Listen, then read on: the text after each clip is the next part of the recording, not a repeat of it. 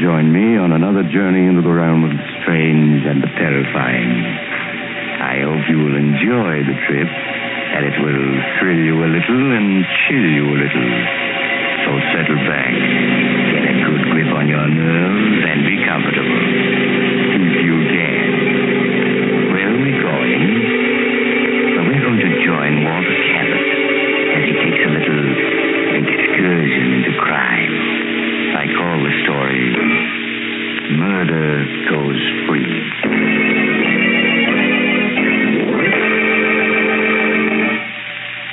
Late one foggy evening several years ago, as I was walking along one of the main streets of a large city, I was stopped by an elderly man who seemed unusually agitated. Pardon me, sir. May I speak with you for a moment? Of course. Here, perhaps this will help. Oh, please. It isn't money I want. I just want someone to listen to me. No one is interested in seeing justice done. No one. Well, I should be glad to hear what you have to say. You will listen to my story? Yes. I want to confess something that's on my conscience. I've confessed 100 times, no, 1,000 times. Yet no one will believe me. You must help me make them believe. It all began that day in my office when Martin, my son, came in to see me. Hello, Dad. How are you? Oh, Martin, I'm glad you're here. I want to talk to you. Oh? Sounds as if I've done something you don't approve of, Dad. Did you read the gossip column in this morning's Daily Ledger? Oh, that. Why haven't you told me about this woman, Diana Winters? Well, I'm sorry, Dad. I just didn't think it was important. You've always told me about your other friends. Are you ashamed of Diana Winters? No, of course not. Why should I be? Martin, you know as well as I do that her reputation is, well, spectacular, to put it kindly. The stories about her are all lies. I'm not taken in by gossip, Martin. I happen to know that this Winters woman is just plain no good. Dad, I won't have you talking about her like that. Martin, you don't love this woman, do you? Yes. Yes, I do. Martin, you must give her up. Dad, I'm old enough to make my own decision. Can't you see what she's doing to you? She's just a predatory gold-digging... Stop talking about her like that. All right, son. That's the way you feel about it. You'd better go. All right. Goodbye, Dad. Oh, Martin. My son. Oh, perhaps that's... Come in. Oh, it's you, Norman. Hello, Walter. What's the matter with Martin? Just passed him in the reception room. He appeared to be quite upset. We've had a quarrel. Oh? It's the first one we've ever had. Was it about that bit of gossip in this morning's Daily Ledger? Yes. Imagine Martin's name linked with that of a... Martin will be all right. He'll get over it. No, he won't. I can't stand by and watch him ruin his life. I've got to do something. I wouldn't if I were you, Walter.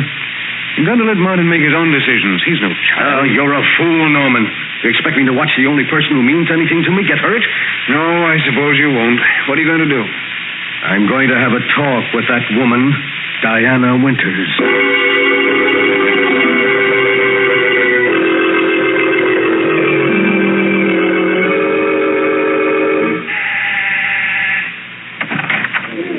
Hello. Oh, good evening. Are you Miss Winters? Yes. Won't you come in? Thank you. My name is Walter Cabot. Oh, Walter Cabot. I see. May I have a word in private with you? Really, I have guests, Mr. Cabot. It'll only take a few minutes. Well, all right. Come this way. Thank you. No one will bother us from here. I hardly know how to begin, Miss Winters. And let's be frank, Mr. Cabot, and save ourselves time. You've come here to ask me to give up your son, haven't you? Yes. Well, then you may as well know that you're wasting your time. I love Martin, and I won't give him up. I know better. Since we're being so frank, I'll get to the point. How much do you want to let Martin go? Are you insinuating that I Oh, now, just come, Miss Winters. There's no need to put on an act for me. How much? Really, Mr. Cabot? You know, you're far more interesting than your son. Shall we say, 100,000? 100,000? Yes, 100,000. Since you love your son, surely he's worth it. I haven't anything like that amount of money. Oh, I'm sorry. Do you believe for a moment that Martin has any money? Oh, no. But he will inherit $250,000 from his mother's estate in a few months. Oh, so you know about that? Yes, of course. What other reason would you have for leading Martin on? None that I can think of. What if I were to tell Martin of our conversation? He wouldn't believe you. You can't do this to him. I'm afraid I must be getting back to my guest, Mr. Cabot. Now, wait, please. Please listen to me. Martin is everything I have. If I had the money, I'd gladly give it to you. But I haven't it. Oh, so sorry. Women like you don't deserve to live. Will you please leave at once? If you don't give Martin up, I'll kill you. Oh, get out, do you hear? I'll have my friends throw you out. I'm warning you. Stay away from Martin, or I'll kill you.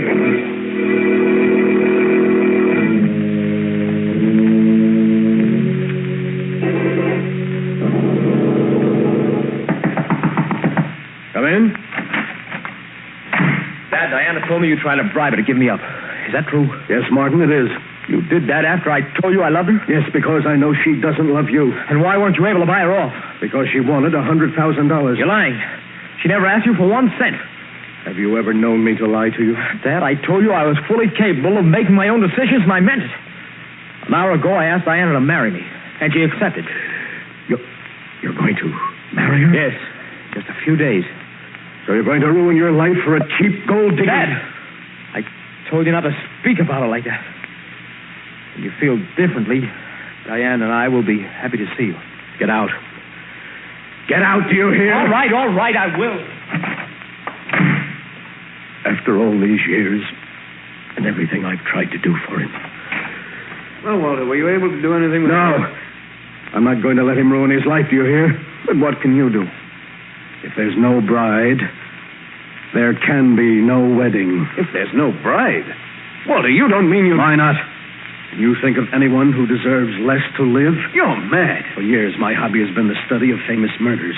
I've studied hundreds of cases closely. In each case, I was able to pick out the flaw that prevented it from being a perfect crime. And then one day, I began to work out a perfect crime for myself. Walter, what are you saying? I was merely doing it for fun, just as some men do crossword puzzles. But, Norman, I did hit upon a way to commit a perfect murder. And now I have a motive. You must stop talking like that, Walter. There's no such thing as a perfect crime. You're wrong, Norman. And I'm going to prove it. Walter, can't you see that what you want to do is insane? It's far better that Martin marry that woman than for you to become a murderer. No. If Martin were to marry that woman, it would be the end for both of us. At least this way I can be certain that his life won't be ruined. And that's all that counts. As for the police, Norman, they'll never catch me. Never.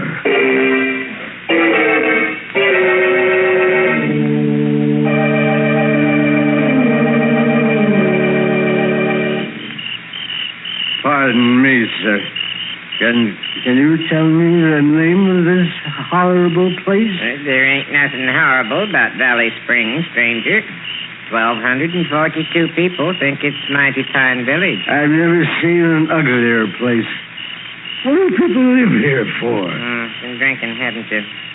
Well, I'm warning you, mister. You'd better stop insulting this village, or I'll run you in. I'm the village constable. Oh, so you're gonna get rough, eh? Well, take this.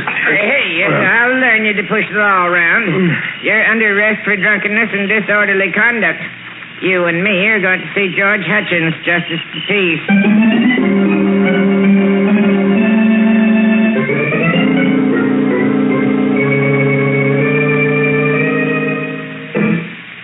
And after insulting our village half a dozen times, Your Honor, he attempted to attack me.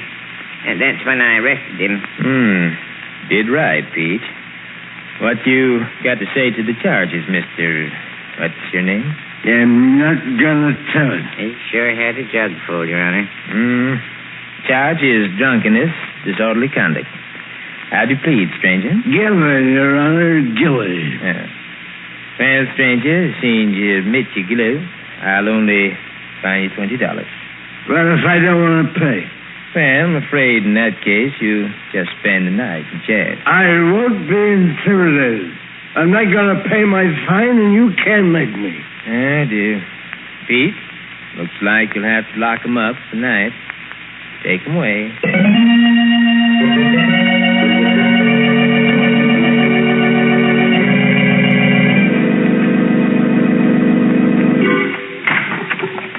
Well, stranger, now you can see what the inside of our jail looks like. It still ain't too late to pay your fine. Don't you want to pay it and sleep in a nice, soft bed? No, I like it here. Which of the two cells is mine? Well, You take the one on the right. I'll sleep in the other. I got to guard you. Go ahead, get in so I can lock the door. Just as you say, Constable. Now, I don't want to hear anything out here till morning. I'll have enough trouble sleeping in here without you bothering me. I'll be so quiet, Constable, you won't even know I'm here. Sweet dreams.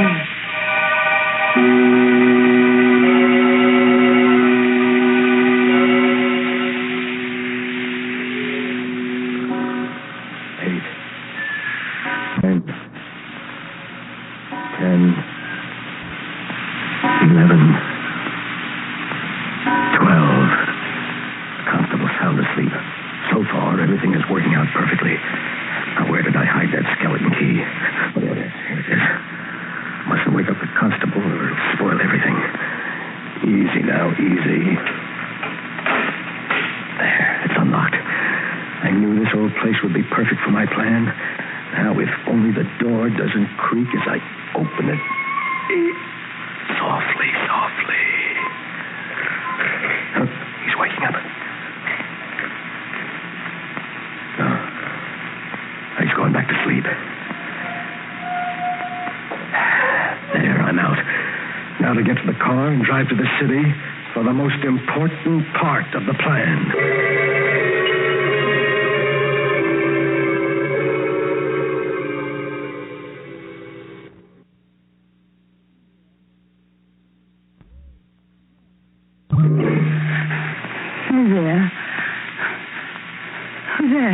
Perhaps if I turn on the lights, Miss Winters. You? Yes, Martin's father. What do you mean by breaking into my apartment? What do you want? What do I want? You remember what I said to you the other night? Oh, what you said? Oh, no, And I'll refresh your memory. I said I'd kill you if you didn't give Martin up. You wouldn't dare. Oh, but I would. Oh, my friends heard you threaten me. You get the chair. I don't think I will, Miss Winters.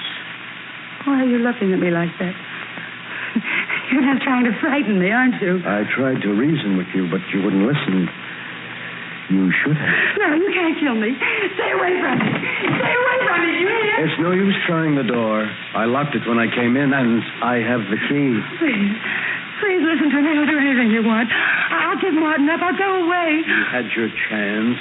You wouldn't take it. No. No, keep away. Don't touch me. I'm free.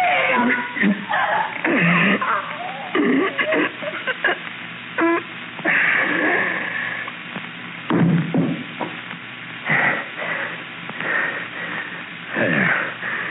I'll just turn her wristwatch back to 12 and stop it. The exact time I was being arrested in Valley Spring, and my son is free. Free.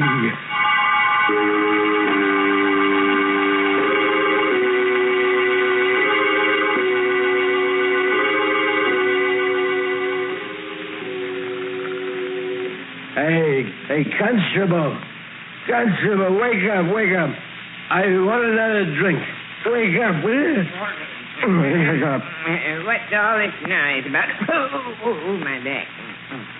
Hey, what's the idea of waking me up, boy? It ain't even dawn yet. I want another drink, and I'll take it straight. Oh, go to sleep, you hear? It's 4 o'clock, and you ain't getting out of here until late in the morning.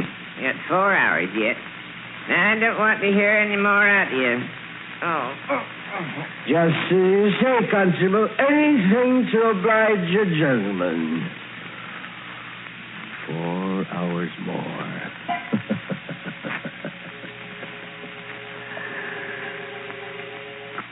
Good.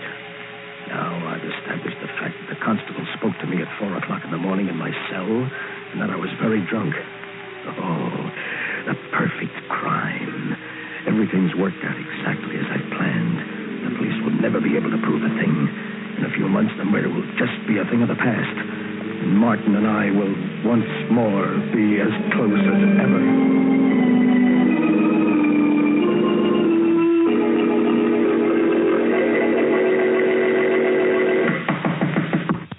Come in. Oh, hello, Kelly.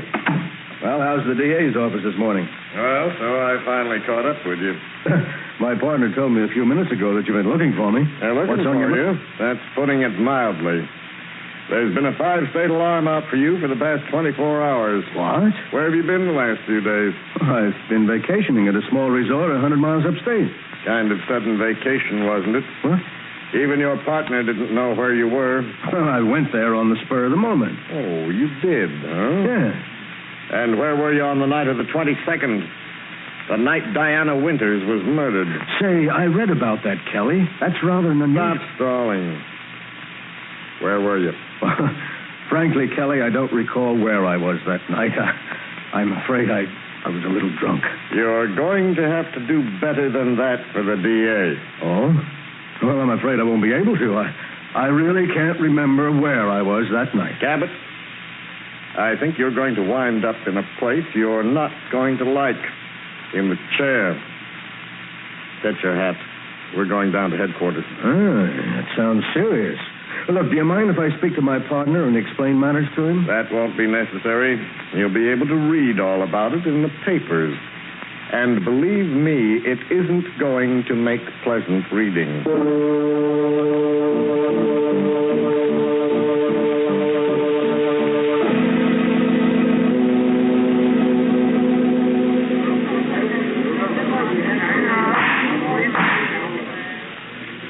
A dozen witnesses have testified that the defendant, Walter Cabot, threatened to kill Diana Winters. And how has the defense replied to the charges of the state? It hasn't. Can we accept the flimsy story of the defendant? That he was drunk the night of the murder and hasn't any recollection of his actions?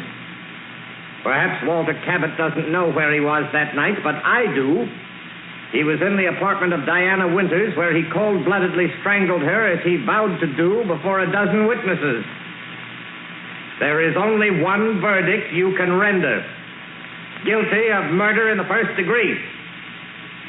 The state rests, Your Honor. Since you've insisted on defending yourself, are you ready for the defense's summation, Mr. Cabot? Your Honor, I've often observed the strange twists of fate by which a man is saved or condemned. My inability to recall any of my actions on the night of the 22nd left me without a defense. Yesterday, frankly, I regarded my case as being hopeless. Today, however, through a twist of fate, I have received a new lease on life. I'm now prepared to prove my whereabouts on the night in question. I should like to call upon a witness for the defense. You have the court's permission. Thank you, Your Honor. I wish to call Peter Wilk to the stand. Peter Wilk to the stand. Here I am. Raise your right hand, please. You solemnly swear to tell the whole truth and nothing but the truth to help you God? I do. State your name and occupation, please. Peter Wilk.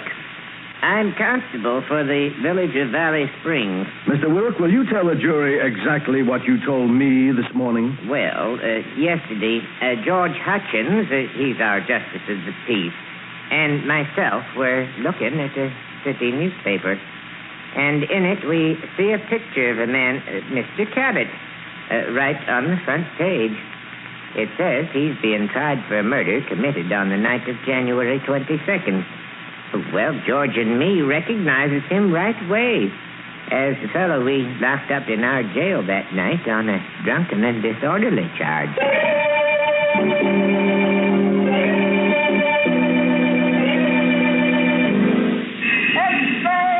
Extra get your evening papers. Walter Cabot acquitted. Read all about it. Read all about it.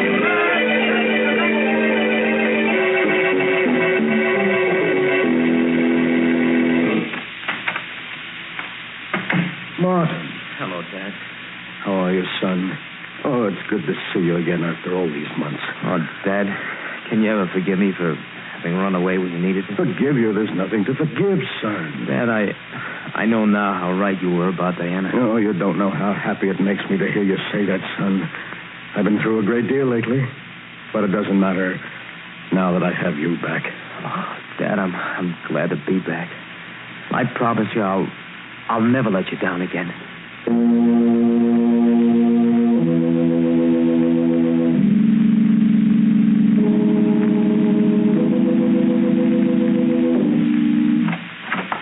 Oh, hello, Kelly. Come in, have a seat. Been quite some time since I've seen you. Yes. Last time you were here, you put the cuffs on me for the Winters murder. Well, mistakes will happen. Anything on your mind, Kelly? No, nothing special. Just friendly call. Oh. Well, thanks for dropping in, Kelly. Oh, by the way, have you seen the latest edition? Why, no. Anything of interest happen? Yeah, you might find it interesting. It could mean a client for you. Oh, really? What's happened? Well, here's the late paper.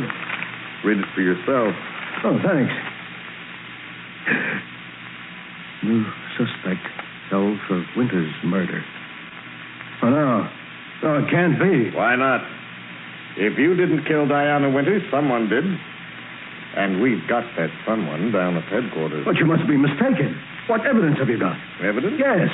Oh, well, we can prove the guy we've got was at Diana Winters' apartment that night. What's that? But he was seen leaving just after midnight, after a whale of a quarrel with her. Quarrel? What about?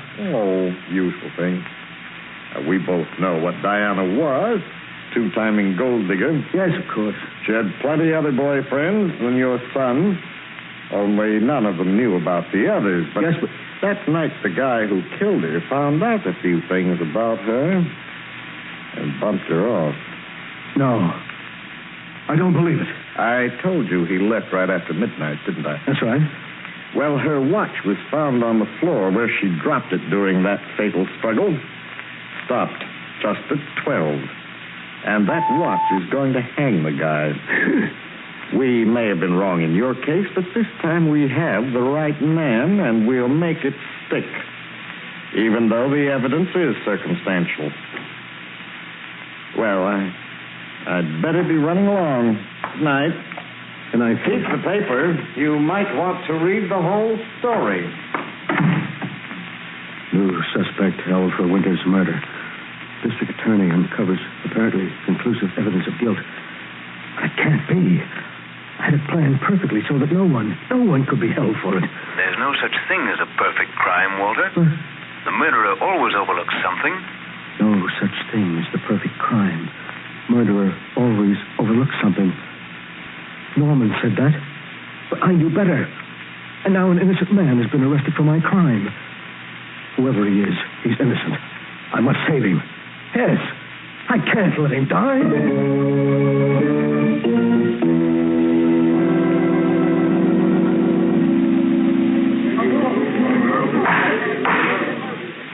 Gentlemen of the jury, you have reached a verdict. You have found the defendant guilty of murder in the first degree. Silence in the courtroom. No, it can't be. You're wrong. Silence in the courtroom. I'll have it cleared. Mr. Cabot, you'll kindly refrain from such outbursts. But, Your Honor, I protest. The evidence submitted by the state was purely circumstantial. There was no real... May I remind Mr. Cabot that this case may be appealed. Your oratory is quite uncalled for. But the prisoner's innocent, Your Honor. You haven't any right to... Another such outburst, Mr. Cabot, and I'll hold you for contempt of court. Your Honor, the defendant was convicted on purely circumstantial evidence. But I have positive proof of his innocence. Why did you wait until after the jury rendered a verdict to make this statement? I hoped, Your Honor, that the defendant would be acquitted and I wouldn't have to reveal my proof of his innocence, but I would like to do so now. This is highly irregular, Mr. Cabot. But since the jury has already rendered its verdict and cannot be influenced, you may proceed. Thank you, Your Honor. I know for a certainty that the defendant is not guilty of the murder of Diana Winters, for it was I who committed the crime. In the courtroom. Mr. Cabot, you say you confessed the murder of Diana Winters? Yes, Your Honor. I and I alone am responsible for her death. You must believe me. Mr. Cabot, only 3 months ago you were acquitted of the murder of Diana Winters. You well know that a man may be tried only once for a crime. This confession now can do you no harm. The court sees your confession as being motivated only by your desire to see the defendant go free. No, Your Honor, that isn't true.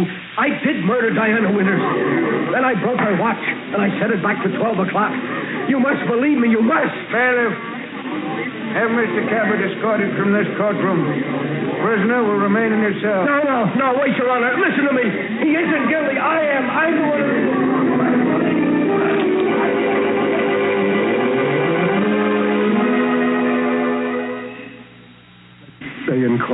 I've confessed 1,000 times, and yet no one will believe me. No one.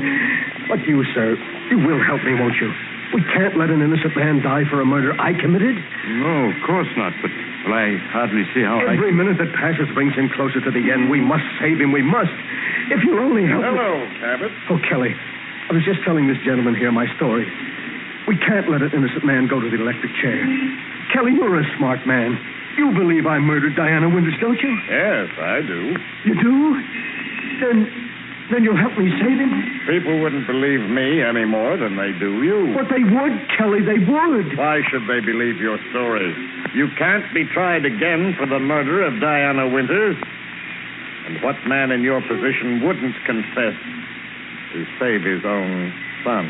But he's innocent, Kelly. Martin, my son, is innocent. He was convicted only because he was near her apartment that night. And now there's so little time to do anything. The execution is set for midnight, and it's already... It's 12 already. No. I'm sorry, Cabot. May his soul rest in peace. My son. My son.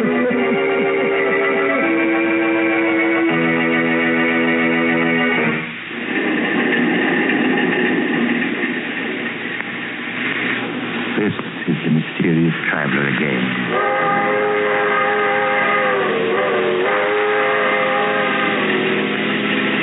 Enjoy our little trip. Too bad about poor Walter Cabot, wasn't it? Such a brilliant man. But his own intrigue sent the one person he loved to the electric chair.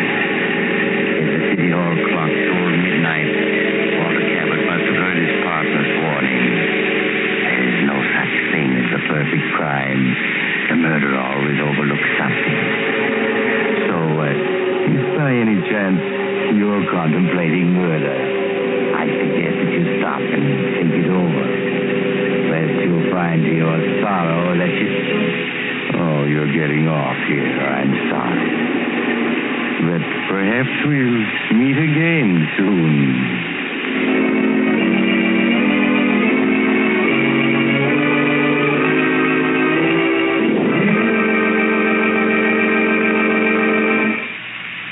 You have just heard Chapter 67, the final chapter of this series of The Mysterious Traveler, Tales of the Strange and Terrifying. In tonight's story, Murder Goes Free, Ed Latimer played Walter Cabot, Tony Barrett played Martin, and Irene Winston played Diana. The Mysterious Traveler is written by Bob Arthur and David Cogan, and original music is played by Henry Silverne. The entire production is under the direction of Jock McGregor.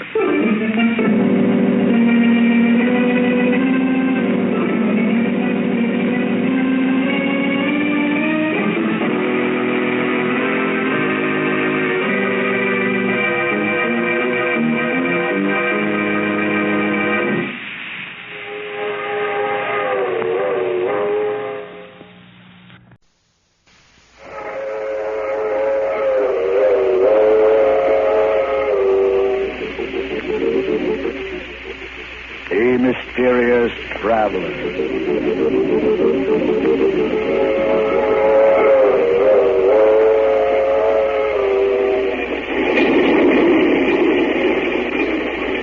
This is the Mysterious Traveler, inviting you to join me on another journey into the realm of the strange and the terrifying.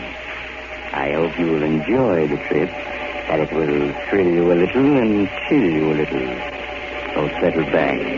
Get a good grip on your nerves and be comfortable. If you can. Where are we going? Well, we're going to join Walter Cabot as he takes a little excursion into crime.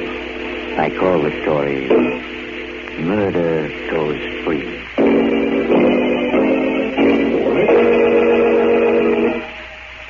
Late one foggy evening several years ago, as I was walking along one of the main streets of a large city, I was stopped by an elderly man who seemed unusually agitated. Pardon me, sir. May I speak with you for a moment? Of course. Here, perhaps this will help. Oh, please. It isn't money I want. I just want someone to listen to me. No one is interested in seeing justice done. No one. Well, I should be glad to hear what you have to say. You will listen to my story? Yes. I want to confess something that's on my conscience. I've confessed 100 times, 1,000 times. Yet no one will believe me. You must help me make them believe. It all began that day in my office when Martin, my son, came in to see me. Hello, Dad. How are you? Oh, Martin, I'm glad you're here. I want to talk to you. Oh? Sounds as if I've done something you don't approve of, Dad. Did you read the gossip column in this morning's Daily Ledger? Oh, that. Why haven't you told me about this woman, Diana Winters? Well, I'm sorry, Dad. I just didn't think it was important. You've always told me about your other friends. Are you ashamed of Diana Winters? No, of course not. Why should I be? Martin, you know as well as I do that her reputation is, well, spectacular, to put it kindly. The stories about her all lies. I'm not taken in by gossip, Martin. I happen to know that this Winters woman is just plain no good. Dad, I won't have you talking about her like that. Martin, you don't love this woman, do you? Yes. Yes, I do. Martin, you must give her up. Dad, I'm old enough to make my own decision. Can't you see what she's doing to you? She's just a predatory gold-digging... Dad, stop talking about her like that. All right, son. If that's the way you feel about it, you'd better go. All right. Goodbye, Dad.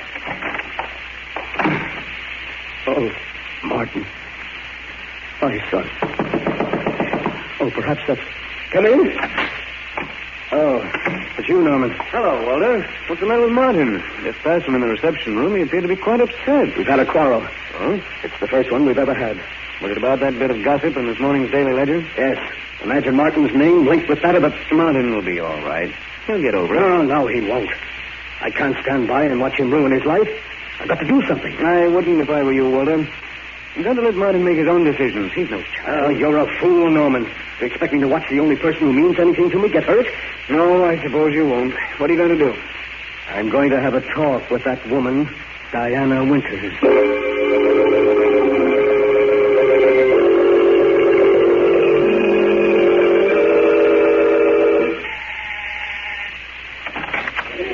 Hello. Oh, good evening. Are you Miss Winters? Yes. Won't you come in? Thank you. My name is Walter Cabot. Oh, Walter Cabot. I see. And I have a word in private with you. Really, I have guessed, It Mr. Cabot. will only take a few minutes. Well, all right. Come this way. Thank you. No, bother us. We're here. I hardly know how to begin, Miss Winters. And let's be frank, Mr. Cabot, and save ourselves time. You've come here to ask me to give up your son, haven't you? Yes. Well, then you may as well know that you're wasting your time. I love Martin, and I won't give him up. I know better. Since we're being so frank, I'll get to the point. How much do you want to let Martin go? Are you insinuating that I now, just... come, Miss Winters. There's no need to put on an act for me. How much? Really, Mr. Cabot, you know, you're far more interesting than your son. Shall we say, 100,000? 100,000? Yes, 100,000. If you love your son, surely he's worth it. I haven't anything like that amount of money. Oh, I'm sorry. Do you believe for a moment that Martin has any money? Oh, no. But he will inherit $250,000 from his mother's estate in a few months. Oh, so you know about that? Hmm. Yes, of course. What other reason would you have for leading Martin on? None that I can think of. What if I were to tell Martin of our conversation? He wouldn't believe you. You can't do this to him. I'm afraid I must be getting back to my guest, Mr. Cabot. Now, wait, please. Please listen to me. Martin is everything I have. If I had the money, I'd gladly give it to you. But I haven't it. Oh, sorry. Women like you don't deserve to live. Will you please leave at once? If you don't give Martin up, I'll kill you. Oh, get out, do you hear? I'll have my friends throw you out. I'm warning you. Stay away from Martin, or I'll kill you.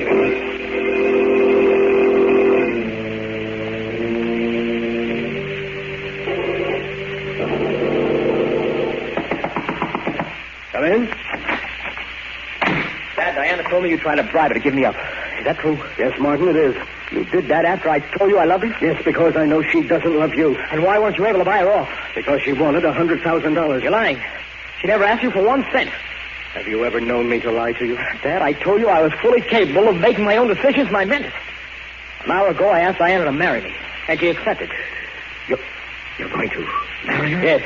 Just a few days. So you're going to ruin your life for a cheap gold digger? Dad, I told you not to speak about her like that. If you feel differently, Diana and I will be happy to see you. Get out. Get out, do you hear? All right, I will. After all these years and everything I've tried to do for him. Well, Walter, were you able to do anything with No. him? I'm not going to let him ruin his life, do you hear? But what can you do? If there's no bride, there can be no wedding. If there's no bride? Walter, you don't mean you... Why not? You think of anyone who deserves less to live? You're mad. For years, my hobby has been the study of famous murders. I've studied hundreds of cases closely. In each case, I was able to pick out the flaw that prevented it from being a perfect crime. And then one day, I began to work out a perfect crime for myself. Walter, what are you saying? I was merely doing it for fun, just as some men do crossword puzzles. But, Norman, I did hit upon a way to commit a perfect murder. And now I have a motive. You must stop talking like that, Walter. There's no such thing as a perfect crime. You're wrong, Norman. And I'm going to prove it. Walter, can't you see that what you want to do is insane? It's far better that Martin marry that woman than for you to become a murderer. No. If Martin were to marry that woman, it would be the end for both of us. At least this way I can be certain that his life won't be ruined. And that's all that counts. As for the police, Norman, they'll never catch me. Never.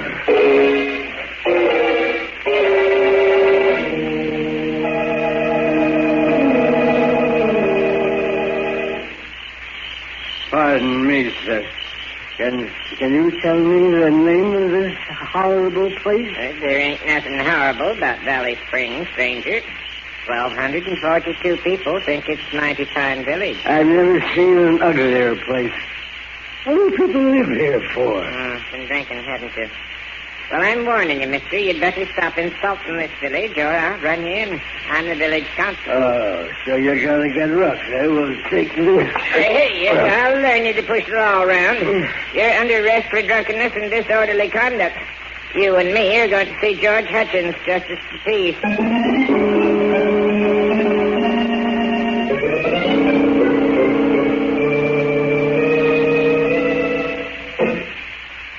After insulting our village half a dozen times, Your Honor, he attempted to attack me.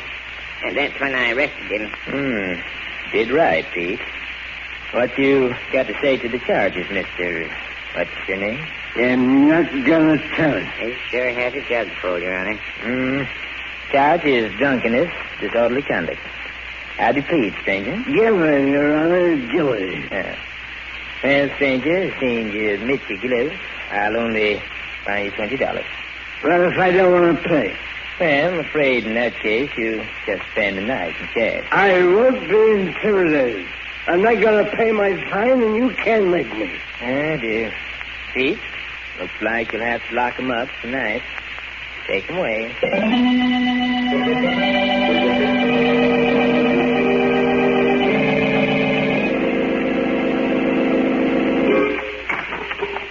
Well, stranger, now you can see what the inside of our jail looks like. Good. It still ain't too late to pay your fine.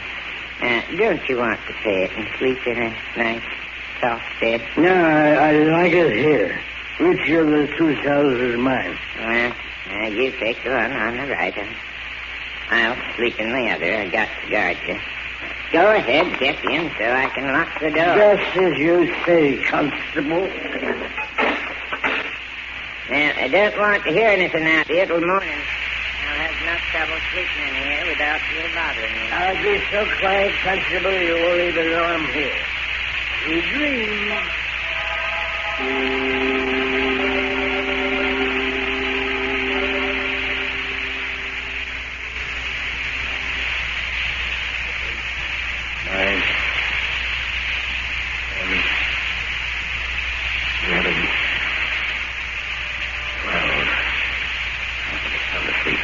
So far, everything is working out perfectly.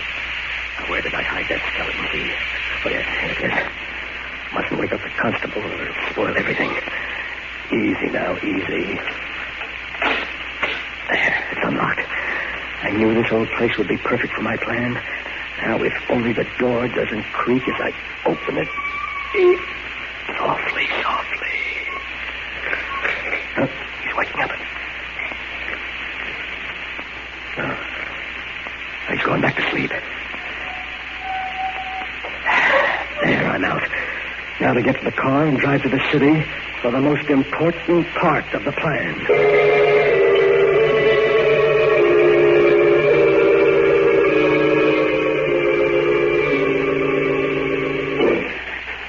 Who's there?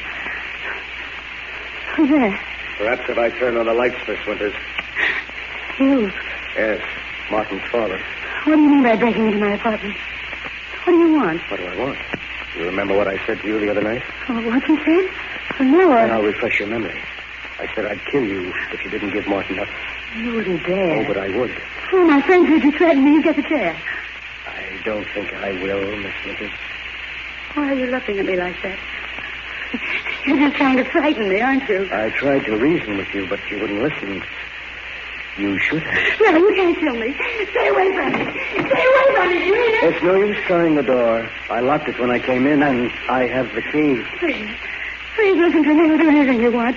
I'll give Martin up. I'll go away. You had your chance. You wouldn't take it. No. Don't get away. Don't touch me. I'm free!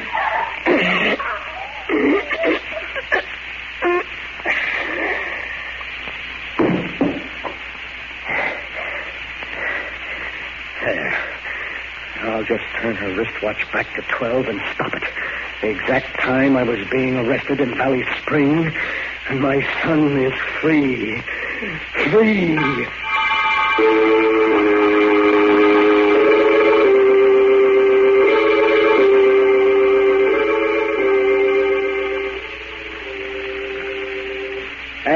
Hey, Constable. Constable, wake up. I want another drink. Wake up, will you? Wake up. What's all this noise about? Oh, my back. Hey, what's the idea waking me up, boy? Ain't even dawn yet. I want another drink, and I'll take it straight. Oh, go to sleep, you hear? It's 4 o'clock, and you ain't getting out of here until late in the morning. You got 4 hours yet. Now, I don't want to hear any more out of you. Oh. Just so you say, Constable. Anything to oblige your gentleman. 4 hours more.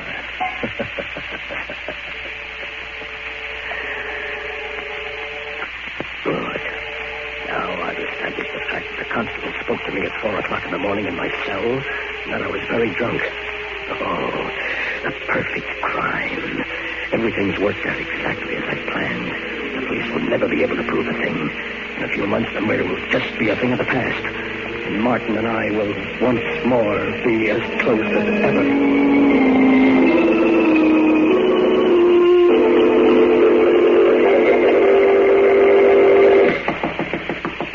Come in. Oh, hello, Kelly. Well, how's the DA's office this morning? Well, so I finally caught up with you.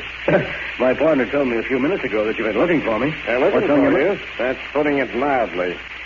There's been a 5-state alarm out for you for the past 24 hours. What? Where have you been the last few days? I've been vacationing at a small resort 100 miles upstate. Kind of sudden vacation, wasn't it? What? Even your partner didn't know where you were. Well, I went there on the spur of the moment. Oh, you did, huh? Yes. And where were you on the night of the 22nd? The night Diana Winters was murdered. Say, I read about that, Kelly. That's rather an Stop stalling. Where were you? Frankly, Kelly, I don't recall where I was that night. I'm afraid I was a little drunk. You're going to have to do better than that for the DA. Oh? Well, I'm afraid I won't be able to. I really can't remember where I was that night. Cabot, I think you're going to wind up in a place you're not going to like. In the chair. Get your hat. We're going down to headquarters. That sounds serious. Well, look, do you mind if I speak to my partner and explain matters to him? That won't be necessary. He'll be able to read all about it in the papers. And believe me, it isn't going to make pleasant reading.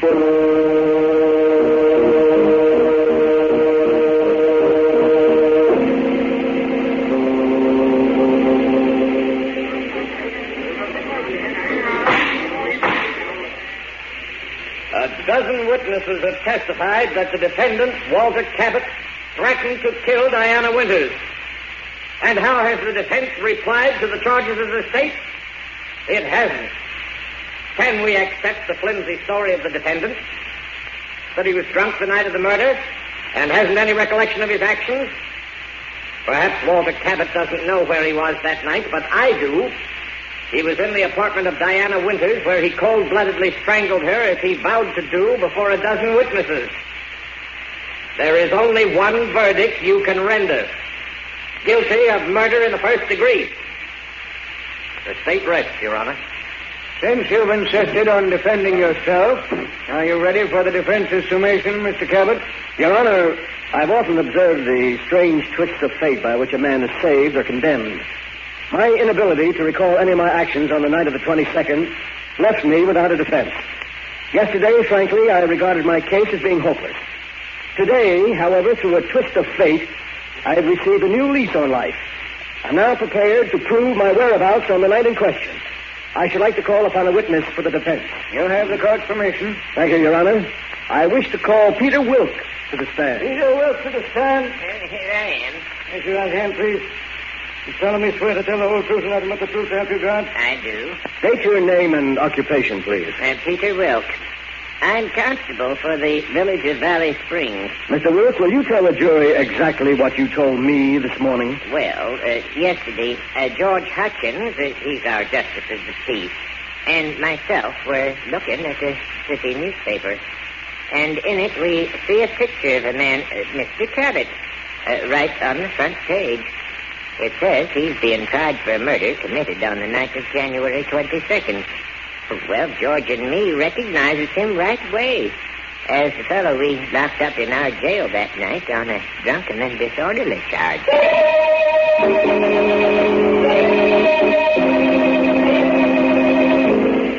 Extra reading in papers. Walter Cabot acquitted. Read all about it. Read all about it.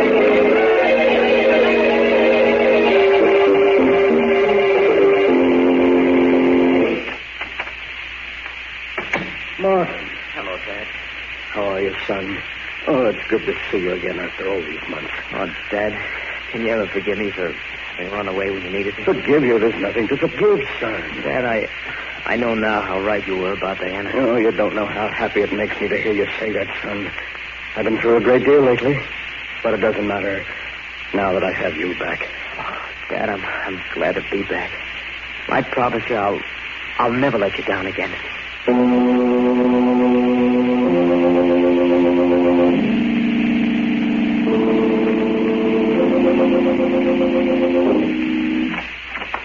Oh, hello, Kelly. Come in, have a seat. It's been quite some time since I've seen you. Yes, yes. Last time you were here, you put the cuffs on me for the Winters murder. Well, mistakes will happen. Anything on your mind, Kelly? No, nothing special. Just friendly call. Oh. Well, thanks for dropping in, Kelly. Oh, by the way, have you seen the latest edition? I know. Anything of interest happen? Yeah, you might find it interesting. It could mean a client for you. Oh, really? What's happened? Well, here's the late paper. Read it for yourself. Oh, thanks. New suspect held for Winters' murder. Oh, no. Oh, it can't be. Why not? If you didn't kill Diana Winters, someone did. And we've got that someone down at headquarters. But you must be mistaken. What evidence have you got? Evidence? Yes. Oh, well, we can prove the guy we've got was at Diana Winters' apartment that night. What's that? That he was seen leaving just after midnight, after a whale of a quarrel with her. Quarrel? What about? Oh, usual thing. We both know what Diana was. Two-timing gold digger. Yes, of course. She had plenty other boyfriends than your son. Only none of them knew about the others. But yes, that night, the guy who killed her found out a few things about her and bumped her off. No. I don't believe it. I told you he left right after midnight, didn't I? That's right. Well, her watch was found on the floor where she dropped it during that fatal struggle. Stopped just at 12. And that watch is going to hang the guy. We may have been wrong in your case, but this time we have the right man, and we'll make it stick. Even though the evidence is circumstantial. Well, I'd better be running along. Good night. Good night, Keep the paper. You might want to read the whole story. New suspect held for Winters' murder. District Attorney uncovers apparently conclusive evidence of guilt. It can't be. I had it planned perfectly so that no one could be held for it. There's no such thing as a perfect crime, Walter. But the murderer always overlooks something. no such thing as the perfect crime. Murderer always overlooks something. Norman said that. But I knew better. And now an innocent man has been arrested for my crime. Whoever he is, he's innocent. I must save him. Yes, I can't let him die.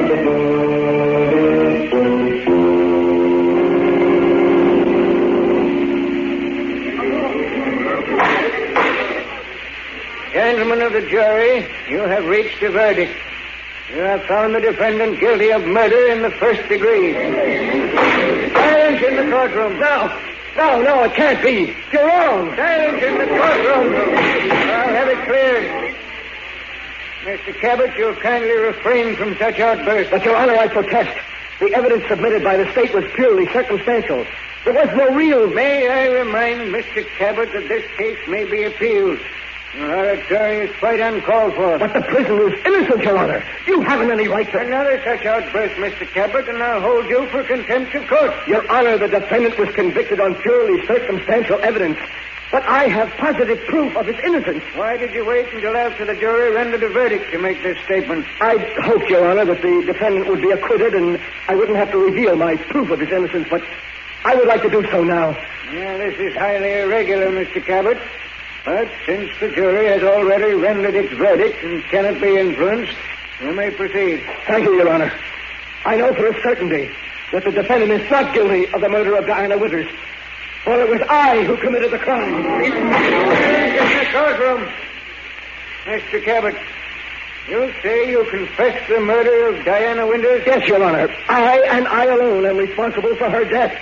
You must believe me. Mr. Cabot, only 3 months ago you were acquitted of the murder of Diana Winters. You well know that a man may be tried only once for a crime. This confession now can do you no harm. The court sees your confession as being motivated only by your desire to see the defendant go free. No, Your Honor, that isn't true. I did murder Diana Winters. Then I broke her watch, and I set it back to 12 o'clock. You must believe me, you must. Bailiff, have Mr. Cabot escorted from this courtroom. Prisoner will remain in his cell. No, wait, Your Honor. Listen to me. He isn't guilty. I am. I'm the one.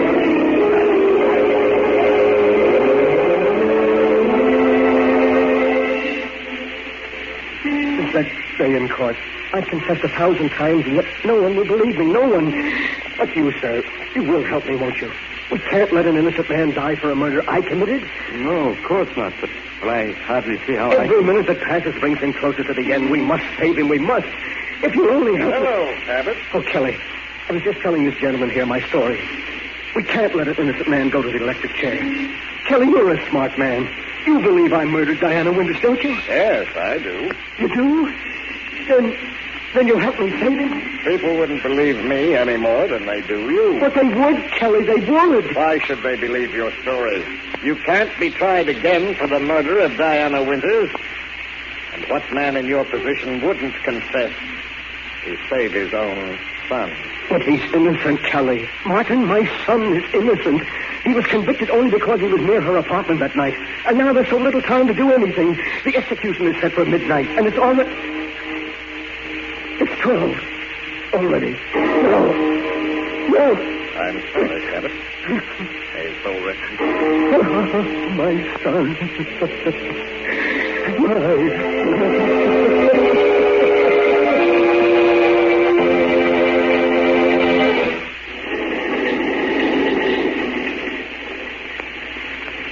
This is the mysterious traveler again.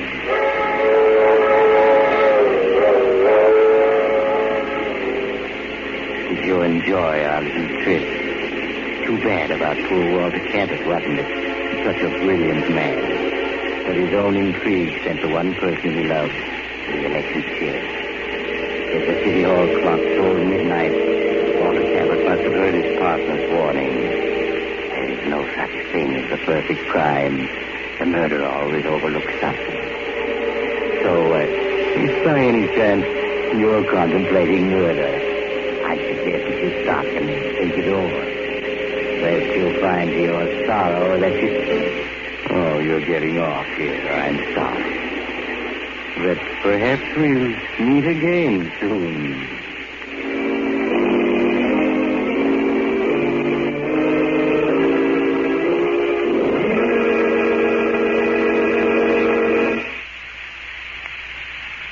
Your have just heard Chapter 67, the final chapter of this series of The Mysterious Traveler, Tales of the Strange and Terrifying.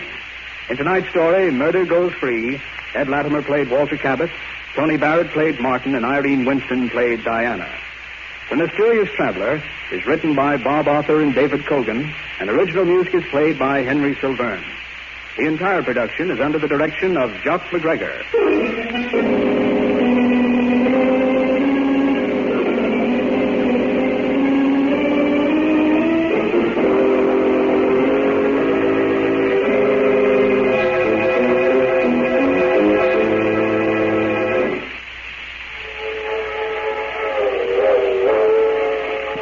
The Mysterious Traveler is presented from our New York studios. This concludes the present series of The Mysterious Traveler. Next Saturday evening at 9:30 Eastern Wartime over most of these stations, Mutual will present a new program, radio's first nationwide audience participation mystery series. It's called Calling All Detectives. We invite you to be with us for Calling All Detectives next Saturday night at 9:30 Eastern Wartime. This is the Mutual Broadcasting System.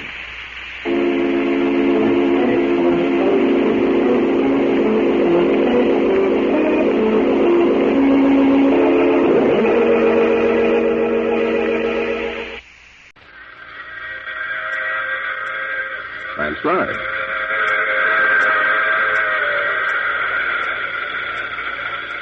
The Mutual Broadcasting System presents The Mysterious Traveler, written, produced, and directed by Robert A. Arthur and David Cogan, and starring one of radio's foremost actors, Cliff Carpenter, in Murder in 2952.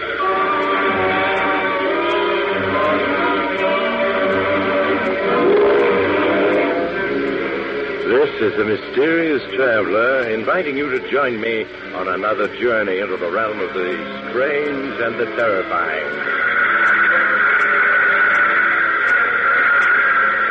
I hope you will enjoy the trip, that it will thrill you a little and chill you a little. So settle back, get a good grip on your nerves, and be comfortable, if you can, as we leap 1,000 years into the future, to see how the forces of crime and detection may operate then. It's a story I call Murder in 2952.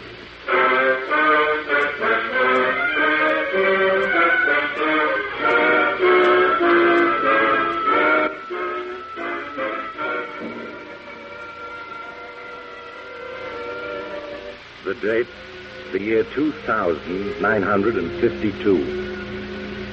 Mankind has colonized the planets Venus and Mars and is mining uranium on Mercury while making trips of exploration to the more inhospitable celestial bodies Saturn, Neptune, and the moons of Jupiter. But still, life is not so different from life today. There are still men and women, which means love, jealousy, hatred. And there are still crimes and criminals, which means a police force. People still live in houses, even though they're very different from the ones we know. In the living room of one of these houses, a young woman is playing an ancient tune on an ancient musical instrument to an appreciative audience of one, John Malawan, a field researcher for the World Biological Institute.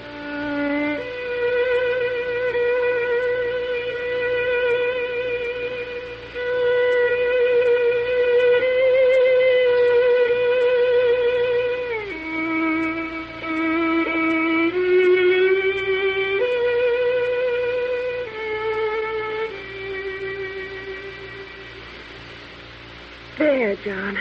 How did you like it? I liked it very much, Trina. But I never heard it before. What in the world is it? It's so different from the music I'm used to. Oh, it's at least 1,000 years old. Maybe older. I found the score in the musical section of the Library of Congress. You play it very well. Oh, I'm glad you think so. I hope Randy will like it. Randy Morgan? He doesn't go in much for music, does he? Oh, Randy doesn't go in for music at all. I wish he did. But it's just because he's never been exposed to it. He'll learn to like it yet. Any man would if you played it for him. I wish I could be here for the music competition. Nobody else will have anything like that 1,000-year-old tune of yours. What's it called? 𝒆𝒍'�. In one of the old languages, that's supposed to mean love's dream. Well, if Randy doesn't appreciate it, I'll personally blast him down. He'll be at the competition to hear you play, won't he? Oh, yes. He's promised, even though he hates music.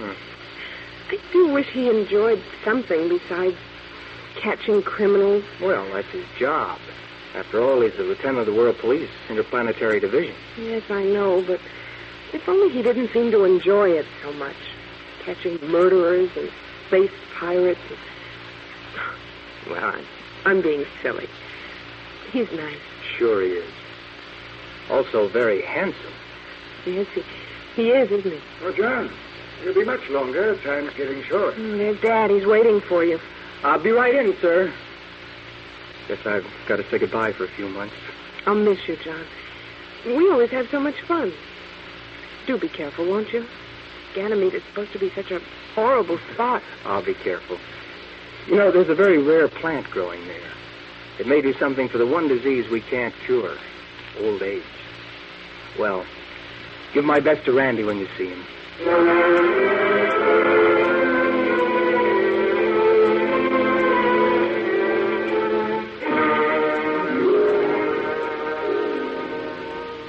So you're off to Ganymede, eh, John? Leaving the field clear for Lieutenant Randolph Morgan to marry my daughter. Well, I guess that's how it is, Professor Fergus. She's in love with him. He's in love with an illusion, John. An illusion 6 feet tall, broad-shouldered, beautiful teeth. An illusion that can dance the Venusian jump perfectly. She thinks the illusion is a man. It's a very convincing illusion, Professor Fergus. Randy Morgan is everything that I'm not. I can't blame Trina for preferring him. Yes, you're a cerebrotonic type. Intelligent, skinny, stoop-shouldered, nearsighted, and twice the man Randy Morgan is. Well, thank you, Professor, but I don't think you're being quite fair to Randy. After all, I know all about Morgan, John. I tell Trina, but women are one thing that haven't changed in the last 1,000 years. When they think they're in love, the devil himself can't convince them that they're wrong about a man. Well, I hope she's not wrong, sir. If I thought there was a chance for me, but I know there's not. I'm not so sure. What if Morgan were out of the way? What do you mean, sir? I've been quietly investigating. I have some facts that would get him dismissed from the service, maybe jailed. For one thing, he's a dream apple addict. Randy eats Martian dream apples? Oh, that can't be, sir. Why, those things are worse than heroin or cocaine. I have the proof. So, John, Randy Morgan may be removed from the scene after all. Professor Fergus. Yes, John? Take my word for it. You'll just make Trina hate you. She'll believe all the evidence was framed. Framed? It's an old word meaning falsified. She's in love. You yourself said a woman in love can believe no wrong about a man. Nevertheless, I'm going to the authorities. So, John, if you could possibly stay on Earth for a few weeks. I wish I could. But the harvest season on Ganymede won't wait. I have to blast off tonight. Goodbye, sir. I'll be back as soon as I possibly can.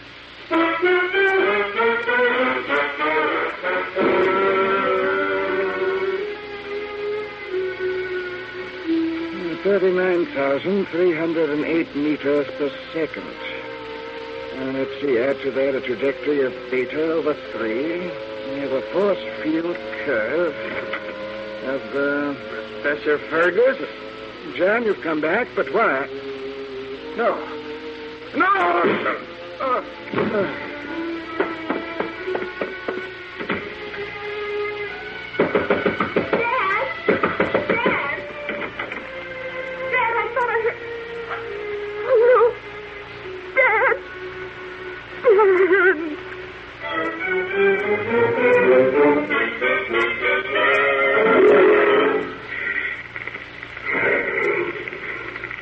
John Malawan, field researcher speaking. This is my final transcribed report on my 47th day in this Ganymedian jungle. I'm almost ready to blast off, but an hour ago, a small police rocket sat down in the dense jungle about half a mile away. And now I see a man approaching.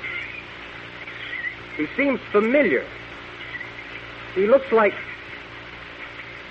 Why, it's Randy Morgan. John Maliwan. Randy! So it is you. Well, what the devil are you doing here? I'll tell you in a moment. Well, John, so this is your hideout. My hideout? What do you mean? A very clever old man. It's taken me 5 weeks to track you down in this planetary jungle. What do you mean, track me down? I'm here on an official mission. That's what I mean by very clever. It gave you the perfect excuse for hiding in a rotten jungle. Randy, are you woggy? I'm not hiding. Oh, no? Most murderers do hide, you know. Murderers? Oh, now listen, Randy. You listen. I'm officially placing you under arrest for the murder of Professor Fergus just before you blasted off from Earth. Professor Fergus murdered? If this is some kind of a joke... This stun gun is no joke. Make a move to resist and I'll paralyze you. You're crazy. So you are a dream apple addict. I warned you. All right, John, you can see and hear, but you can't move. I'm bringing my patrol rocket over here and loading you on board. You're going back to Earth with me in chains. And I rather think that you'll wind up in the old-fashioned gas chamber for committing willful murder.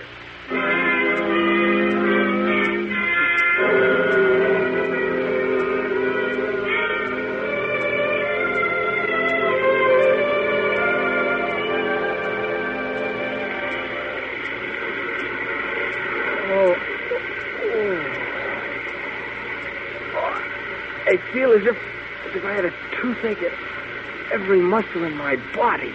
Coming out of it, are you? Those are muscle cramps from the stun gun paralysis, John, in case you've never had them before. Oh, I never have. I suppose you dealt them out often, no? A few hundred times, that's all. Here's something to make you forget your troubles. Catch. What is it?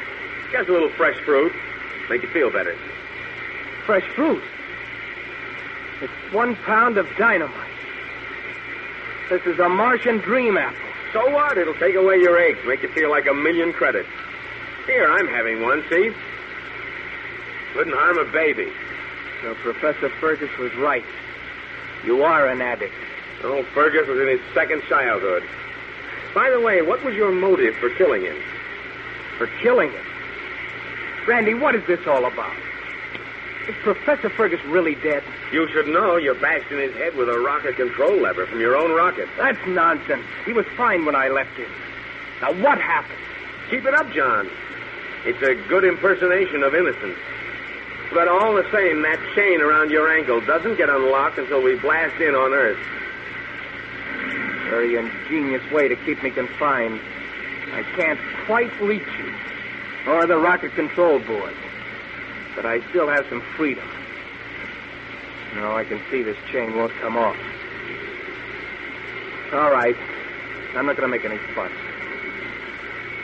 Now tell me what happened. Well, half an hour after you went into her father's library, Trina heard a groan and a fall. She hurried in, and there was the poor old boy dead on the floor. She ran to the front door screaming for help, and I was just coming up the walk.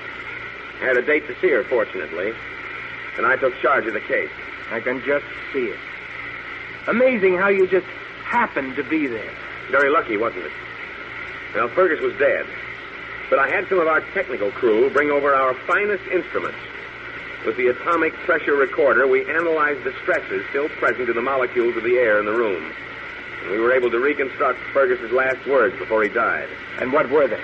I took off a recording and brought it along so you'd see that your case was hopeless. Here, I'll play it for you. John, you came back? But why?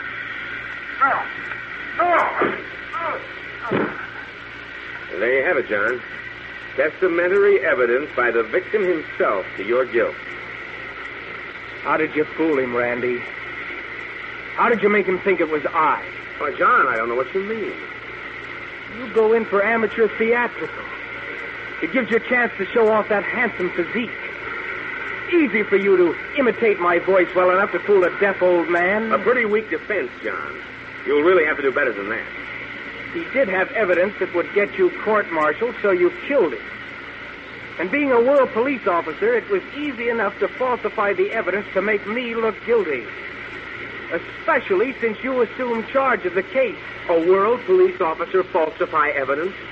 Why, John, you know we are absolutely incorruptible. Until you start using dream apples. After that, the ordinary rules don't apply. Dream apples remove all moral sense, give delusions of grandeur, and eventually cause hopeless insanity. They're perfectly harmless, as you'll see when you eat that one I gave you. I'll never eat it, Randy. I think you will. It's a 3-week trip back to Earth, and you're getting nothing else to eat or drink. By the time we blast in, you'll want nothing else. It won't work. I'll hold out. Against hunger, maybe, but not against thirst. 2 days from now, you'll eat it. After all, why not? If you're going to die, you might as well die happy. You've constructed a very tight case against me, haven't you? I think it'll hold up. We have Fergus's dying words and the weapon, which we found in the bushes between the house and your rocket. Your spare rocket control handle. Which you must have stolen. But one thing you haven't got. That's a motive. John, by the time we hit Earth, you're going to be a confirmed Dream Apple addict. And Dream Apple addicts don't need motives. Remember?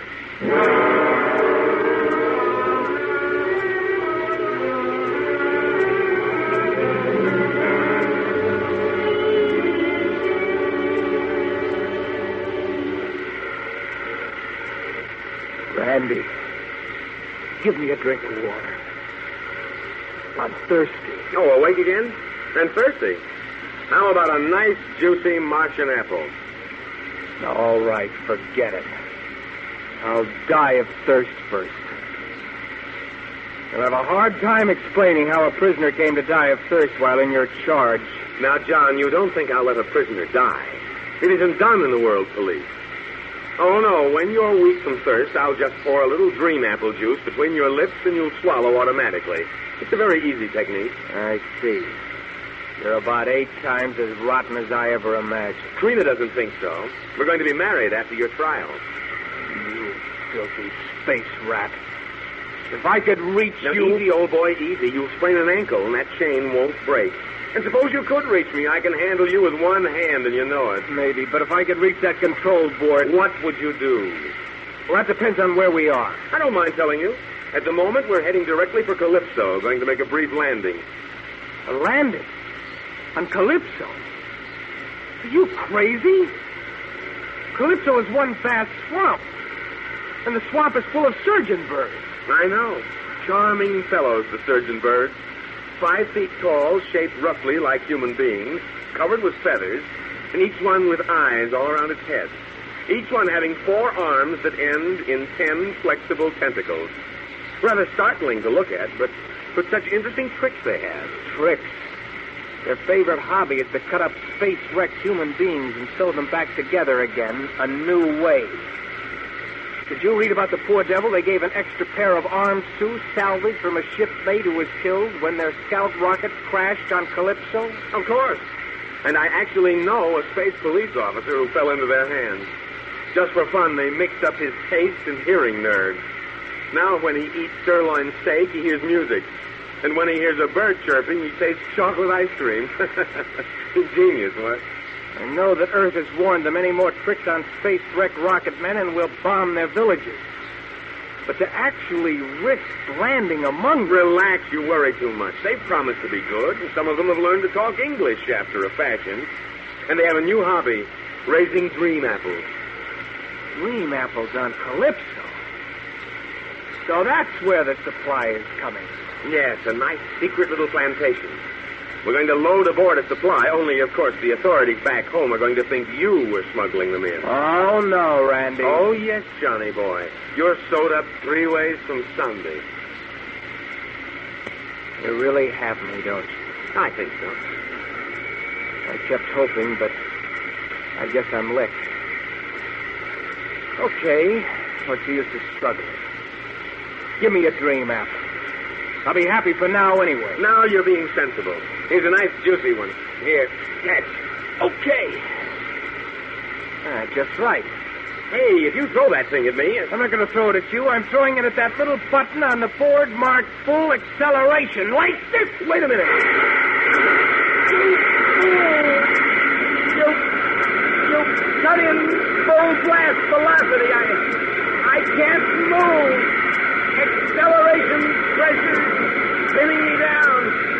We'll crash on Calypso. I know it. We'll both be killed.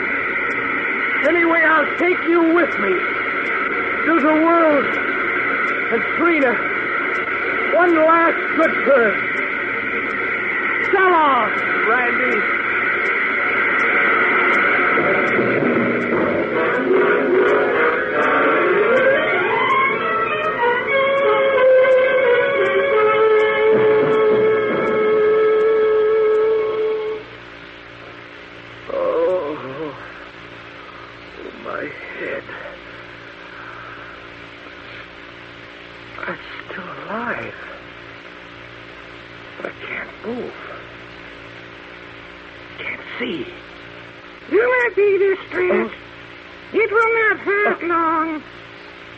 That?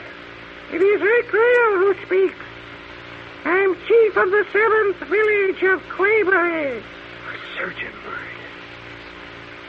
You are a surgeon bird, aren't you? It is the name you humans call us. Oh, no. Go away. I'm dead. I have to be dead. We hit at full acceleration. The braking rocket acted automatically. Cushioned your fall. But you are dying. Accept Rick Real's regrets. Randy, the other man. What about him? He is dead. His brain was badly injured. I see. Now, I'm in bad shape. Your body is crushed. Rick Real is so sorry. But it will not hurt long. Rick Real will ease the pain. Sleep, Earthman. Sleep.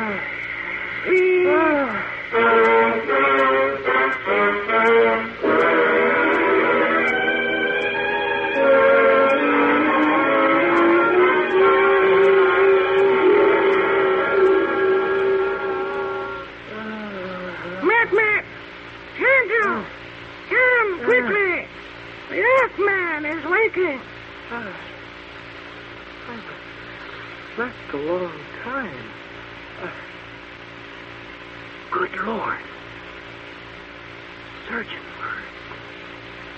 3 of them. Do not be afraid. You're well. You've slept for 27 Earth days.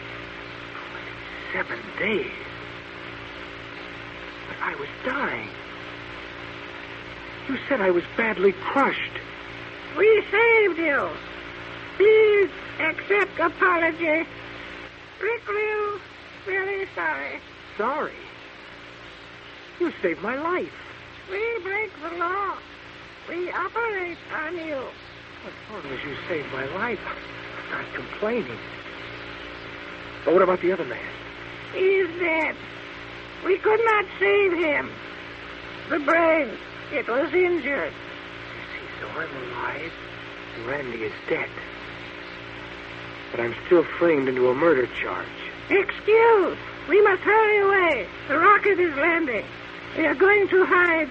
We do not want to be punished. But I tell you, you won't be punished for saving my life. You will be angry. So we must hide. We will put you to sleep until your friends come. But listen, I'm not... you cannot tell where we hide. So we will not be punished. Apology, please. The temptation was too great. Never before has such an operation been tried. Look, you don't make sense. Goodbye. So sorry we saved life. Please accept apology. Sleep now, Earthman. Sleep. But if you'd only listen to me. If you'd only me.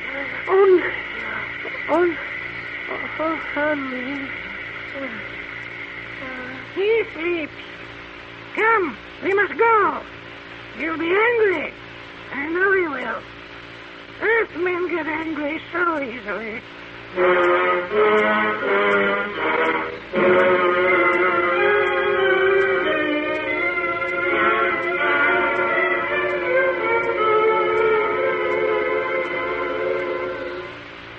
Morgan, wake up. Wake up, Lieutenant. Wake up. That's better. What? You're coming out of it. How do you feel? You're Captain Phillips of the World Police.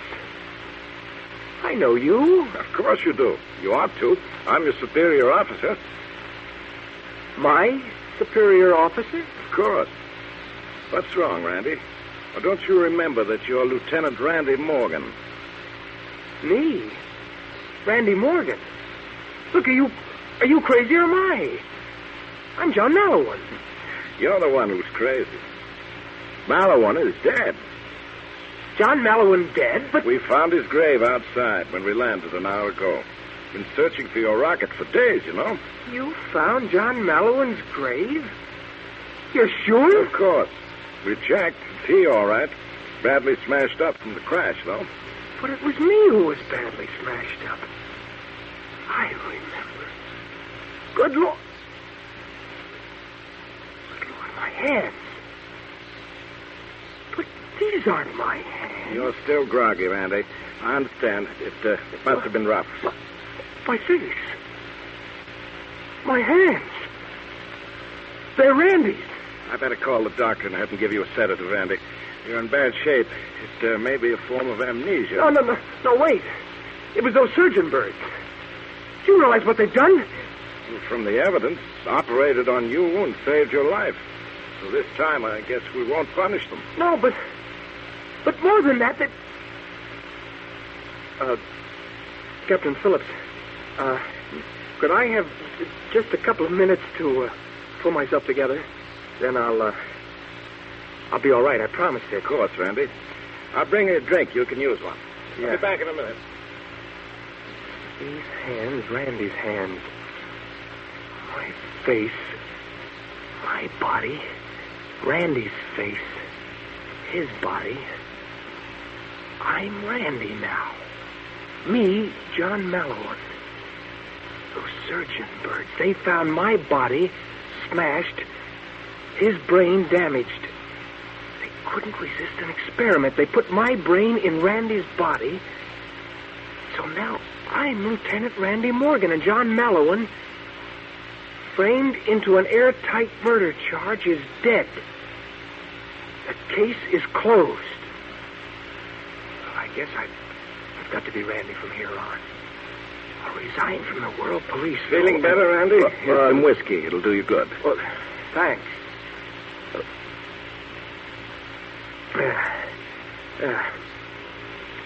Well, I feel better now. Good. For a minute, I was worried about you.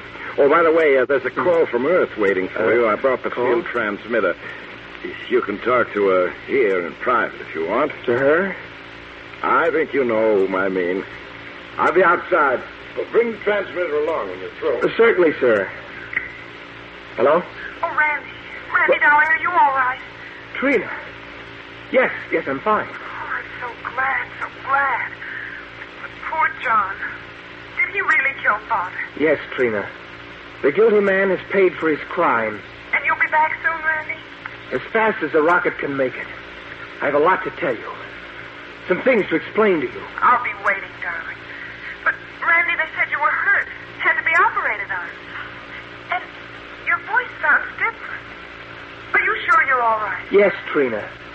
You'll find that I'm a little changed, but I think you'll like the change. The operation was a great success.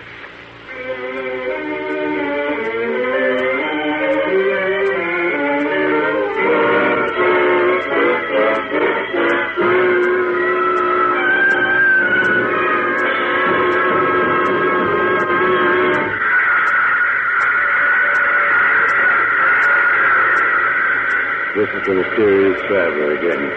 Dear me, that's the most original method of escaping from a false murder charge I ever heard of. To exchange bodies with the man who framed you. Oh, but don't try to make use of it. You'll have to wait 1,000 years before it'll be practical. course, if you have the time and don't mind waiting, then Oh, you have to get off here. I'm sorry. I'm sure we'll meet again. I take this same train every week at this same time.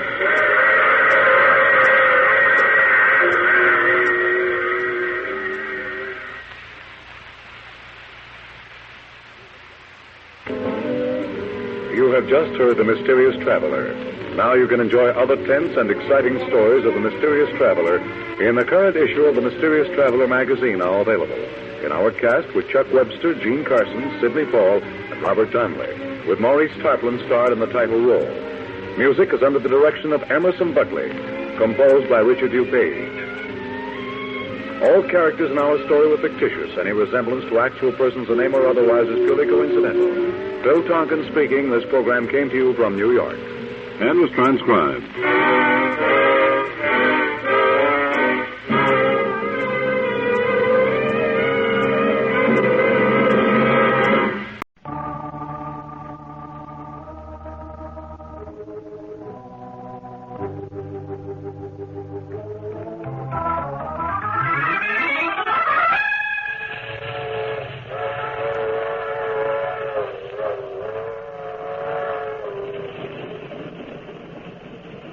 Mutual presents The Mysterious Traveler.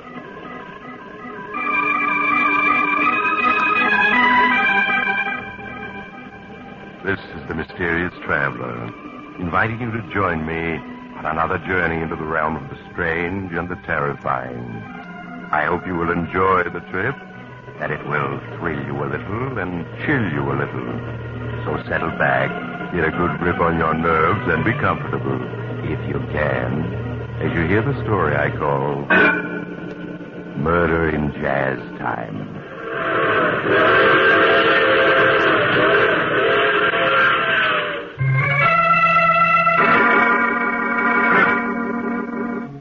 Tonight, we're going to delve into the strange and confusing events in the life of Alexander Drake. But what person can tell you of these events better than Alex Drake himself? As our story begins, Drake is seated at a small table, staring at several blank sheets of writing paper. Slowly he picks up a pen, hesitates, and starts to write. I scarcely know at what point to begin telling of the things that have happened to me these past months. I suppose I should begin with Vicky. Vicky, who I have loved ever since we were children. If my love was never returned by her, I was content to wait, ever hopeful that someday she would reciprocate my feelings. We saw a great deal of each other after she graduated college, and I watched with interest as she embarked upon a singing career. Success came to Vicky quickly and smoothly, as all things did. She sang with several name bands and then became a star attraction at the swankier nightclubs. Several years passed, and then one night, as I had always dreamed of it happening, Vicky agreed to marry me. That was the happiest moment of my life. A week later, we were married and driving to New Orleans on our honeymoon. Happy, darling? Oh, yes, Alex, yes. No regrets about giving up your career? None at all. Oh, it's good of you to say that, Vicky. I'll try to make it up to you. Oh, no, really, Alex. Giving up my career isn't any sacrifice. For a long time now, I've known that I wasn't very good. Not very good? Why, you were getting $1,000 a week at the Casablanca. And look at the way your recordings are selling. Oh, let's face it, Alex. I have a nice voice, and I'm fairly attractive. And thanks to fine publicity, I've come a long way. But I'm not really a very good singer. Oh, nonsense. I think you're a wonderful singer. That's because you're in love with me, darling. But I know better. Take, for example, that recording of Easy Living that I made. That was one of the best things you ever did. Yes, Alex, it was. But have you ever heard the recording that Billie Holiday made of that number? No, I don't think I have. Well, if you had heard it, you'd know the difference between good singing and really great singing. You mean she was so much better? Yes, Alex. And if I can't be a top blues singer, then I won't sing at all. Oh, Vicky, you're young yet. It takes time. No, Alex. You either have it or you don't. I see. Is that why you decided to give up your career? Marry me? Yes, darling. I'm glad you told me. Oh, look, Vicky, that sign. Only 37 miles to New Orleans. Oh, wonderful. At last I'm going to see New Orleans. You don't know how long I've waited for this. Why all this enthusiasm for New Orleans? Why, Alex, New Orleans is the birthplace of jazz. Think of all the great musicians and singers that come from there and the wonderful jazz they created. People like Willie Johnson, Bertha Hill, and Jack Simmons. And just think, Jeff Becker is still in New Orleans, and we can hear him play. He's the fellow that owns the famous waterfront cafe, isn't he? Oh, Alex, Jeff Becker isn't famous because he owns the cafe. Why, he's one of the great names of jazz. Many critics think he's the finest jazz pianist who ever lived. Forgive my ignorance, darling. I'm afraid I'm just a long-haired heart. Tell me, if this fellow Jeff Becker is as great as you say, how come I haven't heard more about him? Because he's always refused to leave New Orleans. He's had some fabulous offers to play in New York, but he's turned them all down. That's why he isn't widely known. But real lovers of jazz come from all over the country to hear Jeff Becker play at his cafe. Well, then I guess there isn't any question as to where we're going tonight. Jeff Becker's it is.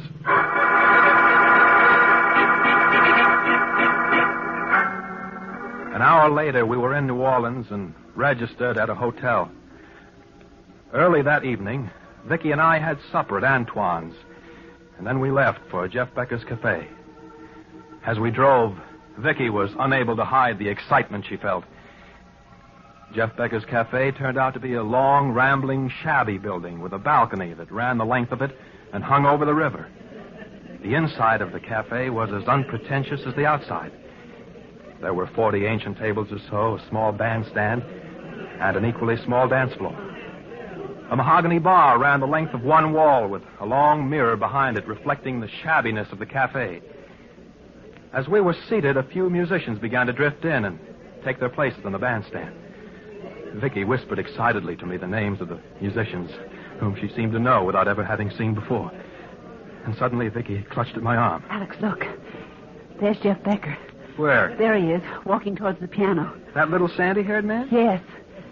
That's Jeff Becker. I stared at him and felt somewhat disappointed.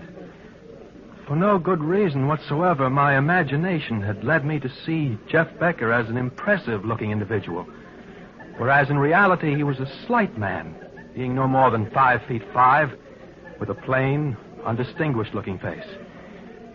He looked a good deal younger than the 50 he was reputed to be. There were two very attractive-looking women with him, both of whom followed his every move as he sat down at his piano. The talk and the laughter in the cafe died out, and Jeff Becker and his men began to play.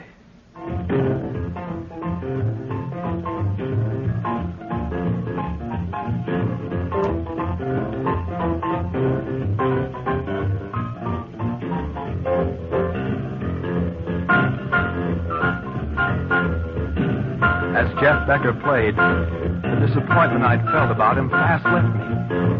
As he sat there at the piano playing smoothly, effortlessly, he was no longer a small, slight man with a plain face. There was a warmth and greatness about him, and even I, who was no lover of jazz, could sense the genius of Jeff Becker.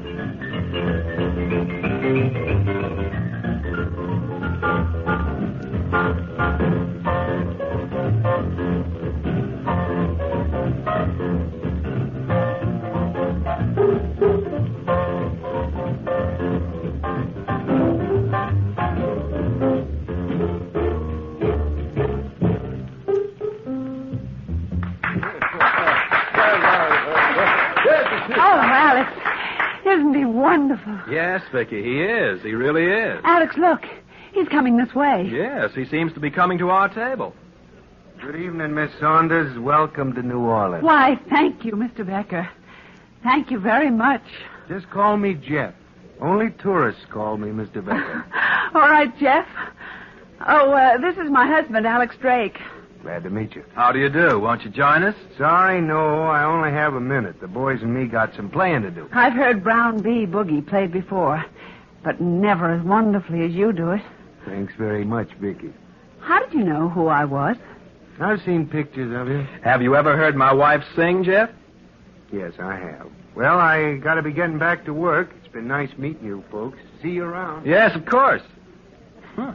An abrupt sort of fellow, isn't he? He was being tactful, darling, not abrupt. He was afraid you might ask him what he thought of my singing. Well, what's wrong with my asking him that? Oh, nothing. Only it would have made Jeff Becker unhappy to have told you the truth about my singing. Well, anyway, I still think you're great. Thank you, darling. Oh, look. They're going to play now.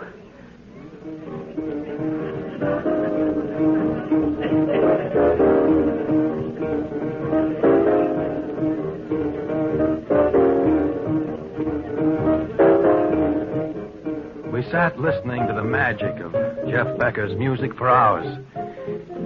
When I suggested to Vicky that we leave, she refused, insisting that we remain until closing time, which was 4 a.m.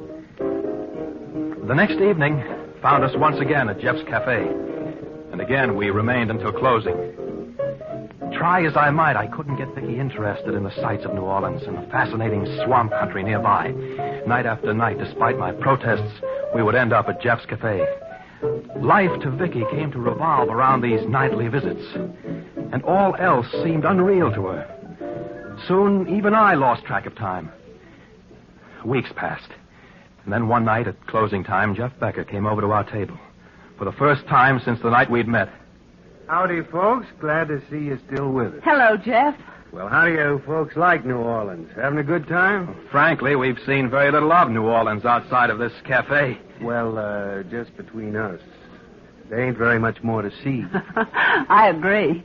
Oh, dear, it's closing time already. No sooner do we get here than it's time to go home. Well, if you'd like to hear more music, why not stay on? The boys and me always have a small session after closing hours. Well, thanks very much, Jeff, but I'm afraid that we really must... Oh, we'd love to stay on, Jeff. It's wonderful of you to ask us. Glad to have you. See you around. Vicky, enough is enough. We've been here since 9 o'clock. Alex, you don't understand. It's an honor to have Jeff ask you to stay on. Few people get that invitation. Well, I'm duly appreciative, believe me, but 7 hours is enough of this place for one night. Now, come along, Vicky. Let's go back to the hotel. No, I want to stay for this session. Vicky, I think I've been more than reasonable. Coming here night after night for weeks. Now it's about time I got my way. I insist we leave. I won't go, I tell you. I'm staying here. If you want to go back to the hotel, don't let me keep you. As Vicky screamed at me, for a brief flashing moment, I almost imagined I'd seen hate in her eyes. The shock of that moment was like a revelation. Suddenly, I realized that Vicky had changed. That I was losing her. Her face, as she listened to the music, was like the faces of the musicians, and Jeff Becker's himself. Their emotion laid bare. By turns ecstatic, impassioned, unresisting. I was an outsider looking in on a way of life of which I could never be part. The lateness of the hour, the smoke-filled room, and my confused thoughts were too much for me, and I fell asleep with my head on the table.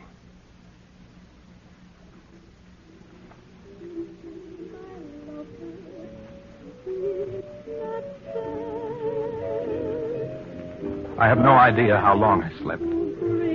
But when I awoke, it was daylight. I became aware of a woman singing. I looked up. I saw it was Vicky. Vicky standing by the piano, singing to Jeff Becker. Since it is a dancing floor just for my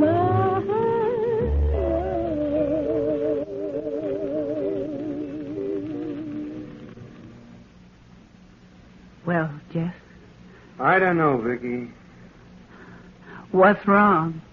Hard to say. Oh. Vicky, jazz was born in these parts. And it came from the people. The people who worked on the levees, the riverside whalers, and in the fields. It was part of the bone and flesh of old-timers like Willie Johnson and Joe Fletcher. They played jazz the way it was in their hearts. A singer like Chippy Hill just stepped up, clapped her hands, and gave out with the blues. That's what made it great. They played and sang as they felt. I see. Second-rate musicians picked up something that was fine and clean and took it to the big cities in the north. But they weren't playing for the sake of music. They were playing for greenbacks. And is that what's wrong with my singing? Afraid so. I reckon you had too many teachers, Vicky, and they all taught you to sing by the book. It may be popular, but it ain't good. Do you think it's too late to go back? It's hard to say, Vicky. Do you want to start all over? Oh, yes, Jeff, yes. Would you let me stay on here and sing with your band? Well, if you feel... No, Vicky. Alex! You're not singing with the band. We're leaving New Orleans at once. Alex, be reasonable. You No know... use, Vicky. We're leaving New Orleans today, and that's final.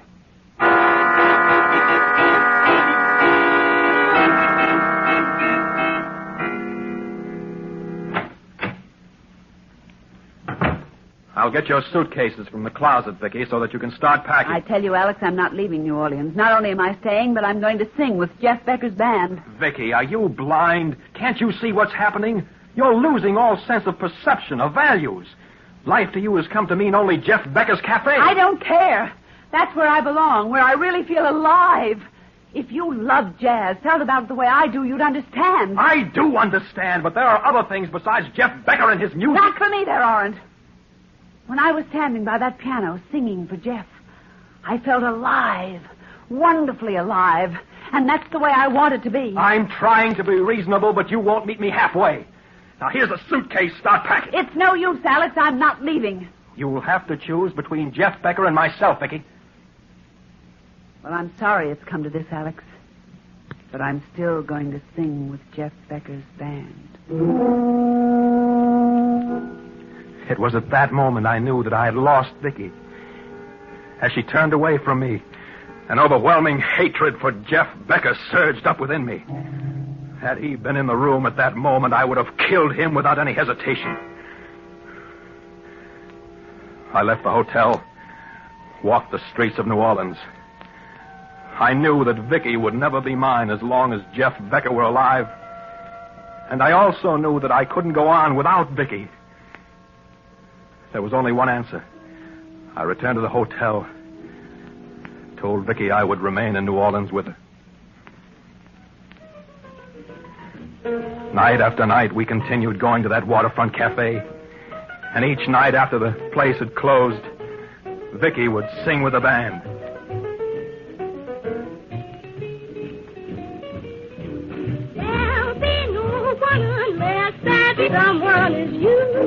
As I listened to Vicky sing, even I, who knew very little of music, could sense that her singing was superb.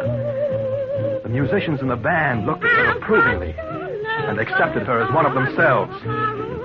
Under Jeff Becker's almost hypnotic guidance, she sang with warmth and feeling. And as much as I hated Jeff Becker, I couldn't help but admire his genius for bringing out talent. The music ended, and Jeff rose from the piano and patted Vicky on the shoulder encouragingly. He left the bandstand and started walking through the cafe towards his office in the back. This was the moment I had long waited for. I quickly eased out of my chair, which was in a darkened part of the cafe, and slipped out into the balcony. I then ran quietly along the balcony until I reached the French door that opened into Jeff Becker's office. I got there just as Jeff sat down at his desk. He was alone. I opened the door and stepped into his office. Oh. Hello, Alex. What can I do for you? I've come for my wife. Your wife? But Vicky isn't in here. Vicky is wherever you are, and I can't have that, Jeff. She's got to be mine. She is yours. You know that. No, she belongs to you now. She said as much. As long as you're alive, Vicky will never be mine. I know that. You're wrong, Alex. Believe me. It's music. She's got to be mine. She's got to be.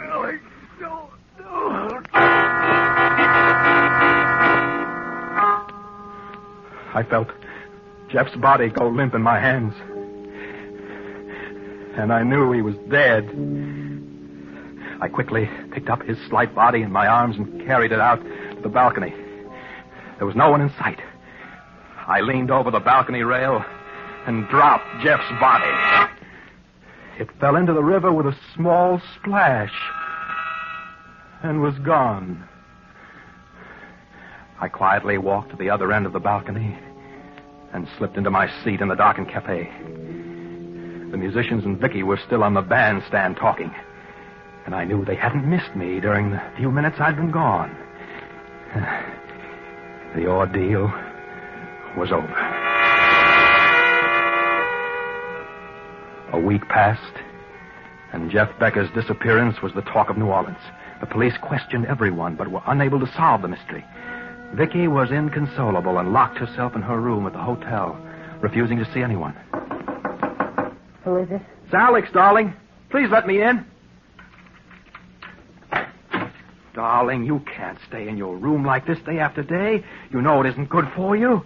Vicky, let's leave New Orleans. Go to New York. No, I'm going to wait until Jeff comes back. Vicky, Jeff isn't coming back. What? What do you mean? A body was found floating in the Gulf this morning. The police think it's Jeff's body. Oh, no! After a week in the water, naturally, it was hard to identify. Jeff! Dead? Yes, darling. It's in all the papers. Oh, Alex! You mustn't cry, darling. Here, let me wipe your tears. Don't you think it would be better if we left New Orleans?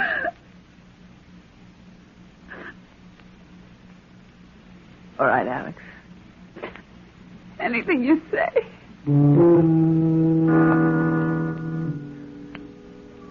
A few days later, we were back in New York.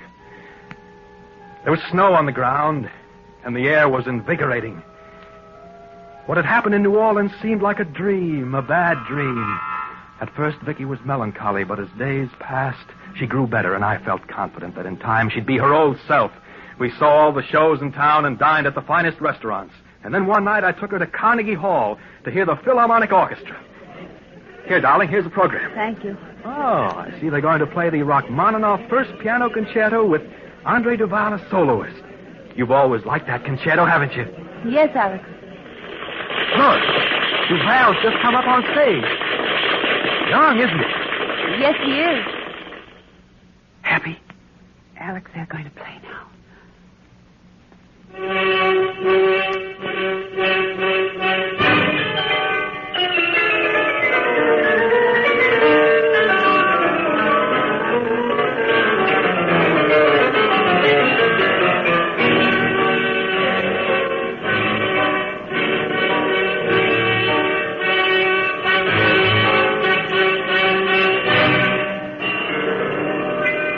As I sat there in that great concert hall listening to the orchestra, I became aware of discordant playing. I looked at Vicky, at other concert goers, but none seemed aware of it. The discordancy grew. And then suddenly I realized it wasn't the music of Rachmaninoff I was hearing. It was the music of Jeff Becker, being played faster and faster, louder and louder. I fought the impulse to scream out. As I put my hands to my ears, I became aware of my arm being shaken. It was Vicky. Alex, what's the matter with you? Vicky, the music. Listen to it. Alex, be quiet. Everyone is looking at us. I can't stand it anymore. Let's get out of here. All right, Alex, but please be quiet. Everybody's looking at us. Hurry, Vicky, hurry.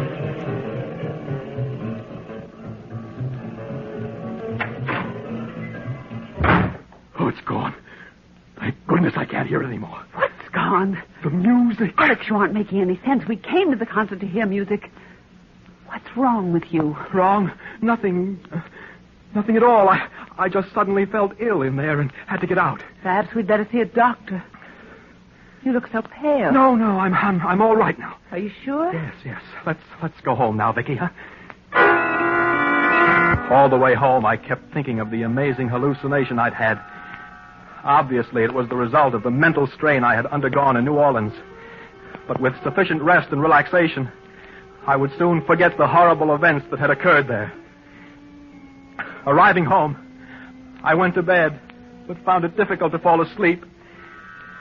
Hours later, I drifted off into an uneasy sleep, and then I started dreaming.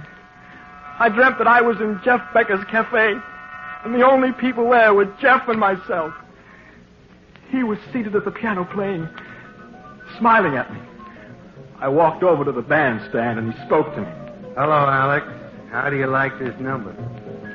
Pretty good for a dead man, huh? You can't play if you're dead. Yes, I can, Alex. You hear my music, don't you? Yes, I do. You're always going to hear it, Alex. Always. Because my music will never die. Even if you did kill me, it'll go on and on. No! Stop! No! I don't want to hear it! Stop! Stop! Alex, wake up! Alex, wake up! Wake up! Alex, what is it? What is it? You were having a nightmare. You screamed and woke me up. Yes. I remember now. What were you dreaming about? New Orleans. New Orleans? Yes. Go back to sleep now, Vicky. I'm all right. I'm all right, I said to her. But I wasn't. That was the beginning of a series of nightmares and hallucinations in which I heard Jeff Becker playing that accursed music of his.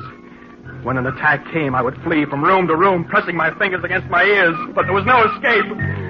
I could hear the rhythmic pounding of Jeff Becker's music in my head, growing louder and louder, relentlessly hammering away. I knew that it would only be a question of time before he drove me mad. I fought for my sanity, but the... Good morning, Mr. Drake. How are you feeling today? Oh, I see you've done quite a bit of writing. Good. I'm glad you followed my suggestion. It's all written down, Doctor. Everything that happened to me. It's fine, Mr. Drake. I'm sure it'll be of great help to both of us. Do you feel in the mood for a visitor? A visitor? Yes, your wife. Yes, I'd like to see Vicky. She's just outside. I'll have her come in. Will you come in now, Mr. Drake? Hello, Alex. How are you, darling? Vicky. Oh, it's good to see you again and have you near me. Oh, Alex. Dr. Mitchell says that you're much better. Yes, I'm much better. Doctor, will you tell him? Yes, Mr. Drake. Tell me what? Won't you sit down, Mr. Drake? Yeah, that's it. Now, what I'm going to tell you will come as a shock, but I'm hopeful it'll rid you of the hallucinations you suffer from. Yes, Doctor? Mr. Drake, you did not murder Jeff Becker. But I did. I choked him until he was dead. And then I threw him into the river. No, Mr. Drake. Jeff Becker was not dead when you threw him into the river. He was only unconscious, and the water revived him.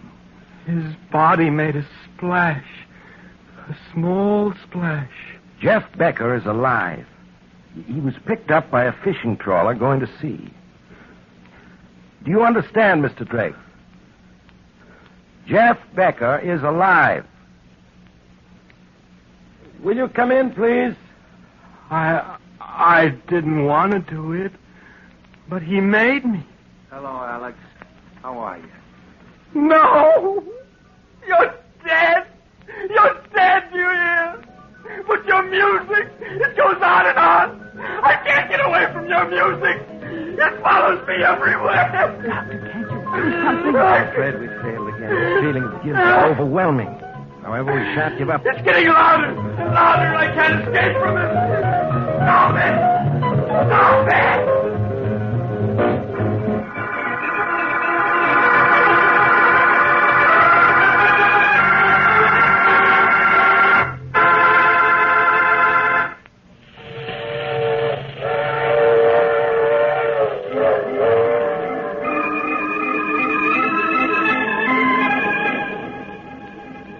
This is the mysterious traveler again. Too bad about poor Alex, wasn't it? It just goes to prove you may be able to escape the law, but there's always your conscience to reckon with. But what happened to Alex? Oh, he finally responded to medical treatment, and today he and Vicky are a very happy couple. However, there are still two things Alex can't stand: jazz and the sight of rivers. He's strictly a long hair these days. Now, I recall another young man once who decided that two murders are better than one, and so... Oh, you have to get off here. I'm sorry. But I'm sure we'll meet again. I take this same train every week at the same time.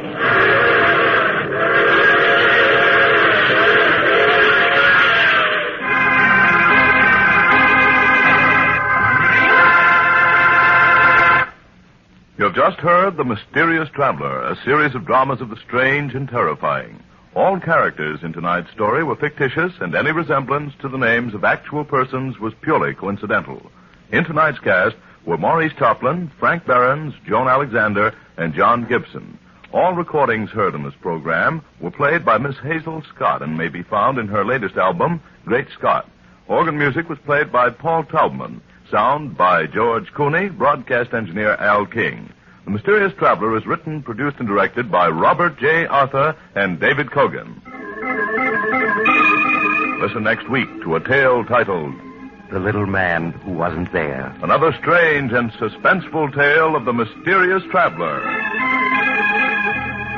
This program has come to you from our New York studios. Another program of tense and dramatic action will follow in just a minute. Stay tuned to the station for Official Detective. Carl Caruso speaking. This is the Mutual Broadcasting System.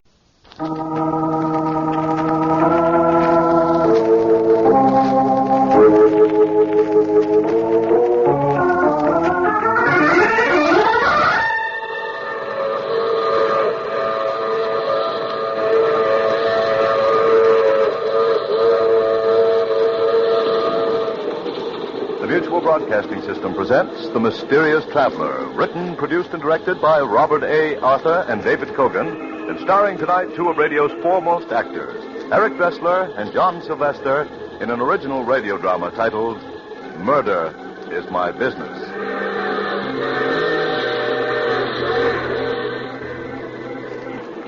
This is The Mysterious Traveler, inviting you to join me on another journey into the realm of the strange and the terrifying.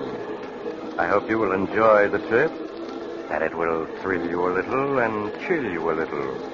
So settle back, get a good grip on your nerves, and be comfortable, if you can.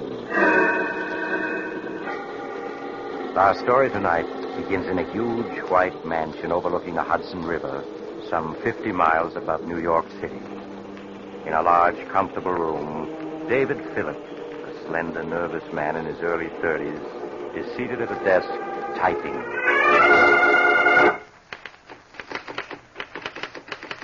Dear Julia, a year has passed since we last saw each other, and I'm writing this letter with the hope that you will understand all that I'm about to reveal, and understanding will forgive me.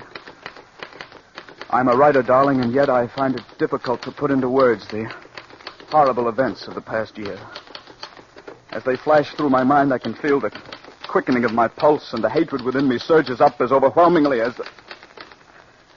But I mustn't think of that. It's much more important that you understand what has happened. It all began the day I was in my study, writing a script for the Dangerous Adventure radio show.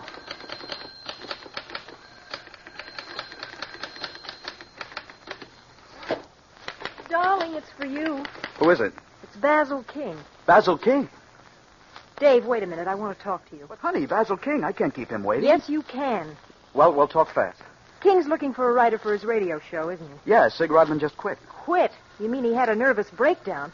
And so has every other writer who's ever worked for Basil King.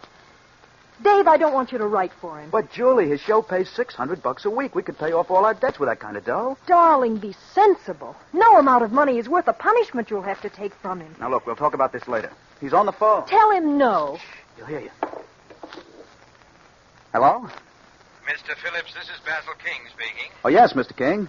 Several people have spoken very highly of you as a radio writer, and at the moment I'm in need of one for my show, Brad Barker, Private Eye. Would you care to discuss the matter? I'd like to, very much. Are you free for luncheon tomorrow? Yes, I am. Shall we say 1 o'clock at the Algonquin? All right, Mr. King. Just ask for my table. Good day, Mr. Phillips. Good day. Now, honey, don't look at me that way. Dave, I just don't understand you. It doesn't make sense wanting to write for him. Everyone who's ever worked for Basil King detests him. He's the most hated man in radio. Be reasonable, Julie. $600 a week is a lot of dough. If I can't get along with King, I'll quit. Now, what more can you ask? Next day, as the head waiter led me through the crowded dining room, I could see Basil King seated at a table in a far corner of the room. King was a tall, slender, gray-haired man in his late 40s. He had a cold, impassive face, and his movements were stiff and precise. It suddenly occurred to me that he bore an amazing resemblance to Clifton Webb, the Hollywood star. As I reached King's table, he stood up. How do you do, Mr. Phillips? I'm Basil King. Have a seat, won't you? Thank you. I suggest we talk first and order luncheon later. All right, Mr. King. Now, Mr. Phillips, to begin with, I'm a man who believes in frankness. I dare say this frankness of mine has led to my making a large number of enemies and has given me the reputation of being an extremely difficult person to get along with. No doubt you've heard quite a few stories about me. Yes, I have. Believe me, they're highly exaggerated. Great talents, such as myself, have always been misunderstood. The petty minds in this world, not understanding men of genius, are forever seeking to destroy us. I see. I wonder if you do, Mr. Phillips. I wonder if you do. I ask very little of my writers, merely a modicum of intelligence and the ability to accept constructive criticism. That sounds reasonable enough. Yes, one would think so, and yet I haven't been able to find a writer who understands me. I'm sure you will sooner or later. Perhaps, but to date it's been very discouraging. However, we mustn't dwell on the past. Now, Mr. Phillips, you come highly recommended, and I trust that ours shall be a happy and profitable relationship. I hope so. By the way, you aren't troubled by ulcers, are you? Why, no. Good. For some unfathomable reason, all the writers I've had in the past seem to have been afflicted with ulcers. I can't stand people who are always taking pills and subsisting on bland diets. Tell me, are you familiar with my show, Brad Barker, Private Eye? Oh, yes. I've heard it quite often. Good. Then you're undoubtedly aware that there are two things I insist upon in my shows. Clever plots and gimmicks that work.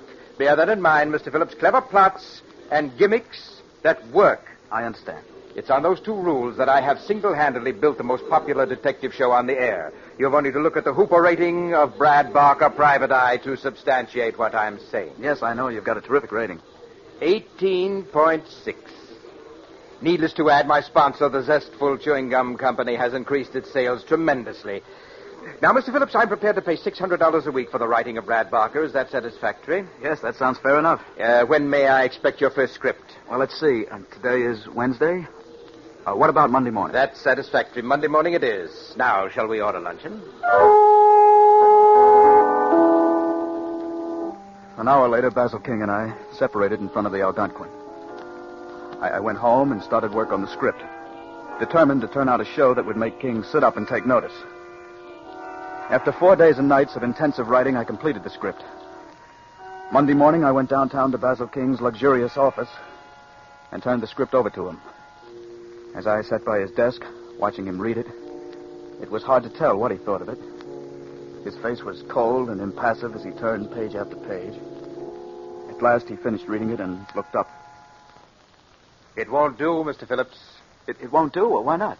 First of all, you haven't caught the spirit of Brad Barker in your dialogue. But more important, the plot is weak, and your murder gimmick won't work. Well, I don't see why it won't. Would you mind explaining?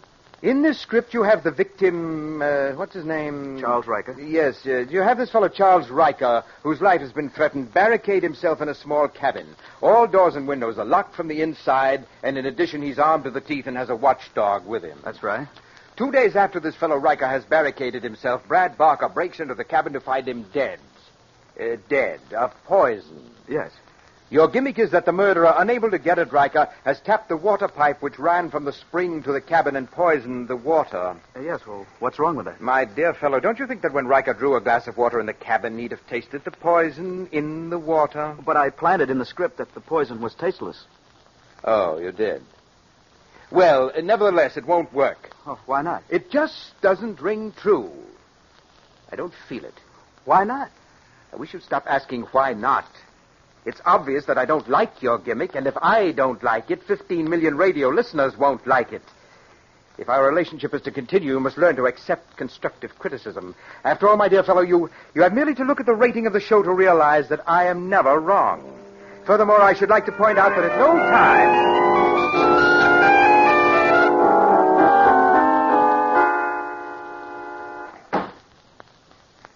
Is that you, Dave? Yes, Julie? How did King like your script? He didn't like it. That's putting it mildly. Oh, but that was a good script. One of the best you've ever done. That's what I thought. But Mr. King didn't. No wonder all his writers have nervous breakdowns. That man doesn't know what he wants. Well, I'll give it one more try.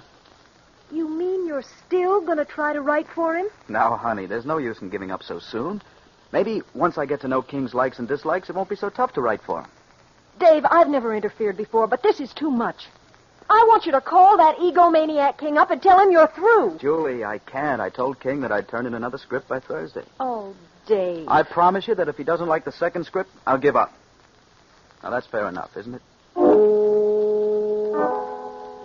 For the next 3 days and nights, I sweated over a new script. As I worked out the plot and gimmick, I tried to anticipate Basil King's every possible objection. Early Thursday morning, I went downtown to King's office and turned the script over to him. As he sat reading it, I began thinking of what I would say to him if he turned the show down. I would tell him quite firmly that it was obvious I wasn't the man to write the Brad Barker show. At last, King finished reading the script and looked up. The plot, Mr. Phillips, isn't exactly new, and the dialogue needs rewriting here and there, but on the whole, it will do. You mean you like it? I wouldn't go so far as to say that I like it. Rather, let us say that it's acceptable. I trust, Mr. Phillips, that with time, your scripts will improve. Good day. I left Basil King's office that morning convinced that I would succeed where other writers had failed. I felt it would be just a question of time until I learned the workings of King's mind. But then I discovered, as so many of my predecessors had, that Basil King's likes and dislikes were not constant from day to day. What he told you on Thursday didn't hold true on Friday. Weeks went by, and for every show that King accepted, he'd reject two. He would criticize every script from beginning to end, tearing it to bits relentlessly and coldly.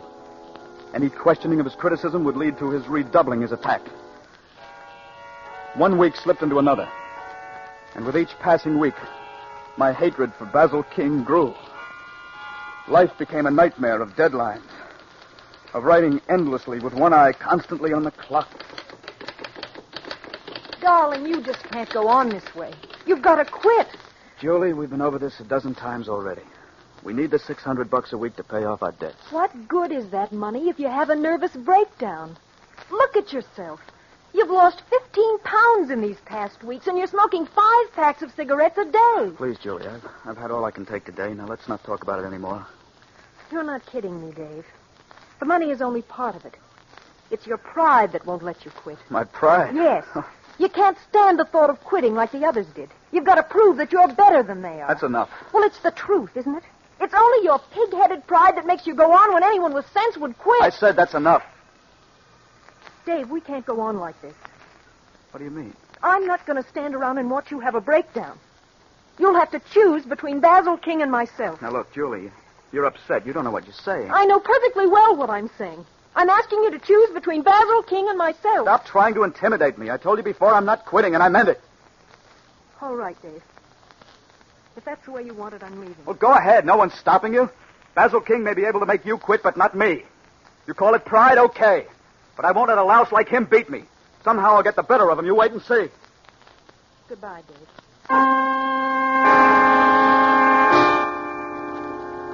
I was so emotionally worn out the night you left me, Julie. I could scarce comprehend my loss at the time. There seemed to be only two people in the world. Basil King and myself. As I traveled back and forth day after day between my typewriter and King's office, my hatred for him increased 100-fold. Feeling my hatred for him, King redoubled his sadistic attack, sensing that I was determined not to quit. The weeks slipped by, and the nightmare continued. King insisted that I come to all rehearsals of the show so that the cast, as he put it, might see the culprit who wrote the script. It was at a rehearsal that I first met Mr. Pearson, president of the 𝒆𝒔 Chewing Gum Company. He was sitting in the control room, watching with great respect as Basil King rehearsed the cast. No. My dear Miss Hunter, I assumed when I hired you that you were a radio actress. If I'm wrong, please enlighten me. What did I do that was wrong, Mr. King? I don't feel it. I just don't feel it. Try it again. Rocky, you got to give me a chance to explain. It wasn't my fault. Honest, it wasn't, Rocky. Cut. Miss Hunter, you sound too young. I want you to age the role 1 year. Mind you, just 1 year. Yes, Mr. King. Rocky, you've got to give me a chance to explain. It wasn't my fault. Honest, it wasn't. Rocky, don't. Cut. Well, if that's the best you can give me, it will have to do. And Mr. Cooney, if you can't do better, I'll have to get another sound man. Take 15 minutes. It's dreadful, Mr. King, the incompetence you have to put up with. Yes, Mr. Pearson, it often amazes me that I've been as successful as I have. Oh, speaking of incompetence, Mr. Pearson, I'd like you to meet the present writer of the show, Mr. Phillips. How do you do, Mr. Phillips? Glad to meet you, sir. I have great hopes, Mr. Pearson, of making a radio writer out of Phillips. Well, I'm sure if anyone can do it, you're that person, Mr. King. Pardon me, Mr. King. Would you like to hear the commercial now? Very well, Caruso. Go ahead. Yes, ladies and gentlemen, July 8th is the big day. In just 1 month, you'll be able to buy the latest discovery in chewing gum happiness, Pepso-Gum. Made by the Zestful Chewing Gum Company, Pepso-Gum is a new gum. A gum with a jailed-in flavor, designed to give you hours of chewing pleasure. Remember, the big day is July 8th, when Pepso-Gum will be on sale at all candy counters. I don't feel it, Caruso. I want more emphasis. I want you to be so compelling that people will rush to their drugstores and place orders for this new gum. Exactly. Yes, exactly. Rehearse it a few more times, and I'll go over it with you later. Yes, Mr. King. Well, I guess I'll be getting back to the office, Mr. King. Most kind of you to allow me to watch your rehearsal. That's quite all right, Mr. Pearson. It was a pleasure meeting you, Mr. Phillips. I assume that you'll be at the factory for next week's broadcast. The factory? Yes, Phillips. We're doing the broadcast from the factory next week. Yes, it's the company's 25th anniversary. You've no idea how our employees are looking forward to your broadcast. Yes, indeed. Well, good day, gentlemen. Goodbye, Miss Pearson. Mr. Phillips, I have here the script you turned in for next week's show. It won't do. Why not? There are so many things wrong with the script that it's hard to know where to begin. Let's start with your murder gimmick.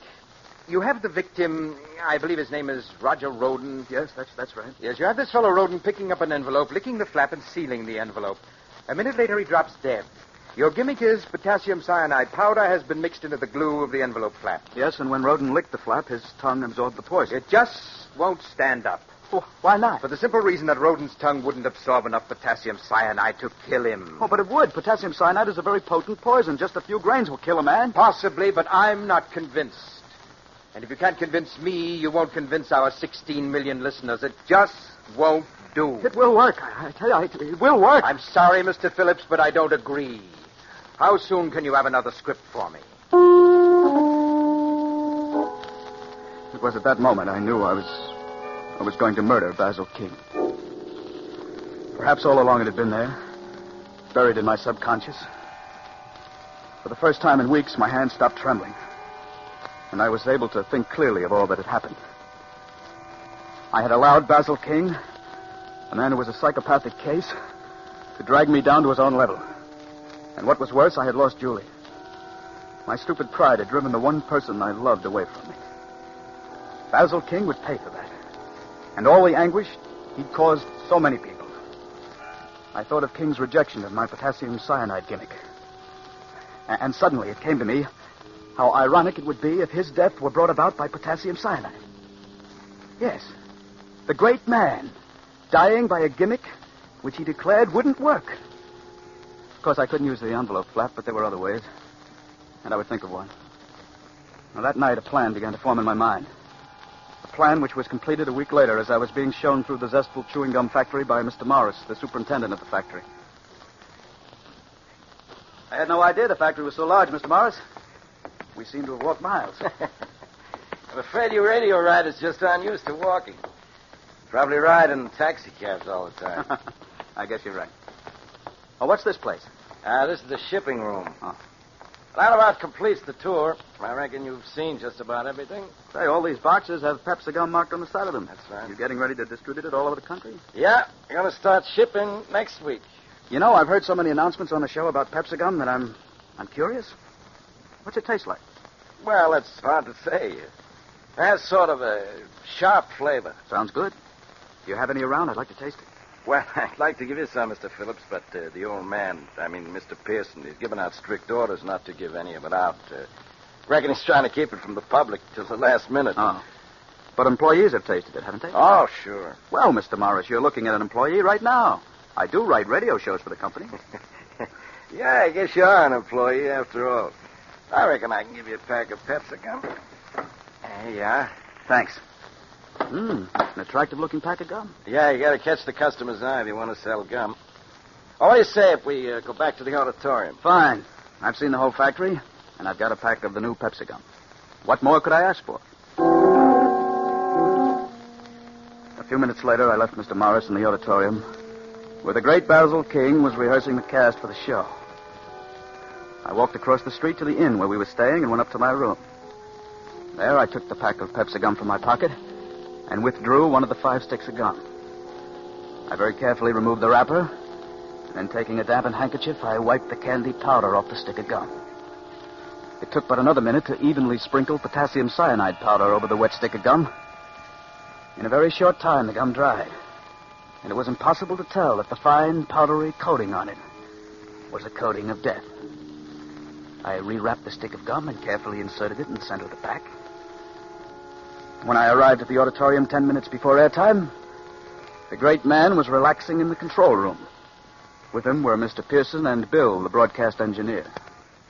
Oh, there you are, Mr. Phillips. I was afraid you were going to miss the broadcast. Mr. Phillips may not be a good writer, but he is a punctual one, Mr. Pearson. Mr. King, you're a great one for banter. You have a ready wit. Thank you, Mr. Pearson. Yeah, look at that auditorium. Completely packed. I've never seen our employees so enthusiastic, and it's all due to you, Mr. King. I hope you'll say a few words to them after the broadcast. Well, I shall be delighted to. Can you spare a minute, Mr. King? What is it? Do you remember that script I turned in a week ago with the potassium cyanide gimmick? You mean where the victim licked the envelope flap and was poisoned? Yes, I remember that deplorable script. What about it? Well, I was wondering, what if we were to switch the potassium cyanide to something else? Instead of the envelope, perhaps the cyanide might be sprinkled on a piece of candy or something like that. No. It would never work. I don't feel it. You really don't think it would, huh? Certainly not. Really, Mr. Phillips, you're showing less and less imagination from week to week. Well, I just thought I'd mention it. Hey, Mr. Phillips, that pack of gum you have, isn't that the new Pepsi gum? Yes, Mr. Pearson, that's right. But I gave strict orders that it wasn't to be given out. How did you get it? Yes, how did you get it? I found this pack in the shipping room. I hope you don't mind my having taken it. Well, no.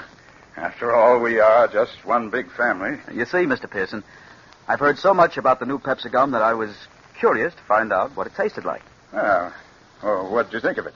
Well, I haven't tried it yet. But I guess this is as good a time as ever. Have a piece? Don't mind if I do. Thank you. What about you, Mr. King? No, thank you. You mean you aren't even curious to know what Mr. Pearson's new gum tastes like? Please, Mr. King, I'm very eager to know what you think of the flavor. I have great respect for your opinion. Very well, Mr. Pearson. Here you are, Mr. King. Thank you. I understand it has a sharp flavor, Mr. Pearson. Yes, but delightfully so. That's delicious. Well, I have a feeling that Pepsi gum is going to be a tremendous success. Go ahead, Mr. King. Put it in your mouth. I'm anxious to have your opinion. Yes. Yes. Well, certainly has a sharp taste. Oh, not that sharp. Keep chewing it. 1 minute to airtime, Mr. King. Thank you. I watched the great man, 𝒆𝒔 King, chewing a stick of Pepsi gum. I knew that he found the flavor a bit sharp. And if Mr. Pearson hadn't been watching him, he would have spat it out. Yes, Mr. King didn't like the flavor, but with the sponsor looking on, he had to continue chewing. I watched the minute hand sweep around the clock. In 30 seconds, we would be on the air, and according to my calculations, Mr. King would keel over 15 seconds after we were on the air. Stand by. I'll give you the go-ahead, Mr. King. Very well. Coming up. Go ahead.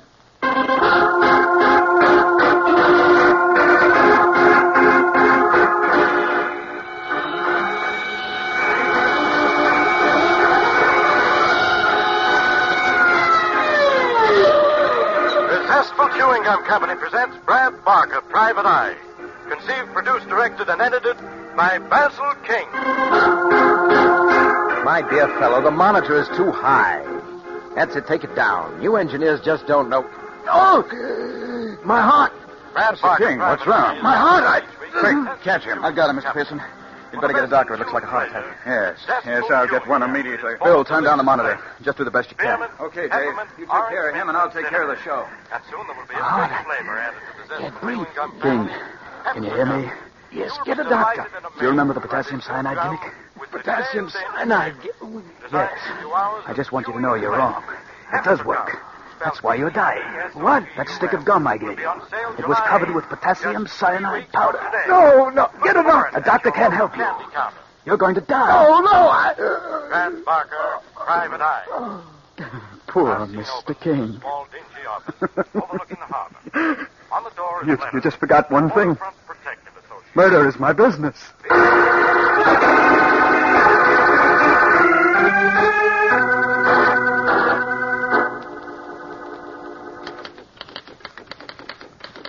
Julie, darling, that was a year ago, and I've never ceased to regret your leaving me. I'm writing this in the hope that you will find it in your heart to forgive me. I admit that it was my stupid pride that wouldn't allow me to acknowledge defeat at Basil King's hands. But he's gone now, Julie. And if you could only see your way clear to start all over. Hi, hello, Mr. Phillips. Remember me? John Pearson? Mr. Pearson? Yes. You remember Mr. Morris, my factory superintendent? Hello. We happened to be driving past and thought it'd be a nice gesture to drop in and find out how you were getting along. Please, I've got to finish this letter to my wife, Julie. I've got to finish it. Doesn't seem to be getting any better, does it, Mr. Pearson? No, it doesn't. Look at all these letters scattered around. Must be at least 100. They're all addressed to his wife. What a pity, huh? Yes, I'll never forget that day that Basil King died of a heart attack.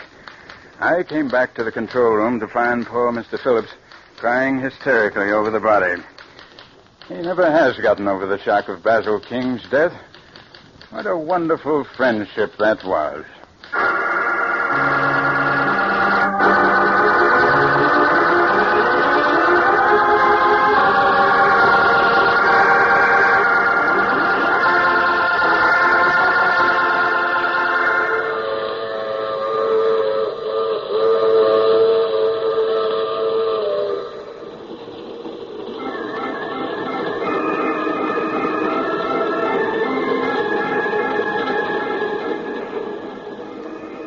This is the mysterious traveler.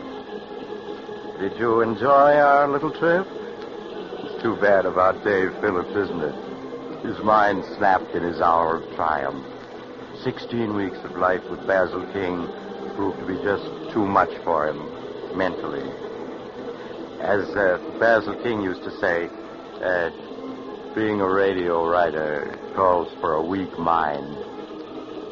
However, it does seem that Dave Phillips did get in the last word. For Basil King died of a gimmick he claimed would never work. And the police, oddly enough, never did suspect it was murder. Now, I recall another case in which a young man awoke to find himself dead, and he decided, you have to get off here. I'm sorry. I'm sure we'll meet again. I take this same train every week at this same time.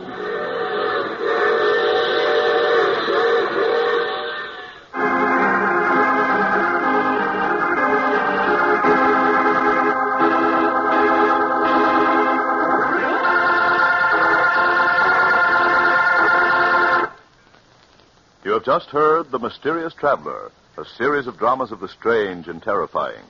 All characters in tonight's story were fictitious, and any resemblance to the names of actual persons was purely coincidental. In tonight's cast were Maurice Tarplin, Eric Dressler, John Sylvester, Shirley Blank, and Richard Coogan. Original music was played by Paul Taubman. Sound was by George Cooney, broadcast engineer Walter Payne. Mysterious Traveler is written, produced, and directed by Robert A. Arthur and David Kogan.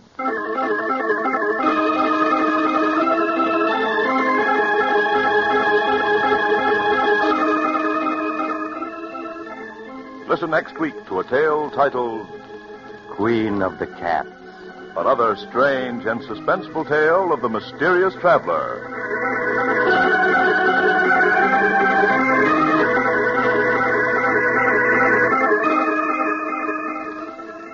This program has come to you from our New York studios. Another program of tense and dramatic action will follow in just a minute.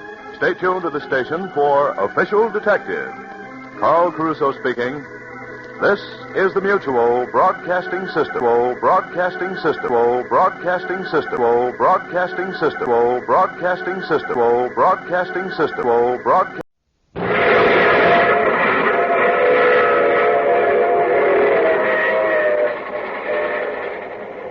Mutual presents The Mysterious Traveler.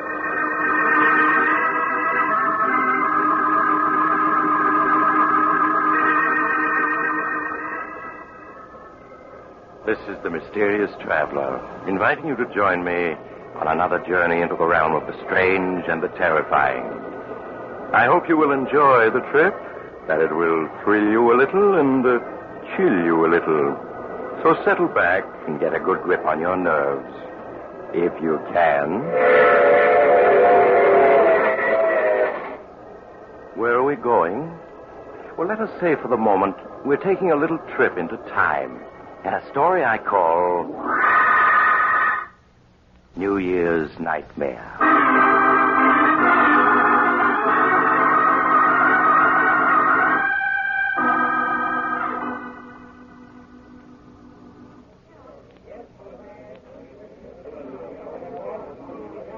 As the old year entered its last minute, the crowds at the Club Tropicana were waiting expectantly for the clock to strike midnight.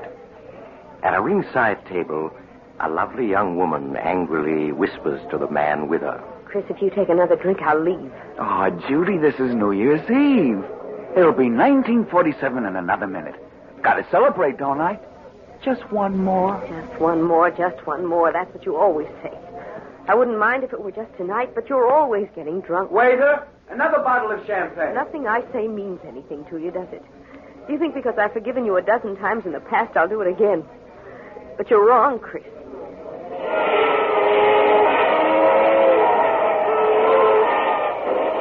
Happy New Year, darling. 1947 is going to be our year. No, Chris, it isn't. I won't marry a man who gets drunk in New York and wakes up the next day in another city. Oh, Judy, what are you saying? You don't mean that. You know I love you. Yes, Chris, you love me. But not enough to give up drinking. I'll miss you, Chris. Miss you terribly. But I know I'm doing the right thing. Judy, don't talk like that. I couldn't live without you. You know that. Won't you? I'm sorry, Chris. Here's your ring. Will you please take me home? You don't have to leave. If the sight of my drinking is too much for you, I'll go someplace else and do it. Martin will take you home. Happy New Year and goodbye.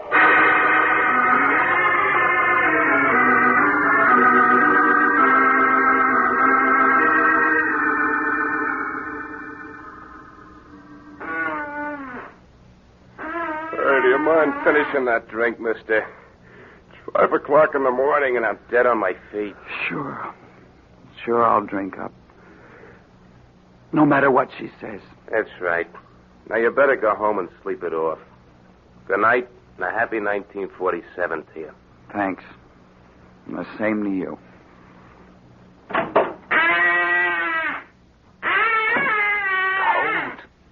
Gotta find another bar. New Year's. Gotta celebrate. Another bar across the street. Oh, gotta celebrate. Hey, mister, look out for that car. You're going to get run down if you don't. Look out!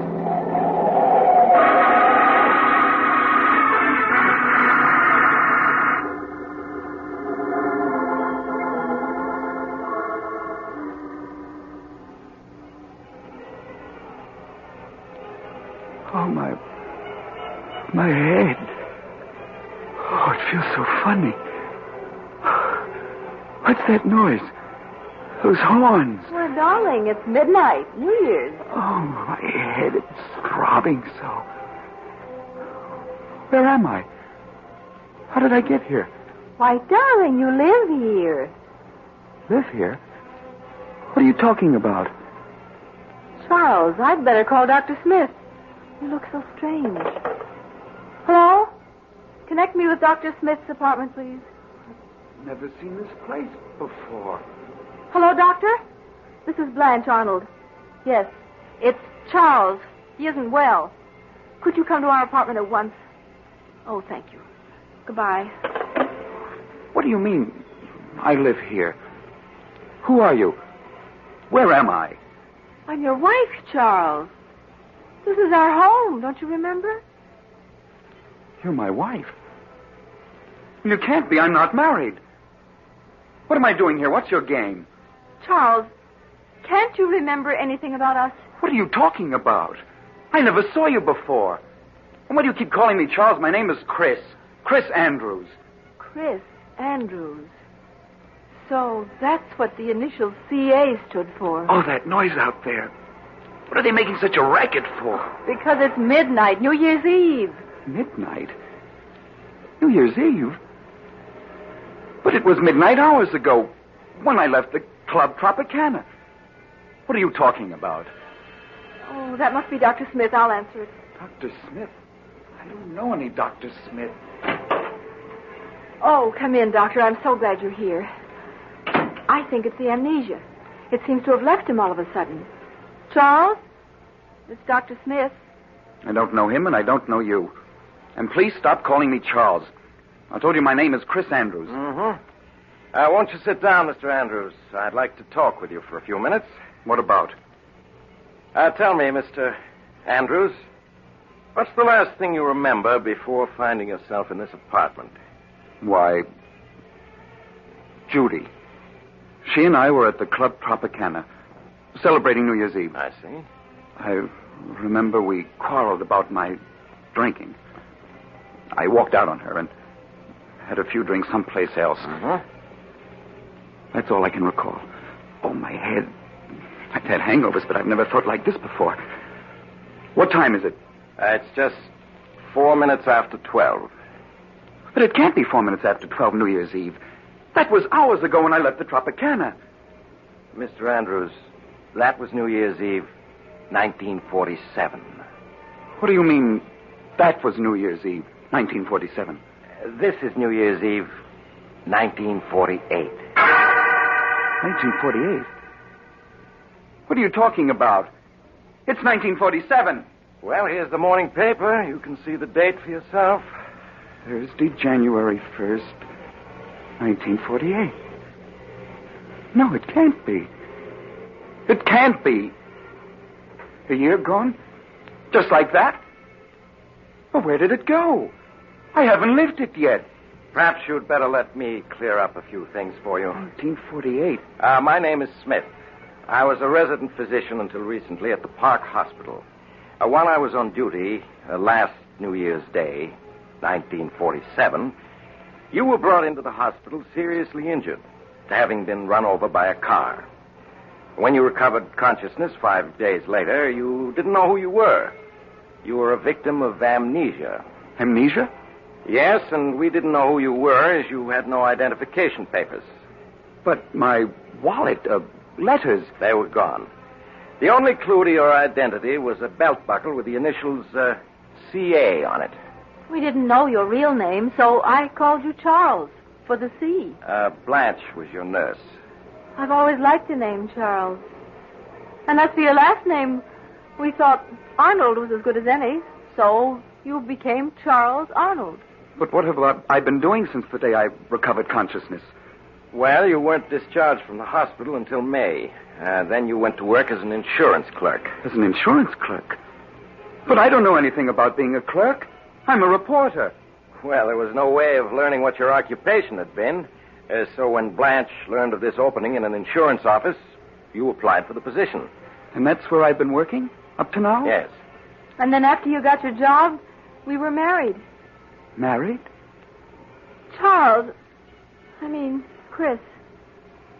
Don't you remember? I'm afraid, Blanche, you really can't. Married? But Judy... Oh, It's like a dream. My head keeps throbbing. I keep expecting to wake up. There's that date in the paper. January 1st, 1948. Doctor, you said he might never get over his amnesia. Well, that was a strong possibility, but apparently the sounds of New Year's brought back his memory. You're gone just like that. Judy. My friends. Job. All gone. Doctor, where am I? I mean, what's the address of this apartment house? You're at 5718 North 13th Street, Philadelphia. Philadelphia? But how did I get to Philadelphia? That we don't know. All that I can tell you is that your accident occurred just a few blocks from here. Darling, I know what a shock it must be. Strange. You must have called me darling many times in the past. And yet this is the first time I've ever heard you call me that. Yes, I know. What did you say your name was?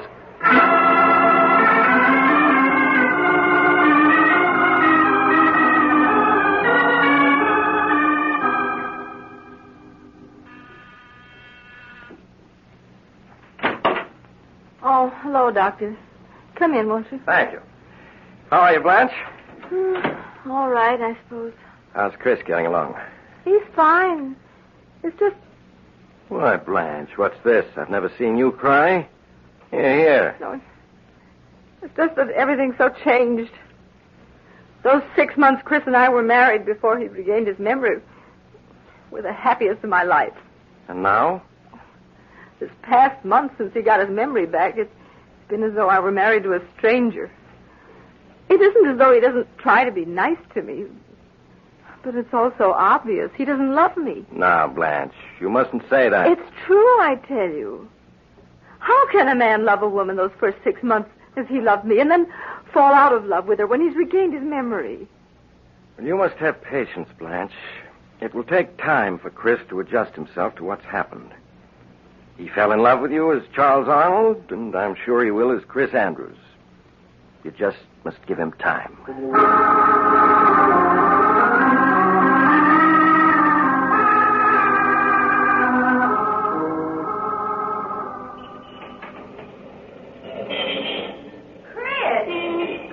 Andrews.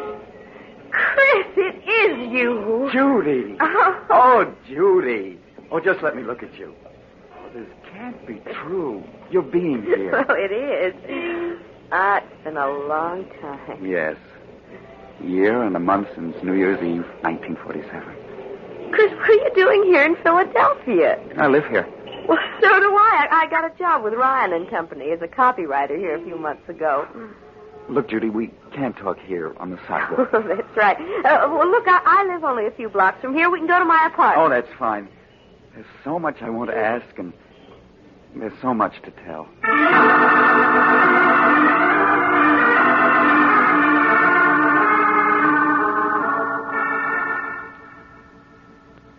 Here, let me have your hat and coat. Thank you. Would you like something to drink? No, I don't drink anymore. Oh? Chris, you have changed. You look so much older. Well, you don't. You're as lovely as that night I saw you last. Thank you, Chris. Judy, you'll have to let me explain what happened after I left you that night at the Tropicana. If you find it difficult to believe, I won't blame you. It still seems like a nightmare to me. That night, after I left you...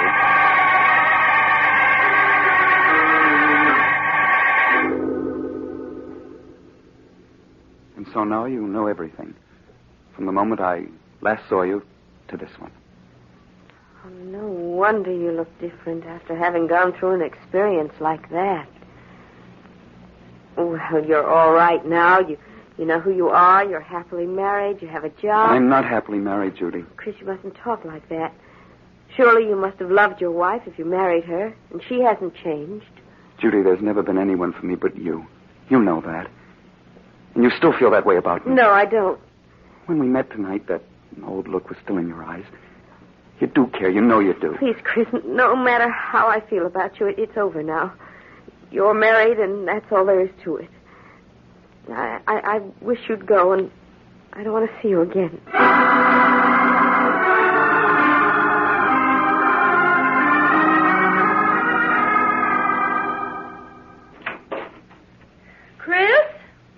Blanche. I expected you home from work hours ago. I met a friend. Oh. Oh, you look so tired. Do you feel well? Blanche, this past month I tried my best to be a good husband, haven't I? Well, you have been, darling. No, there's something missing, and you know it. Oh, it isn't your fault, it's mine. And as a result, we're both unhappy. You mustn't say that, Chris. I feel that in time, things will be as they were when we were first married. When you were Charles Arnold. No, but they won't be, Blanche. It's no use, I tell you. Chris, who is the friend you met tonight?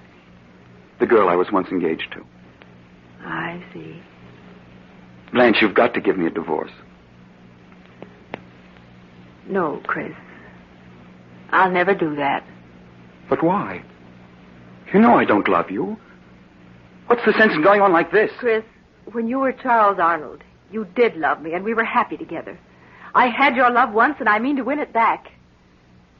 I won't give you a divorce.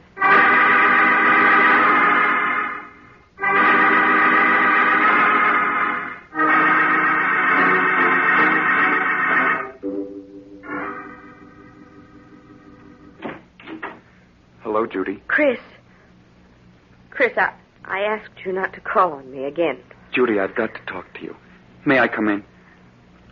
Well, all right. But just for a few minutes. Thank you. Judy, even if we hadn't met again a week ago, things wouldn't have been any different between my wife and myself. I'll never love her. And I'm not going on with her. What do you mean, Chris? I'm going to leave her, Judy, and start all over, someplace far away. I just came around to say goodbye. Are you set on leaving her? Yes. Nothing can change my mind about that. Now, you've got to understand my position, Chris. I could never be happy with you if I thought I'd been the one who came between you and your wife. But if you are going to leave her, I would like to see you again when you're free. Would you, Judy? Yes. But I don't want to see you until she's given you a divorce. Divorce? Judy, I am going to be free. Nothing's going to prevent it. Nothing.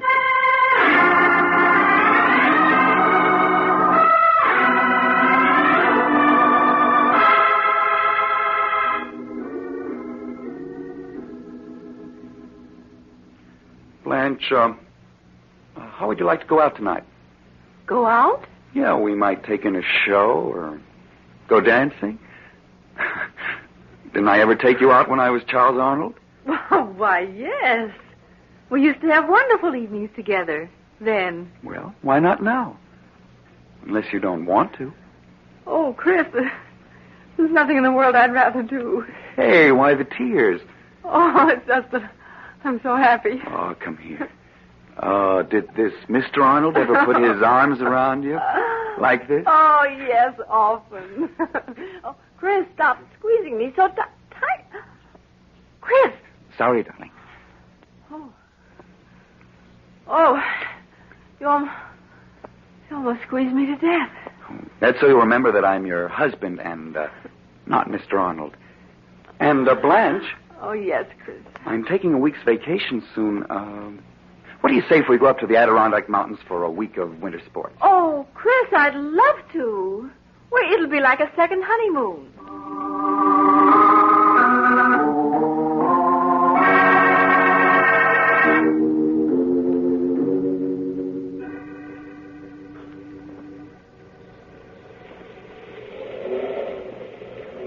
Blanche, you all right?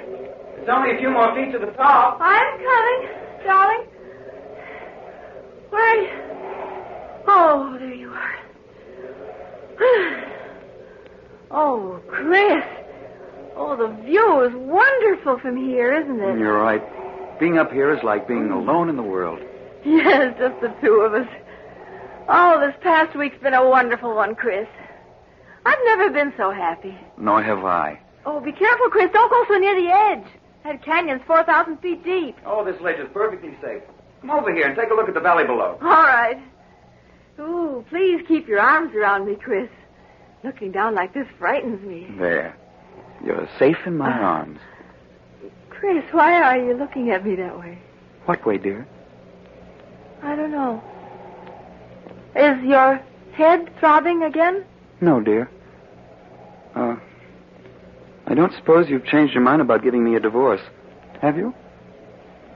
Giving you a divorce?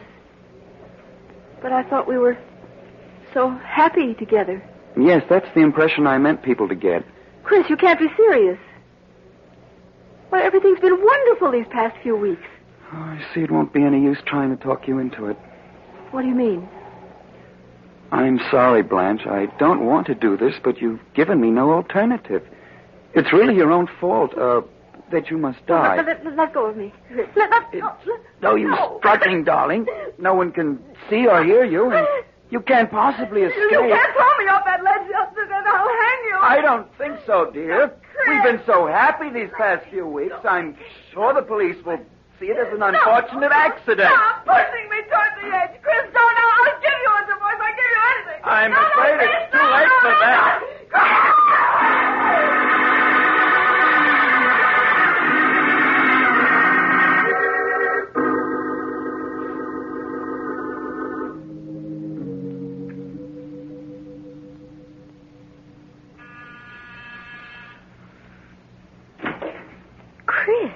Good evening, Judy.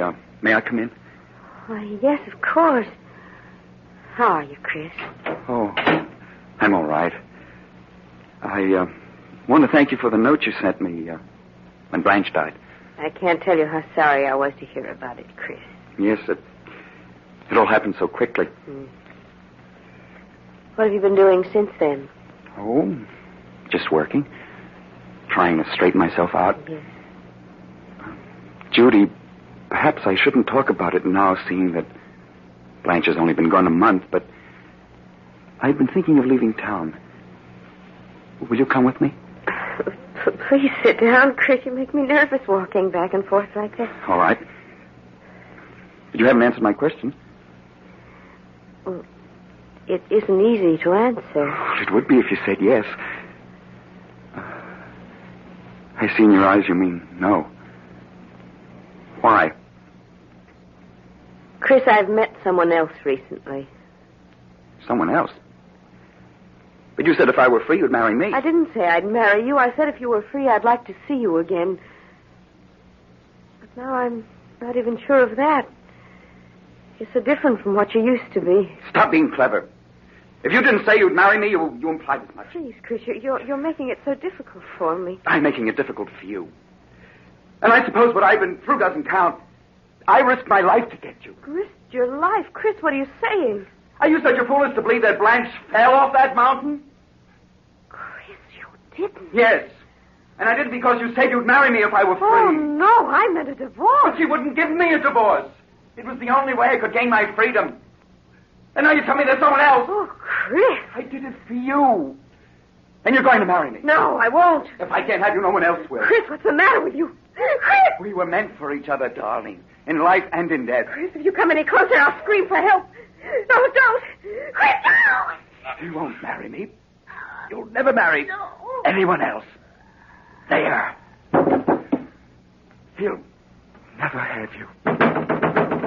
Open up in there. Miss Winters, are you all right? Call the police. I didn't want to do it, darling. But you forced me to. Oh, my head. It throbs so. Everything's like a nightmare. Open up in there. This is the police. The police? I've got to get away.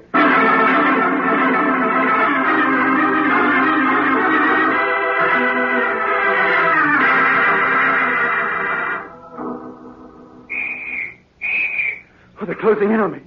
There's no escape from this room. Let's work our way down from this end of the road to the other. They'll never take me alive. Never. I've got 5 bullets. 4 for them and the last for myself. Take it easy now, Joe. You maybe had me hand one of those chimneys. Oh, my head. It keeps throbbing so. If I could only think.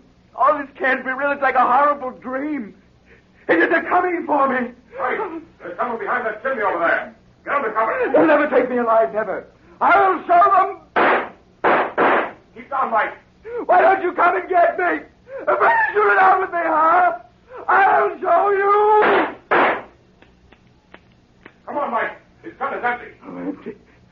You'll never take me alive. Never! He's climbing up on the ledge. It's 15 stories down. I'm coming, Judy! I'm coming! He's going to jump! I'm falling! Falling!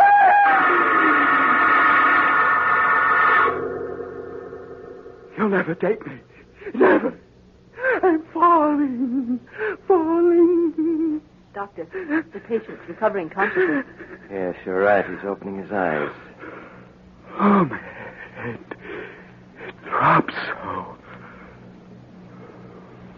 Where am I? Oh, it was a dream. Not real. Oh, thank heaven. Now, you must be quiet. You've been in a serious accident. Accident? Yes. You were hit by an automobile New Year's morning. Would you mind telling me your name? There weren't any identification papers in your clothing, and we'd like to inform your relatives of what's happened. My name? It's... I can't remember my name. I see. Well, what about your address? Can you remember that? No. No, I can't remember anything. Now, you mustn't get excited. It'll all come back to you. You received a fractured skull from the accident. There was a mountain. Mountain? You mean you live near one?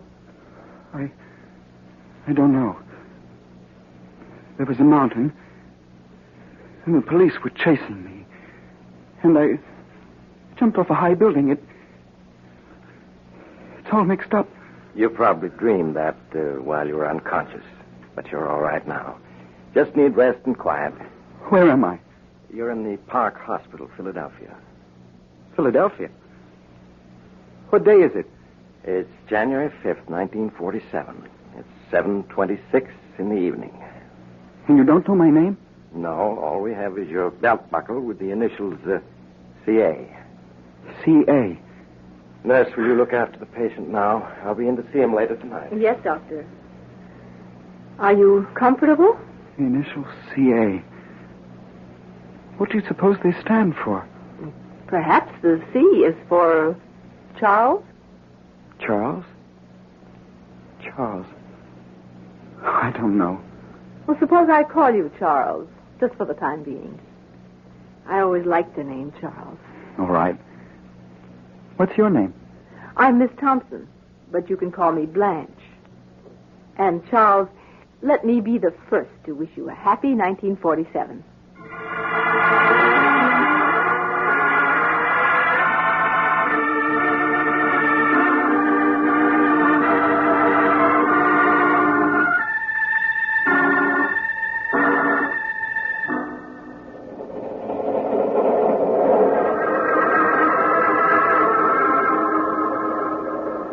This is the mysterious traveler again. Have you enjoyed our little trip? Oh, by the way, I want to wish you all a very happy New Year. And I do hope you'll be careful about making new acquaintances. And perhaps you'd better keep an eye on the old ones, too. For after all, who can foretell the future? Not even Chris Andrews, or should I say Charles Arnold, knows what's in store for him. But we do, don't we? And speaking of the future, Oh, you're getting off here. I'm sorry. But I'm sure we'll meet again. I take this same train every week at this same time.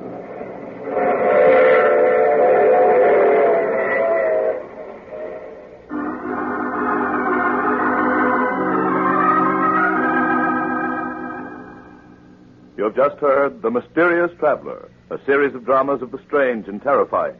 In tonight's cast were Maurice Toplin, Stuart Brody, Louise Fitch, Hester Sondergaard, and Mort Lawrence.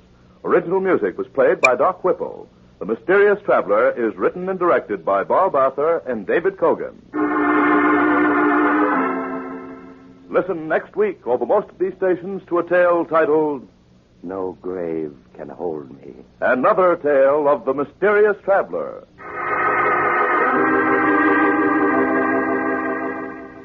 The Mysterious Traveler has been presented from our New York studios. Carl Caruso speaking. This is the Mutual Broadcasting System.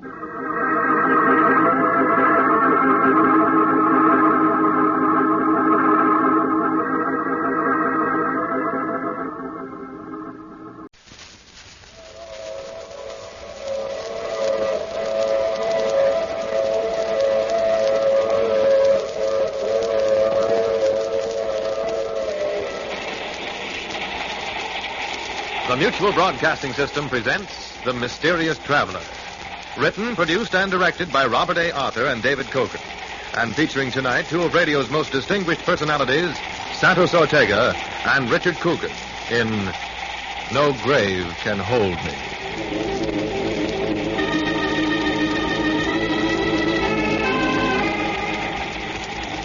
This is the Mysterious Traveler, inviting you to join me on another journey into the realm of the strange and the terrifying.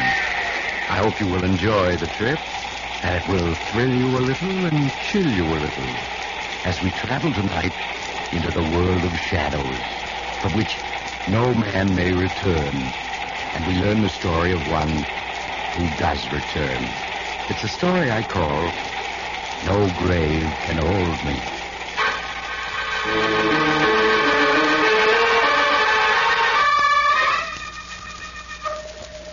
My story starts in a court of law where a man is on trial for his life. The courtroom is tense, for the jury is out deciding a prisoner's fate.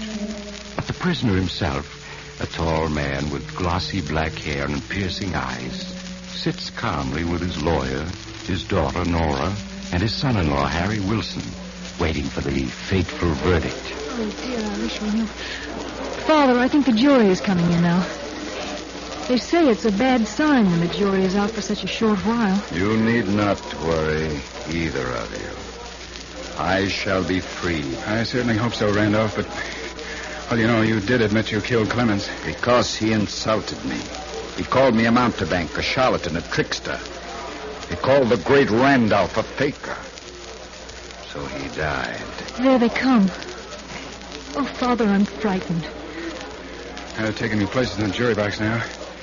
They look awfully grim. I repeat, have no fear for me. Foreman of the jury, has the jury reached a verdict? It has, Your Honor. What is the verdict?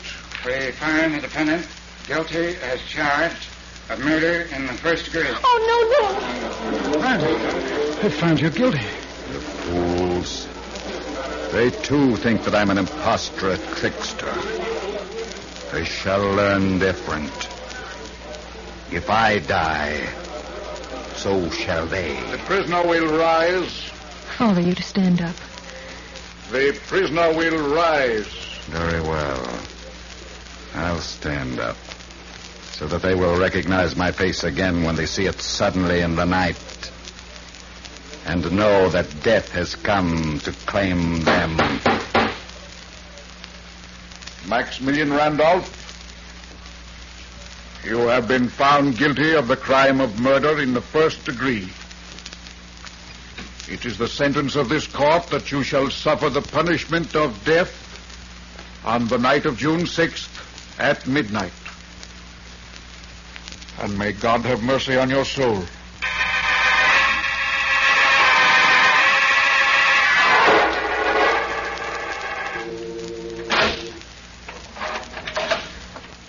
Visitor for you, Mr. Randolph. Thank you, Guard Miller. You can see him for only 5 minutes, Mr. Wilson. Yes, all right, Guard. Hello, Randolph. Good evening, Harry. I see that my guard Miller managed to get you in to see me. Yes, he did. Time is so short that... Well, I know. It is almost midnight. And at midnight, I die. But Guard Miller has become a good friend. I knew he'd arrange it. Nora and I saw the governor this afternoon. He refused to do a thing. It does not matter. What is death but a new garment for the soul to wear? Nora's waiting outside. You said you didn't want to see her tonight. That is as I wished. You were my assistant. We were very close, you and I. And now there is a last promise you must make to me. Anything, Randolph. When you receive my body, the empty husk of the great Randolph, bury it in a vault with a bronze door which faces east. A vault facing east. Yes, of course. The door must be locked with a padlock of bronze. But it must be possible to open it from the inside. But without Randolph. using a key. Randolph, you... The coffin must be locked shut as well. But I must be able to open it from the inside. Randolph, surely you're not serious. I never joke. All this and one thing more. Promise. All right, I promise. When I am buried, beneath my head must rest a notebook bearing the names and addresses of the 12 jurymen who found me guilty, of the prosecuting attorney, and of the judge. But why, Randolph? So that I may know where to seek my vengeance upon them. The vengeance I have sworn, which must be executed before my soul can sleep. Oh, Randolph, that's madness. You disbelieve. So do they. But in my studies, I have learned many things. And one of them is how to reach back from behind the dark curtain of death. Sorry, but the time is up, sir. Thank you, Miller. Goodbye, Harry. Just tell me one more thing. Is the full moon shining tonight? Yes. It's a full moon tonight. Good. And each time hereafter that it shines, one of my enemies will join me in death.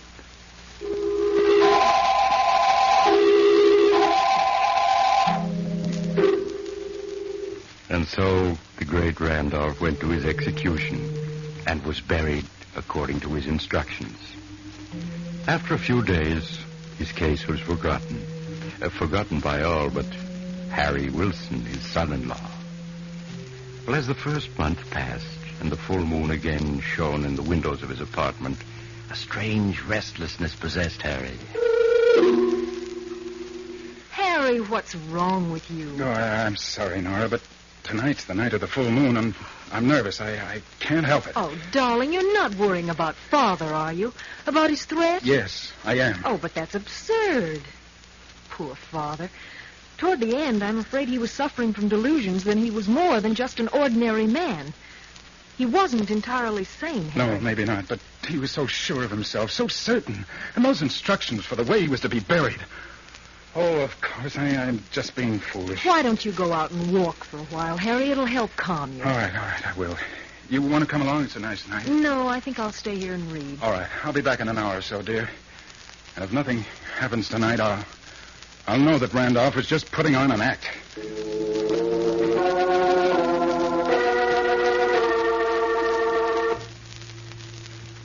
But a little later, another man was also walking in the moonlight of a beautiful July evening.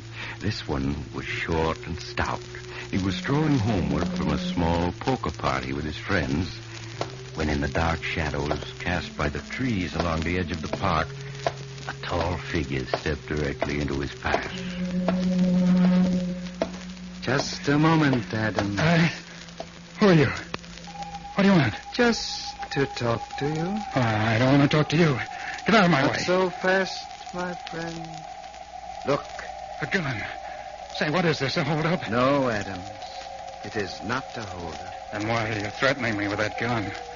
Why have you got that scarf covering your face? Because my face has changed in the months since I was executed and buried. It's rather frightening now. What are you saying? Who are you, anyway? You're beginning to recognize my voice, aren't you? You know who I am. You just don't want to admit it to yourself. The great Randolph. Whom you, as foreman of the jury, caused to be executed. Oh, no, it's not possible. No one could come back from the dead. No ordinary man.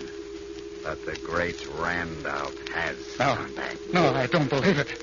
This is a trick of some kind. And is this a trick, Adams? Is it? Is it? Is it?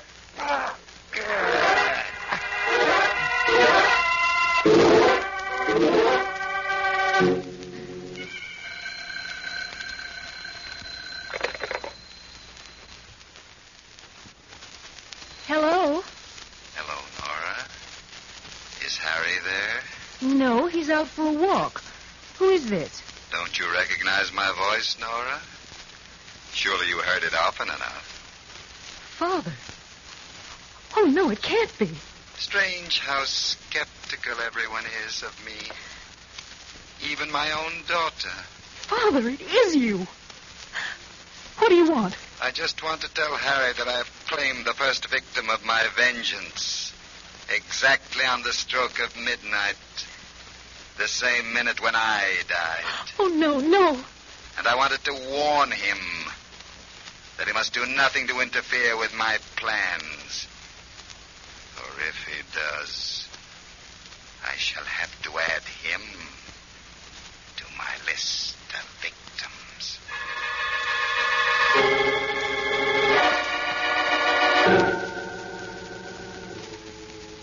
No, Nora, you said he telephoned here. You wanted to speak to me?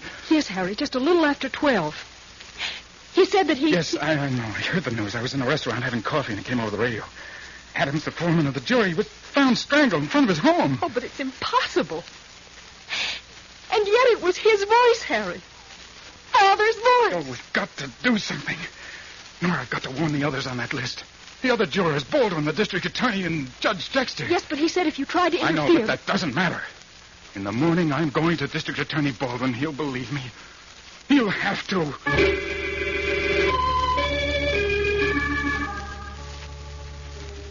Oh, but Mr. Baldwin, you've got to listen to me. You've got to warn the others. You've got to give them protection. Or they'll die, just as Adams did. Wilson, I'm a busy man. I've enough on my mind without having to listen to wild-eyed stories like the one you just told me. But it's true. Randolph's instructions about the way he wanted to be buried, the notebook that I put in the coffin with him. Mere theatrical mummery. Now, Adams was the victim of an ordinary street mugging. That's all there is to it. I have to ask you to leave. I have more important things to tend to.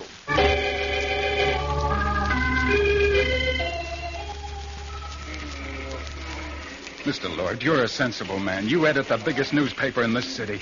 If you'll only print what I've told you, the authorities will have to take some action. Wilson, my job is to print news for our readers, not ghost stories. If I ran your story, I'd be fired tomorrow. Then you don't believe me. Tell you what I will do. I'll make a story for the Sunday Supplement out. Oh, that won't do any good. If it's in the Sunday Supplement, people will just smile at it. When they see it there, they'll know it's just a story. And I'm afraid there's no use in talking any further, Wilson. All right, I'll go to other papers. One of them will have to believe me. I don't advise it. You run a shop, don't you, selling tricks and magic apparatus? Yes, that's right. Why? Just this. Newspapers don't believe in giving free publicity, and that's obviously what you're after. Goodbye, Mr. Wilson.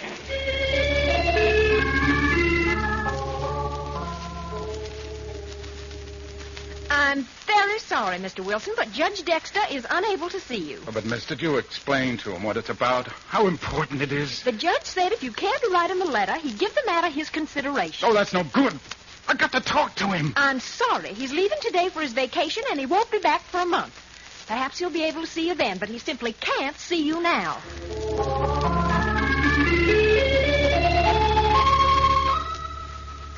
None of them would listen to me, Nora. They either thought I was crazy or... But I wanted publicity. They all told me to forget it. They're right, Harry. That's the only thing to do to forget it. But, Nora... Maybe we're wrong. Maybe Adam's death last night was just a coincidence. I'm sure Father had nothing to do with it. Oh, no. He telephoned you. You heard his voice? Well, I'm not sure now that I did. Maybe it was a dream, Harry. Maybe I just imagined it. So forget the whole thing. Please, Harry, for my sake, forget it.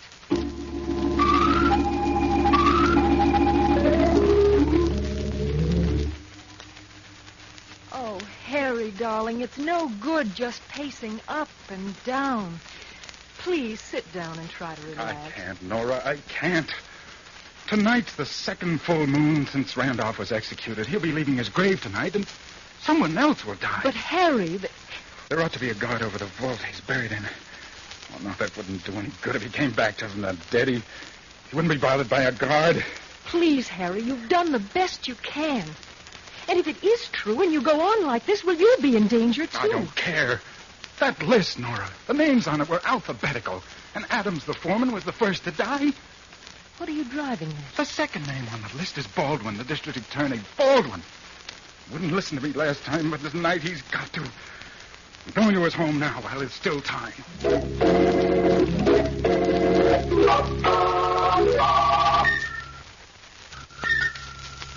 Mr. Baldwin, you are in danger tonight. I'm sure of it. Deadly danger. No, you mean it, I'm sure, Wilson. Yeah. I thought it was some kind of a gag before. Now I can see you fully believe everything you've said. Oh, then you will take precautions. At least for tonight? I've been an officer of the law for 30 years. I've been threatened by a lot of convicted murderers, but not one of them has come back to get me yet. But you don't understand. The great Randolph is different. He had powers that we know nothing about. Perhaps, but I doubt it.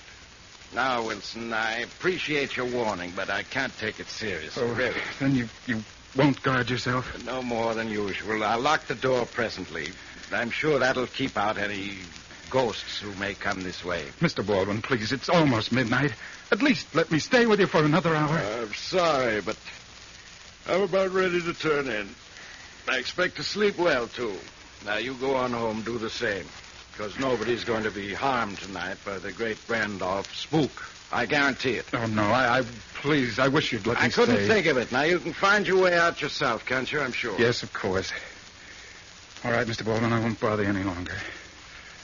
Good night. Good night, Wilson. Well, he's gone. I'm afraid the poor fellow needs to see a psychiatrist. Randolph's ghost. I only hope I never have anything worse to be afraid of than my... Who's there? Who came in just now? Wilson, is that you again? No, my friend. It is not Wilson. Who are you? What the devil's the meaning of this? You don't recognize me, then? How can I in that cloak with the collar pulled up over your face? That is to spare the world a sight that should remain forever hidden within the darkness of a coffin.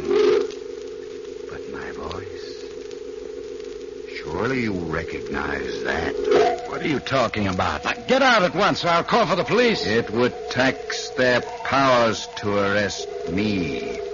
They have no authority in the world to which I belong. No, it can't be. I see you have recognized me. You should have taken Wilson's warning, Baldwin, because I'm here. The great Randolph at your service. Oh, it's impossible. That's been said of so many things, hasn't it? But I think I can convince you. No, stay away.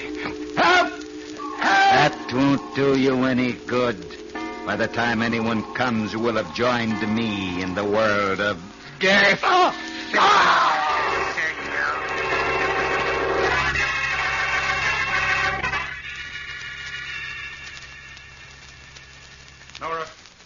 Nora!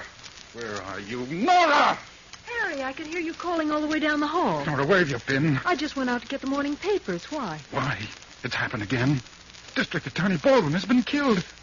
But how? Exactly the same way Mr. Adams was killed, strangled, just at midnight. Oh, no. And Nora, I think I know the truth now.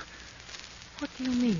I don't believe it was your father at all. I think it was I that killed them. I killed them both.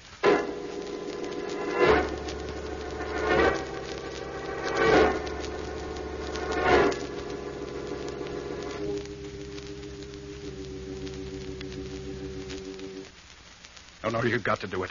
There's a full moon tonight. You've got to lock me in this apartment. Oh, but Harry, you couldn't possibly have killed those two men. I could. I was near the scene at both times, and my mind, it wasn't clear. I don't remember doing it, but don't you see, if I'd been hypnotized, I wouldn't remember. But, darling, Father couldn't have hypnotized you into committing murder. It's a law of hypnosis. The subject won't do anything he knows is wrong. I know that, but I can't be sure. I believe that in those few minutes I was with him, somehow Randolph impressed on my mind orders to carry out his vengeance for him. Oh, darling, I'm sure he didn't. But if you insist, I'll lock you in. All right. Well, I want you to go now. Might not be safe for you to stay with me. All right, Harry. I'll go to a movie. I've got to stay locked in until after midnight. Then even if I am hypnotized, I won't be able to do any harm. You do understand, Nora, don't you? Oh, of course, darling. I'm sure you're wrong, but I'll do anything you say. All right, now. Lock me in. And don't you come back until after midnight.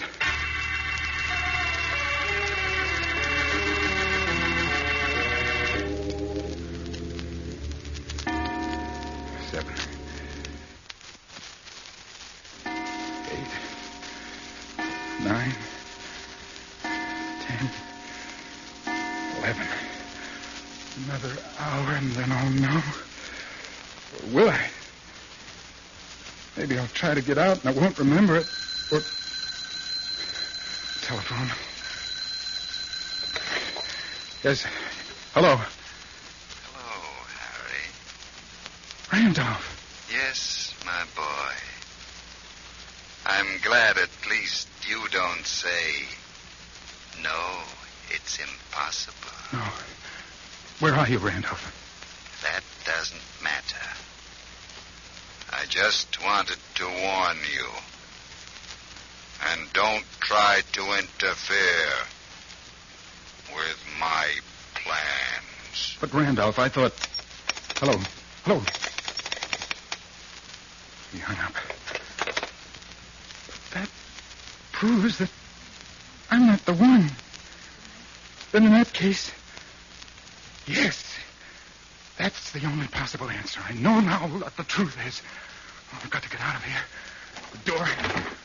Oh, it's too solid. I couldn't break it down with an axe. Oh, there's no fire escape, and it's 8 floors down to the street. I have it, the superintendent. I can telephone the superintendent, tell him I'm locked in, and then he'll come and let me out.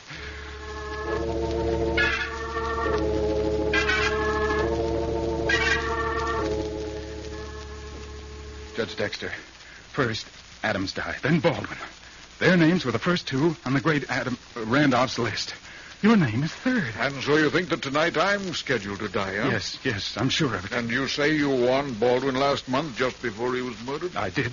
And he laughed at me. But he died just the same. And you're seriously asking me to believe that a dead man legally executed by the state is walking the streets tonight seeking my life? I tell you, he telephoned me only half an hour ago. I recognized his voice. You know, of course, that your story sounds like the ravings of an insane mind. I know it. That's why I've kept quiet this last month. I did try to convince the police, the district attorney, and all I got was laughed at. And then... Yes, and yet, obviously, you're in earnest. I don't think you're crazy. I'm not. For a little while, I thought that I was the killer. You? How? I thought that I was under post-hypnotic control, that Randolph had planted in my mind the impulse to kill his enemies. But that phone call proved that I was wrong. And what do you propose that we do? If we went to his tomb, perhaps then we'd learn the truth. Well, Wilson, what do you want to open Randolph's tomb for? Don't you see? If we go there and we find Randolph is still in his coffin, then I'll know that the real murderer is my wife, Nora.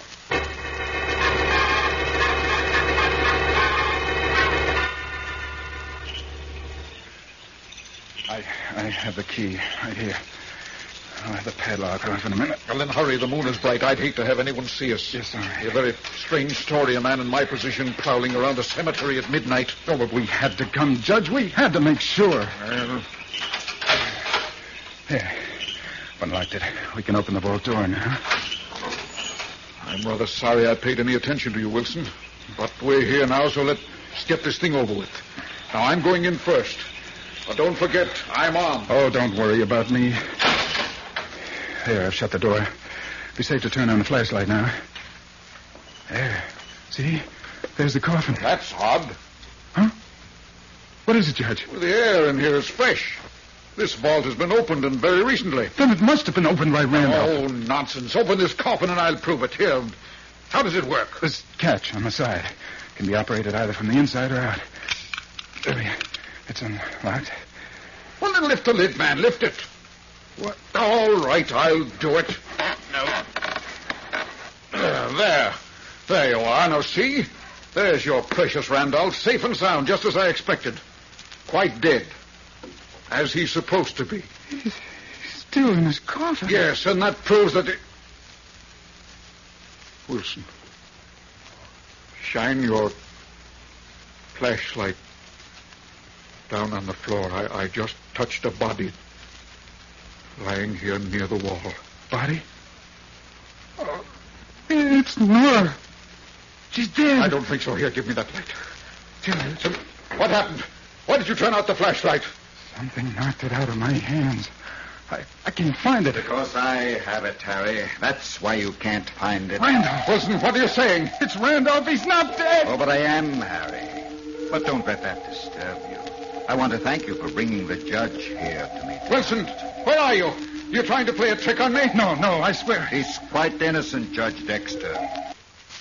As for Nora, she merely came to make sure I was where I'm supposed to be. Just as you did. When I spoke to her, she fainted. Wilson, get the door open. We've got to have some light in here. It's no use, Dexter. I can see in the dark like a cat, and you can't. No. I have you now. No, Judge. Let go. You're going to die, Dexter. Executed as you ordered me. Executed. Randolph, let me go. I warn you, Randolph. I've got a gun. I'm going to shoot. You're too late. You're... Judge, are you all right? Yes. Yes, I am. Now see if you can find the flashlight. Right. I think I've taken care of Mr. Randolph, if it was Randolph. I think I have it. Yes, here it is. Judge, Randolph's body, it's still in the coffin. I rather thought it would be. Harry? Harry, is that you? Oh, no. You're not hurt? No, just my head. I came here to see if Father... We understand, Mrs. Wilson, and then someone hit you. Yes, from behind. There was someone here in the vault. I just got a glimpse of him, and then he hit me. But who was it? That's what we're just about to find out. Now, let me have the flashlight, Wilson. Yes, of course. I think he fell over here. Now, yes, here he is. But who is he? He was impersonating Father, but who is he? Here he's lying on his face. You better turn him over. Carefully now. He's still breathing. That's it. Oh, it's Miller, the guard from the penitentiary, the one Randolph said he made a friend of. Yes, the one who was guarding him just before he was executed. So that's it. It was Miller. Miller, can you hear me? What happened? I'm afraid he's dying. Before Father was executed, he must have hypnotized this man and ordered him to carry out his fantastic scheme of vengeance. Oh, it was a trick, but a very cunning trick. By means of hypnosis, Randolph used this man as a tool, even though Randolph himself was dead. He must have recognized that Miller was unusually susceptible. I think we'll find that Miller was a psychotic to begin with. Otherwise, Randolph's hypnosis would never have worked. For no normal person can be influenced the way Miller was under any circumstances. Isn't there anything we can do for him? No. No, he's gone. And with him, the great Randolph has died, too. For good.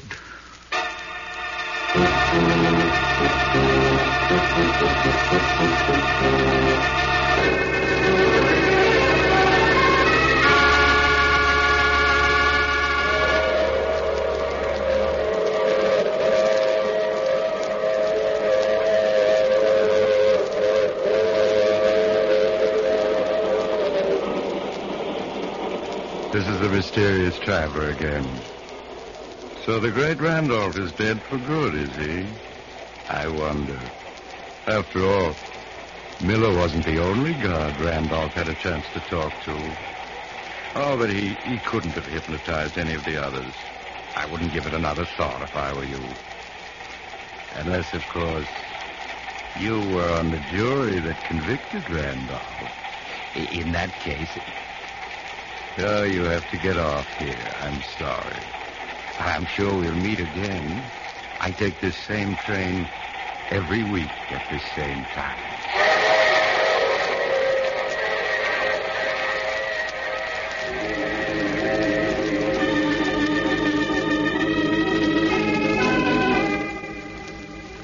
You have just heard The Mysterious Traveler, a series of dramas of the strange and terrifying. The role of the mysterious traveler is played by Maurice Tarplin. In tonight's cast were Santos Ortega, Richard Coogan, Shirley Blank, and Bill Smith. Original music composed and played by Al Finelli. All characters in this story were fictitious, and any resemblance to actual persons was purely coincidental. This is Bob Emmerich speaking.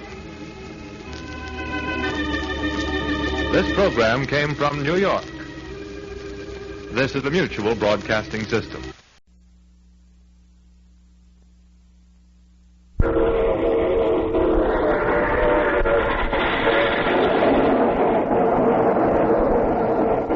The Mysterious Traveler.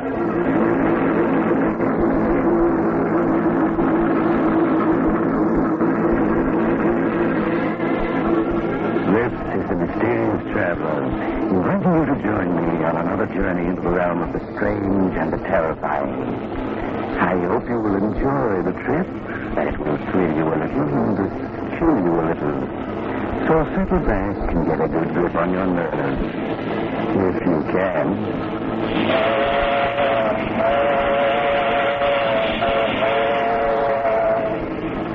Where are we going?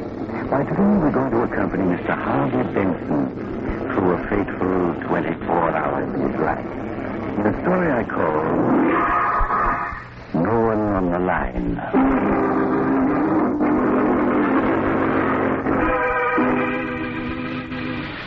Our visit with Harvey Benson begins on a Wednesday evening in summer. Harvey, a self-made businessman, is smoking a cigar and reading the paper, while his wife Linda reads a book. It's really quite a picture of peaceful domesticity. Well, that's that. Nothing much in the paper tonight, dear. It's too bad your poker game tonight fell through, darling. I know how you look forward to Wednesday evening. No, well, it doesn't matter. Good book you're reading? Oh, yes. Yes, it's very exciting. It's a new murder mystery everybody's talking about. I would have guessed it was rather dull from the way you've been looking at the same page for 10 minutes now. Oh, was that? I must have been wool gathering. Well, I guess I'll go. Oh, the phone. I'll get it, Linda. No, sit still, Harvey. You're tired. I'll answer. No, I insist, my dear. Hello. Hello. Hello. That's funny. No one on the line. How strange. Maybe the phone's out of order. No, I heard the click as someone hung up when I answered. Oh, but it's not worth wondering about. Getting late. What do you say we turn in?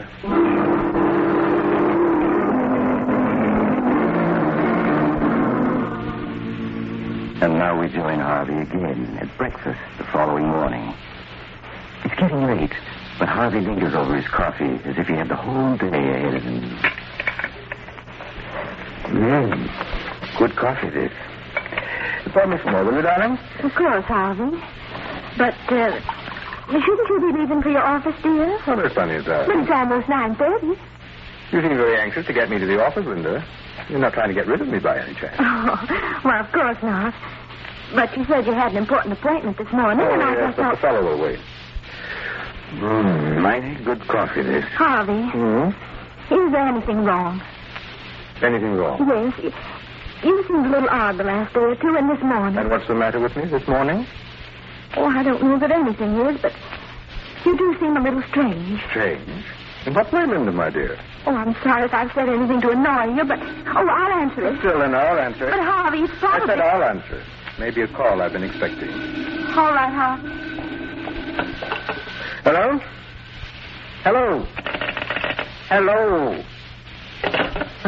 Strange, there's no one on the line. Same thing that happened last night. Oh, how peculiar. Oh, but that phone must be out of order. Yes, I suppose so. Yet I could swear I heard someone hang up when I answered. Oh, you must have been mistaken, darling. I suppose so. You better give the company a ring, Linda. Yes, I will, Harvey, right away. Good. And now I do have to be going. See you tonight, darling.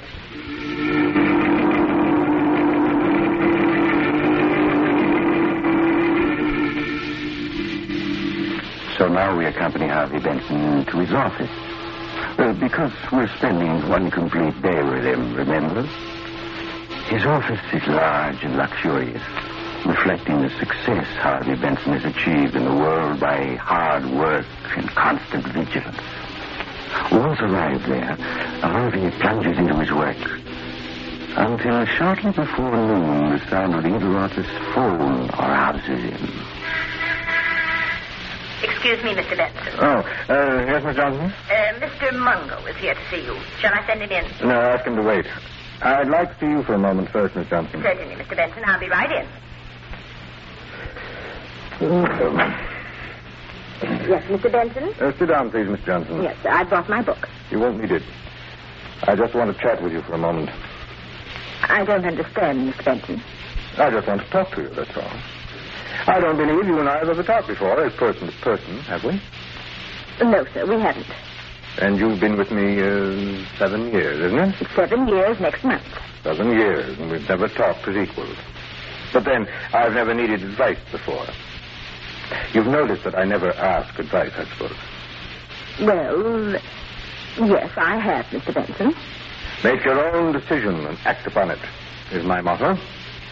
And yet, now I'm going to ask your advice as a woman, not as a secretary. Well, I'll try to be helpful if I can. Good. Now then, picture for yourself a woman who has always been very practical and, well, let's say rather cold. Suddenly this woman becomes dreamy and absent-minded. She stands for minutes at the window, looking at nothing. You speak to her. She doesn't hear you. What would you deduce from that? Why, I'd say she was in love. Excellent. Now, suppose this woman is married. Suppose on several occasions when her husband is in the room... You're following me, aren't you? Oh, yes, sir. Suppose on these occasions the phone rings and this married woman answers. And each time she tells the party calling he has a wrong number. What then? Why, I suppose that could happen. Now, Miss Johnson, suppose on several occasions the husband answers and the party at the other end hangs up without speaking. Why, it sounds like someone trying to call the wife without her husband knowing about it. Exactly. I felt sure I couldn't be wrong.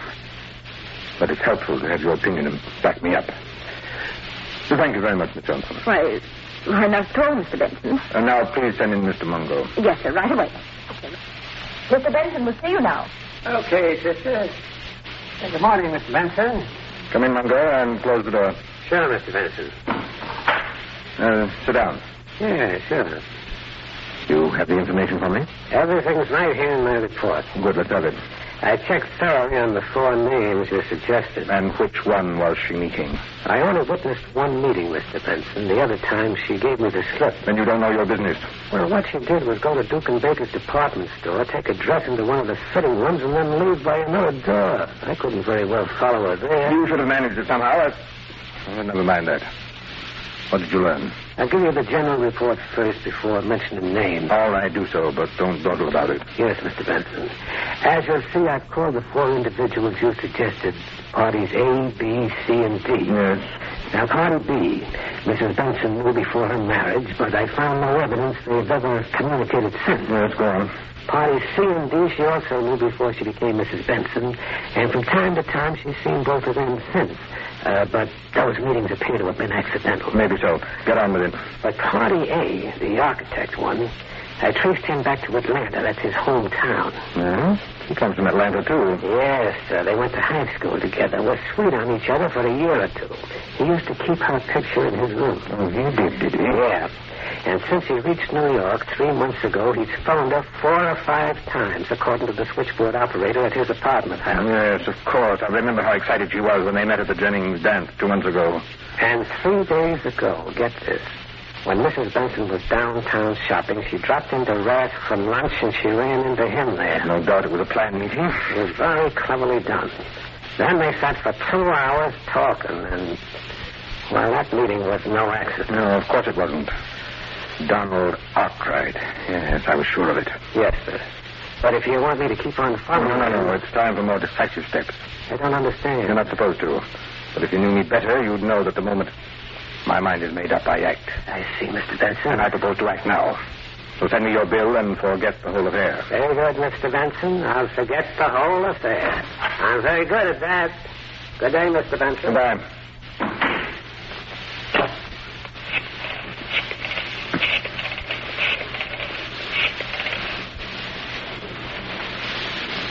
Hello, Donald Arkwright speaking. Oh, hello, Arkwright. This is Harvey Benson. You remember me, Linda's husband? Yes, of course, Mr. Benson. How are you? Fine, thanks. I'm calling because I need an architect. Oh, and you wanted me Yes, to... I'm going to put up a summer place out on Long Island, and I wanted you to draw the plans.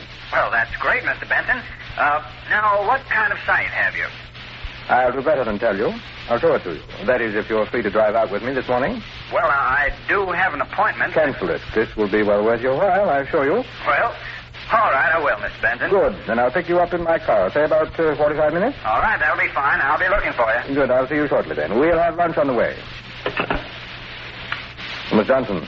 Yes, Mr. Benson? I'm leaving for the day. Cancel any appointments I may have.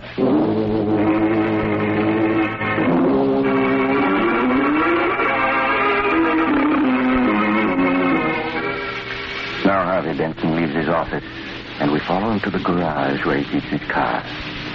Well, Joe, you have my car ready? I got it right here, Mr. Benson. But look, don't you want to take the new coupe? No, I said I wanted the sedan. Yeah, sure, but since that little accident Mrs. Benson had, the sedan ain't in too good a shape. It'll do for today. Yeah, but what I'm getting at is it ain't safe. I'm not worried. You put in plenty of gas? Yep. 5 gallons, Mr. Benson. But look now, don't take no chances with them brakes.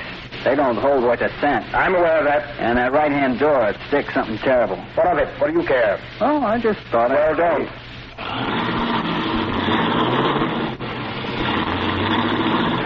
Golly, he's certainly in a hurry. With them brakes the way they are, he'll kill somebody if he ain't careful.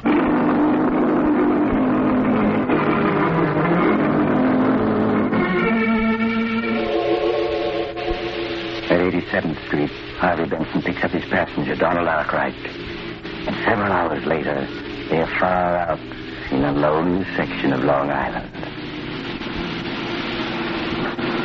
Just a quarter of a mile more, Arkwright. Up ahead on top of those cliffs. That's where my lots are. I surely appreciate your asking me to prepare the plans, Mr. Benson. Linda suggested you for the job. Said you were a first-rate architect. Well, that's swell of her.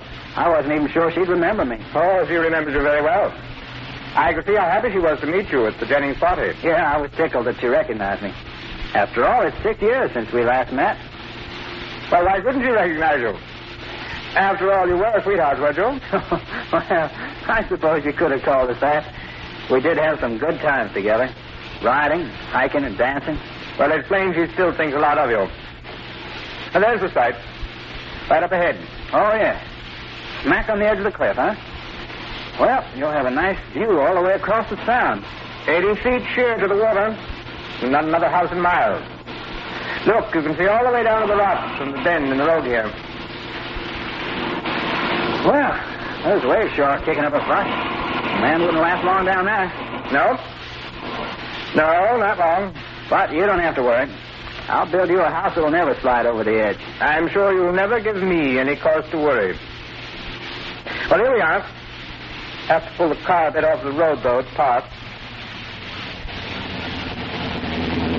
Ah, pretty steep here. Yes. I'll have to put in a retaining wall. Terrace the ground, I guess. There. I got her off the road. We'll leave her here, where we'll have room to turn around when we're ready to start back. Sure hope you have good brakes. I'd hate to slide over under those rocks down there. I'd hate to myself. Oh, want to get out and block wheels for me? Oh, yes, of course. Yeah, the door won't open. Seems to be stuck. That's right, that door does open hard. Never mind, I'll get out on this side and block them. Well, say, aren't you forgetting to set the brakes? Not necessary. But this slope is steep here. I know what I'm doing. But look, the car's moving already. It's starting to roll forward. Yes, it is, isn't it? And it'll keep on rolling. Mr. Benson, I can't stop your car. The brakes won't hold. Mr. Benson, it's going over the cliff. It's going over the cliff. Harvey stands there, watching the car roll toward the edge, while his passenger struggles frantically to get out. It only has 10 feet to go, 5 feet, and then on the very edge, the wheels twist against a rock, and the car stops. Harvey runs down the slope and reaches the spot, just as Donald Arkwright manages at last to scramble out. Mr. Benson, you did that on purpose. Yes, Arkwright, I did. You tried to kill me. Exactly, I tried to kill you. But why? You must be crazy. No, Arkwright, only myself. If you knew me better, you'd know that no one tries to take anything away from me without suffering for it. What are you talking about? You know what I'm talking about. What's mine is mine. And everything that's mine I keep. You are crazy. I can see it. Get away from me. Take your hands off of me. No, Arkwright, you haven't a chance. Let me go. You'll do nothing. In this world, a man has to be strong and ruthless to stay on top. And I'm... Oh, no, you're pushing me toward the edge. Let me go. You're going over, do you hear? You're going over. No!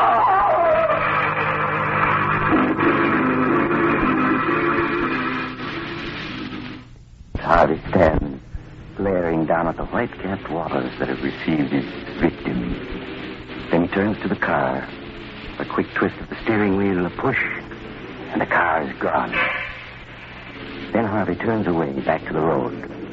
He walks a mile, 2 miles, 3, until he gets a lift from a driver who takes him to the nearest state police barracks, where State Police Sergeant Thomas hears his story. Mr. Benson, you say you got out of the car to block the wheels, and the car started rolling forward? Yes, Sergeant. Arthur, I tried to open the door, but it stuck. The car was at the edge by the time he got it open. He jumped, but he was too late. I see. All right, I have the details straight. Oh, it was horrible, Sergeant. He was my friend. There was nothing I could do to help. Nothing. Yes, I understand, Mr. Benson. You were quite alone at the time? No witnesses? No, we were miles from the nearest house. Why do you ask? Well, because there's a Boy Scout camp about a mile from there, Mr. Benson. I thought some of the boys might have been within sight. Oh, no. There wasn't anyone in sight. I see. Well, I guess that's all, Mr. Benson. It's just about dark now, so we probably won't recover the body before tomorrow. I'll notify you the minute we do, so you can identify your friend.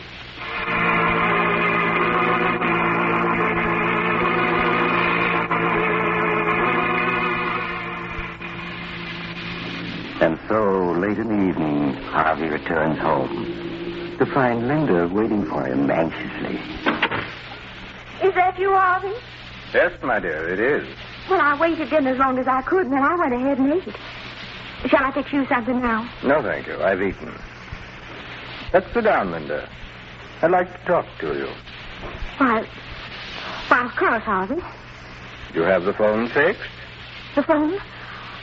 Oh, no, I called the company, but they said there was nothing wrong with it. I see. Well, they were quite right. I discovered that the trouble was from another source. I don't think I understand you, Harvey. Linda, my dear, do you consider me a fool? Well, of course not. Don't you suppose that I've known what was going on for some days now? What do you mean, Harvey? When a woman suddenly takes to mooning around the house, staring out the window, not answering when she's spoken to, the signs are unmistakable. Are you speaking about me, Harvey? And when that same woman gets several phone calls while her husband is in the room and each time tells the caller, "I'm afraid you have the wrong number. There's no one here by that name." It would be a very stupid husband indeed who failed to notice. Yes, I suppose it would. But the crowning touch was those calls when there was no one on the line. One several days ago, one last night, and now one this morning. But, Harvey, I answer and there's no one on the line. But who's there when you answer? That's what I want to know, Linda. Well, what have you to say? There isn't much I can say, Harvey. Oh, then you admit it. Those calls were from someone I wasn't supposed to know about. Someone you're in love with. Yes. Someone I'm in love with.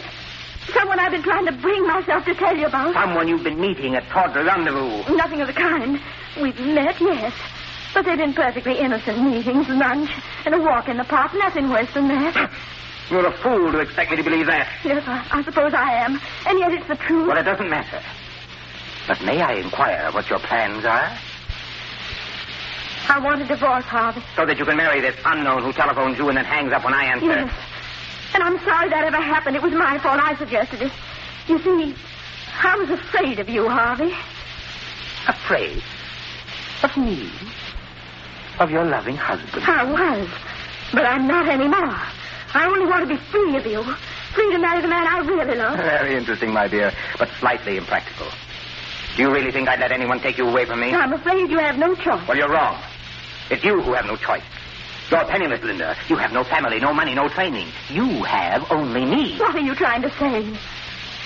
I'm just leading up to a story I have to tell you, Linda.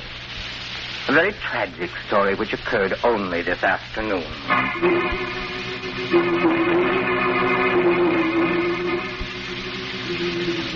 And so Harvey tells Linda the story of the afternoon's events.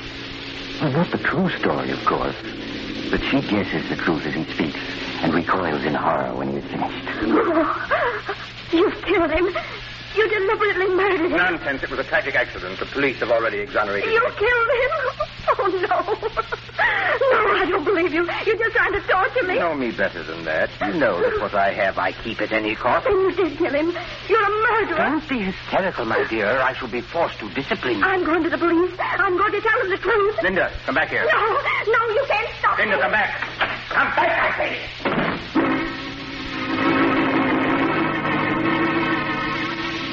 Linda's gone before Harvey can get to the door. Harvey pauses, irresolute.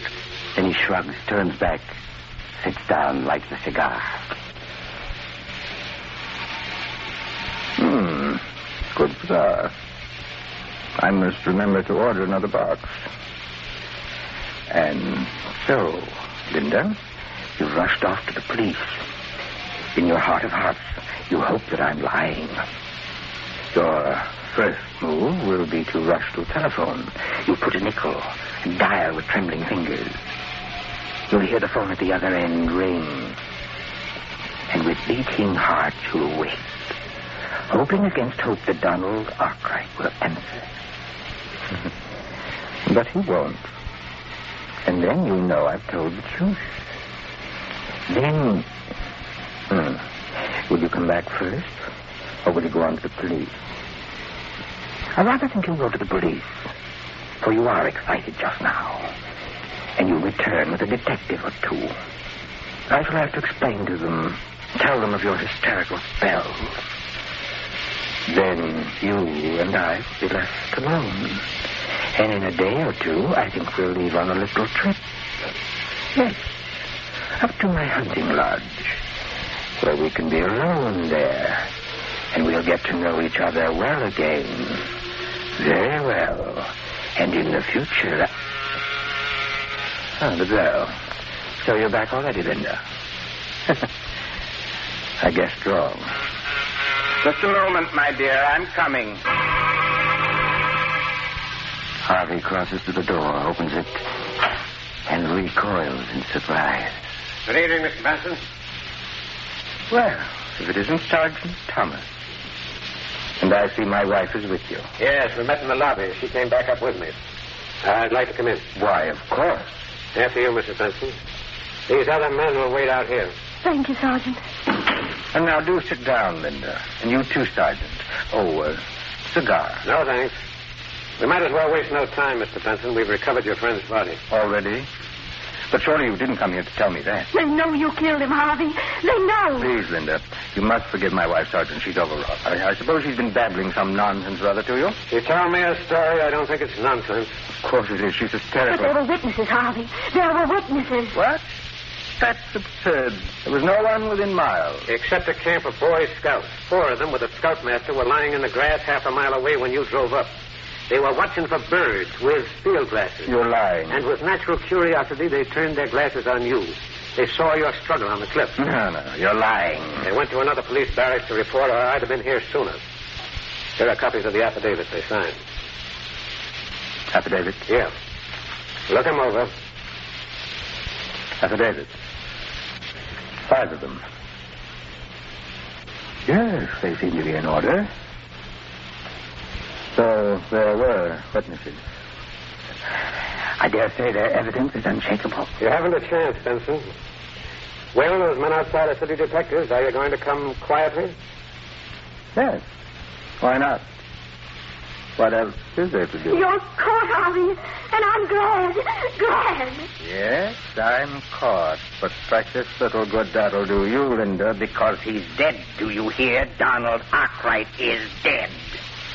Donald Arkwright? Yes. You wonder how I knew it was he, don't you?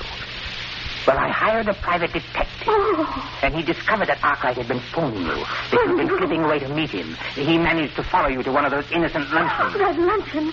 But that means it was an accident. A very clever accident, but not clever enough to save Arkwright, because he's dead, do you hear? And no matter what happens to me, I've beaten you. You're insane. You always have been with your lust for power, and I never guessed it till now. Fine words. But they won't change the fact that your beloved is dead and that I've taken him from you. You killed Donald Arkwright because you thought I was in love with him. You killed the wrong man. No, I didn't. It was Arkwright. I know it. Oh, no. Don Arkwright was just an old friend.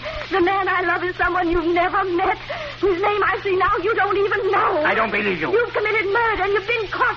And all for nothing. No. And that knowledge is worse to you than any punishment the law can inflict. You're lying. It was Arkwright who phoned and hung up when I answered. I tell you it was. It couldn't have been anybody else.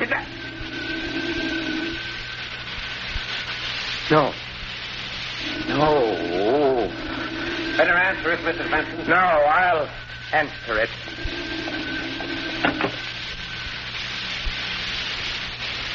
Hello? Hello?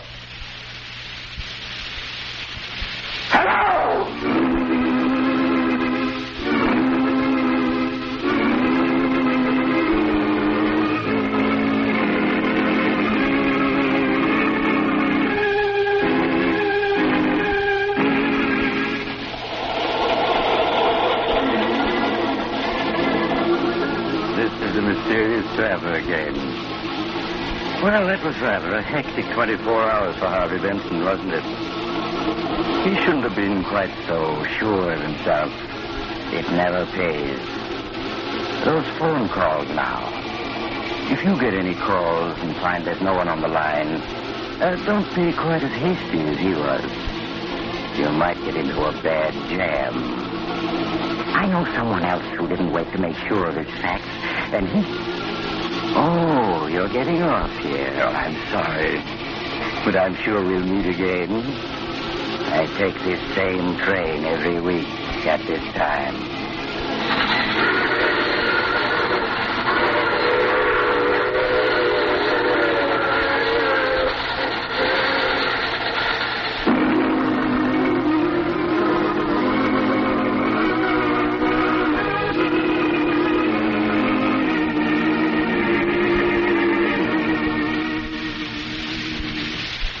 You've just heard The Mysterious Traveler, a series of dramas of the strange and terrifying.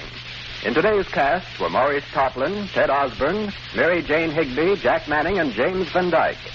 Original music was played by Doc Whipple.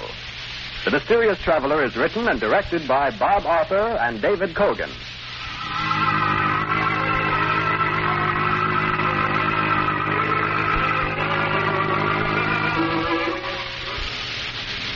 Listen next week over most of these mutual stations to a tale titled Death Whispers Softly. Another tale of the Mysterious Traveler. The Mysterious Traveler is presented by the Mutual Network from our New York studios. Russ Dunbar speaking. What could have been in the little black box that led intelligence men, Nazi agents, and Mike Waring, the Falcon, on a chase of mystery and intrigue over 2 continents? You'll learn the answer when you hear Death Comes in Boxes this Tuesday night's mystery on The Adventures of the Falcon. Tune in Tuesday for The Falcon. This is the Mutual Broadcasting System.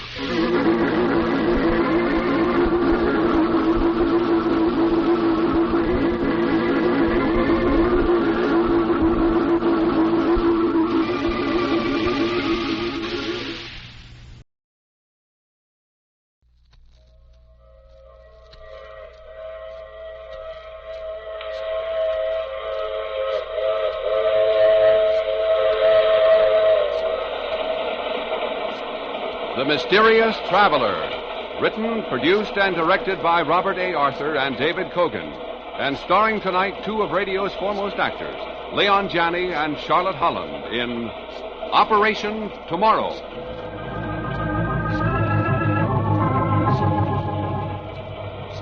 This is the Mysterious Traveler, inviting you to join me on another journey into the realm of the strange and the terrifying. I hope you will enjoy the trip, that it will thrill you a little and chill you a little. So settle back, get a good grip on your nerves, and be comfortable, if you can, as we journey with a young scientist into the unknown future. It's a story I call Operation Tomorrow. But first, a message from the Ford dealers of America. Everyone's saying it. The 50 Ford is a great car.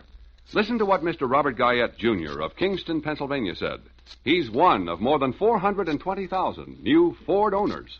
I find that my 8-cylinder 50 Ford gives me remarkable mileage. Over 18 miles to a gallon. And outside of regular checkups, my 50 Ford's never been in the shop for repairs. Another feature I like about it is that, in spite of my leaving it out on the street a lot, The finish is still as new-looking as when I bought it. I believe the 50 Ford is the best buy on the road because it costs so little to buy, so little to run, and so little to own. Yes, Ford owners everywhere agree. The big new Ford is the real economy buy. When you buy a new Ford, you save on Ford's initial low price. And when you drive it, Ford's fine engineering saves on maintenance and operation costs. But get the facts yourself at your nearest Ford dealers. Then take the wheel and get the feel of this fine car. Test drive the new Ford.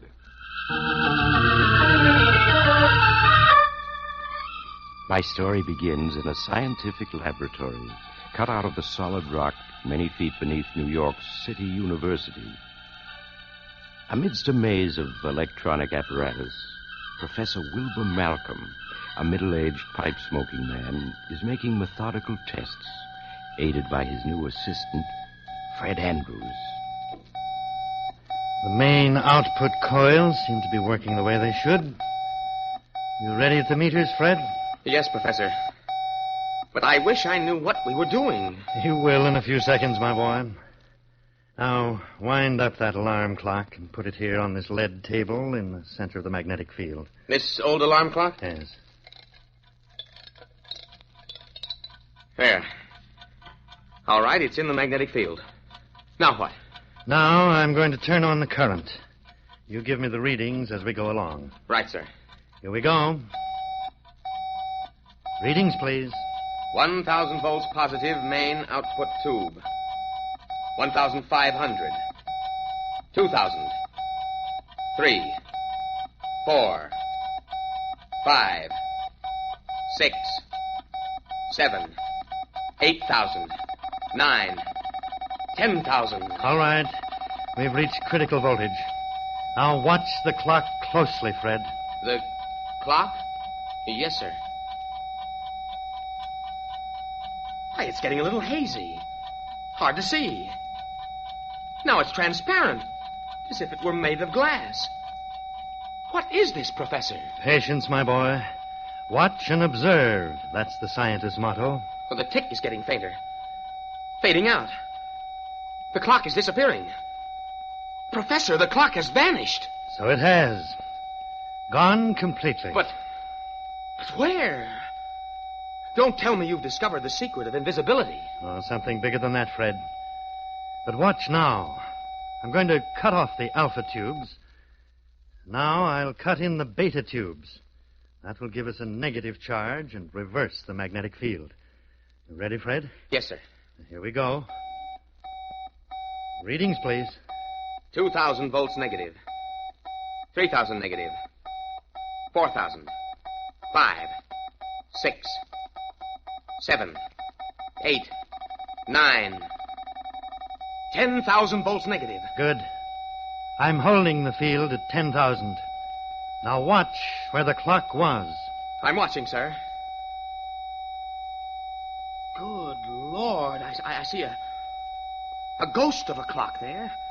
Just a misty outline. Now it's becoming clearer and clearer.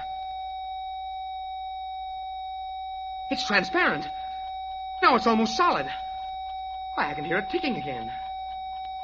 And there it's back. Oh. Yes, Fred. The clock is back. And as you can hear, still in good working order. But where was it? Where did it go? Where did it go? It went into the future. Into the future? Yes, my boy. That clock has just penetrated approximately 1 year into the future.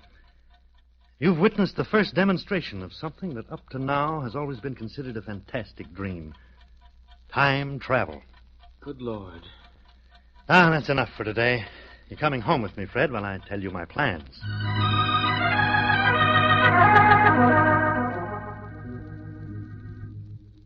How did you stumble onto this time travel effect, sir? Well, it came about almost by sheer accident. My main purpose, which is a top-secret operation, is to develop electronic controls for atomic spaceships. You mean they've been developed? Oh, no, not yet. But it shouldn't be long now. Science is making incredibly rapid advances. And sometimes it worries me. When you travel so fast, there's danger of a collision. Yes, I know. We're all of us worried that the world is headed for a gigantic disaster, but there doesn't seem to be anything we can do about it. Perhaps there is. That's what I've been working around to tell you, Fred. What, Professor Malcolm? Well, this time travel effect that I stumbled on accidentally. I've kept it a secret. You're the only person besides myself to know about it. I'm very flattered, sir. I know I can trust you. And I need your help. I'm not sure we're really ready for time travel. As we were just saying, we're going so fast now, so many new discoveries that we don't know how to handle for the world's good. I hesitate to add one more to the list. I think I understand. But on the other hand, maybe it can be used for mankind's benefit. I have a wild scheme, Fred. Very unscientific. And yet... What is it, Professor? Well, it's this. I propose to send you on a little jaunt into the future. Into the future? Yes. I want you to bring back information. I want to find out what's in store for us mortals of the 20th century, Fred. If it's bad, war, perhaps. Just knowing about it in advance may make it possible to prevent it. Do you follow me? Huh. It would be like knowing in advance about a train wreck and then seeing that it doesn't happen. I knew you'd understand. That's why I sent for you. As soon as we've completed our tests, I propose to send you through time 100 years into the future. For days and weeks, Fred Andrews and Professor Malcolm experimented until they were sure it would be possible to send a human being into the future and bring him back safely. At last, they were ready for the big test, for the actual transmission of Fred himself through time. Professor, I'm all ready. Why are you hesitating? Well, Fred, as we've been working, suspicion has been growing in my mind. What suspicion, sir? I don't think this is going to work. But, Professor, we've sent dozens of objects into the future and brought them back. Even live animals. Cats, dogs. Yes, but we've never brought back an object from the future itself. I mean, one we didn't send there. No, that's true. I wonder if... Well, no matter, we'll see. Now remember, gather all the information you can and get back to this spot 6 hours from now. I'll activate the return field then and bring you back to 1950. Yes, sir. I'll do my best. I guess that's all. Good luck, my boy. Thank you, sir. 5,000 volts positive. 6,000 volts. How do you feel? I feel fine, Professor. 8,000 volts. 9. 10,000. Critical voltage. You're beginning to move forward into time. You're getting transparent now. Can you hear me? Yes, Professor Malcolm. I can hear you, but you sound very far away. I can't see you any longer. I seem to be in the middle of a fog or mist. Now I'm just surrounded by blackness. I can't hear or see anything. He's gone. Pray heaven he comes back safely.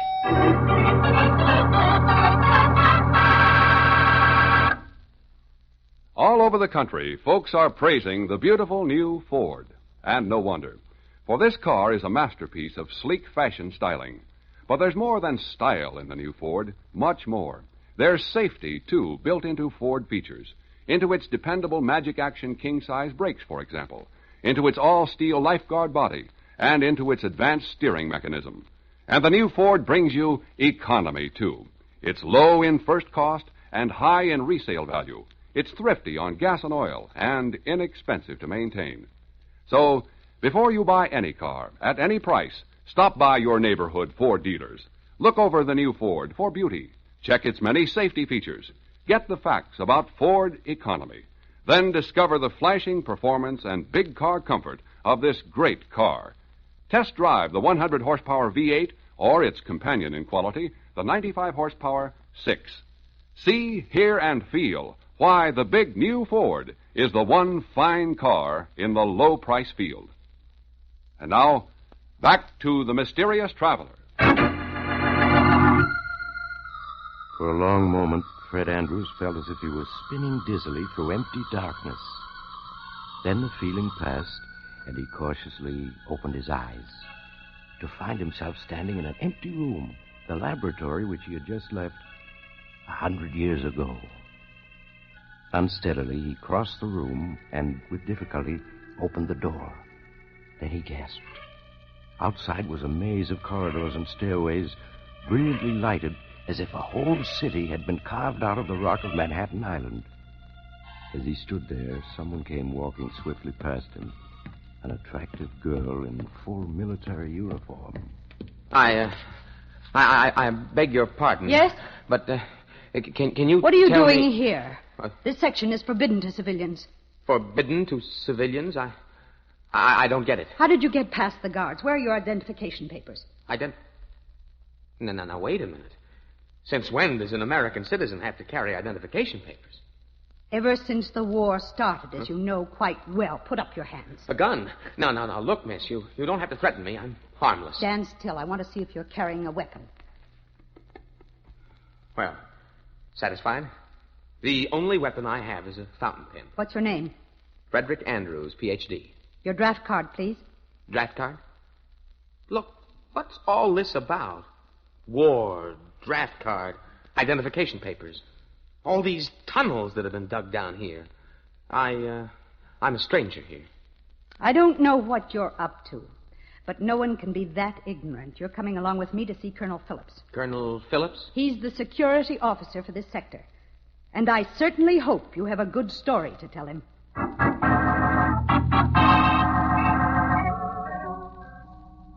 So your story, Mr. Andrews, is that you've come here from the year 1950.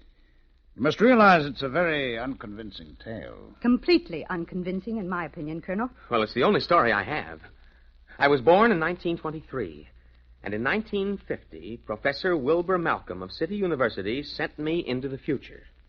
Now I'm here and, I forgot to ask the date. It's April 10th, 2050.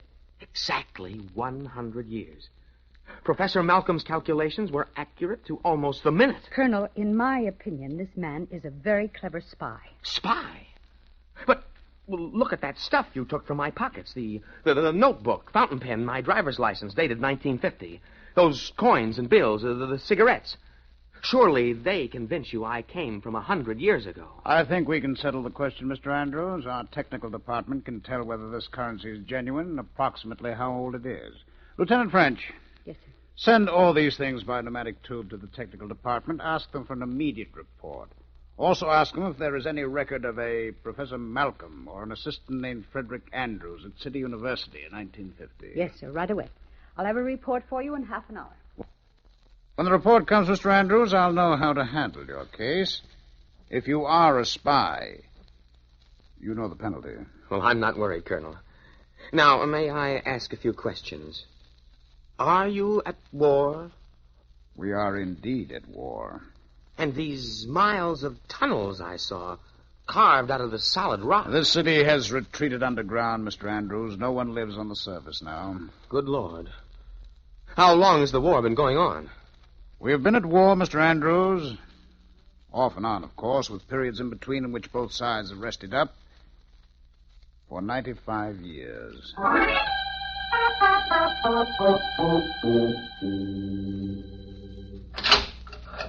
Well, a visitor at last. Hello, Lieutenant French. I'm sorry, Mr. Andrews, that we had to keep you locked up until you were cleared. Does that mean you believe my story now?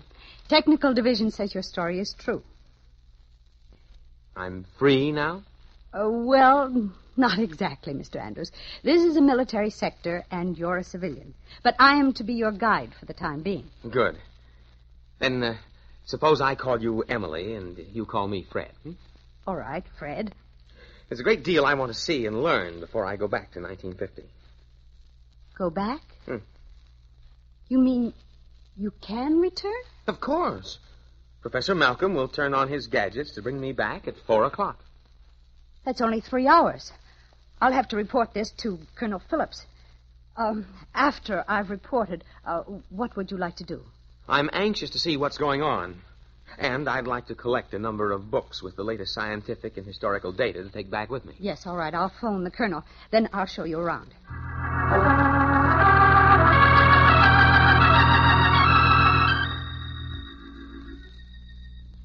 Fred, here's the plotting room for the flying bomb attack. Good Lord, it's as big as a theater. And as dark. What's that big board with lights on it? That's the chart board which records every flying bomb within 1,000 miles of American territory. Self-guided missile entering detection net over Greenland. General course south-southwest. I have it plotted. Send up interceptor rockets when it reaches Zone 4. Yes, sir. Rockets 34 and 35 successfully intercepted at Defense Zone 4. Now, you see, Fred, 2 lights just went out. That means we sent up destroyer rockets, which brought the bomb down. Rocket bombs 29 and 31 have eluded interception at Zone 3. Interception salvo at Zone 2. If they penetrate, use interceptor L-100 at Zone 1. L-100 is our new top-secret interceptor, Fred. Hardly anyone knows how it works, but it never fails. 4 more lights went out then. Mm-hmm. And here comes the report. Last 4 rockets successfully intercepted. Roger. Well, Fred, what do you think of modern Rocket warfare? 25 has penetrated Zone 2. Horrifying. Interceptor And L-100 everybody is being here launched now. Seems to take it so calmly. You can't get excited when a thing has lasted for almost 100 years on and off. That light, number 25. It's still on and moving. But it should have been destroyed by now. Do you suppose... Rocket number 25 has eluded interceptor attack by L-100. It has, but it can't have. Report on 25, please. Detection base 103 reports number 25, apparently new type rocket, non-metallic construction, able to baffle sighting mechanism of L-100. Order technical crew to search for fragments after the hit. Send general warning to eastern seaboard area. Give plotted strike prediction. Very good, sir. All personnel in Eastern District. All personnel. Bomb strike due in 10 seconds. Battery area. Bomb strike due in 5 seconds. 4 seconds. Bomb strike due in 3 seconds. 2 seconds. 1 second.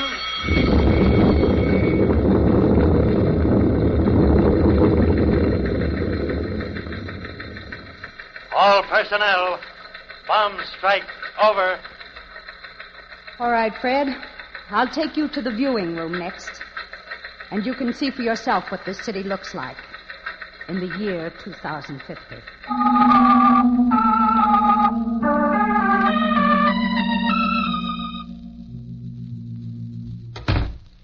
Lieutenant French reporting back with Mr. Andrews, sir. Very good, Lieutenant. Well, Mr. Andrews, have a good look around? Yes, sir.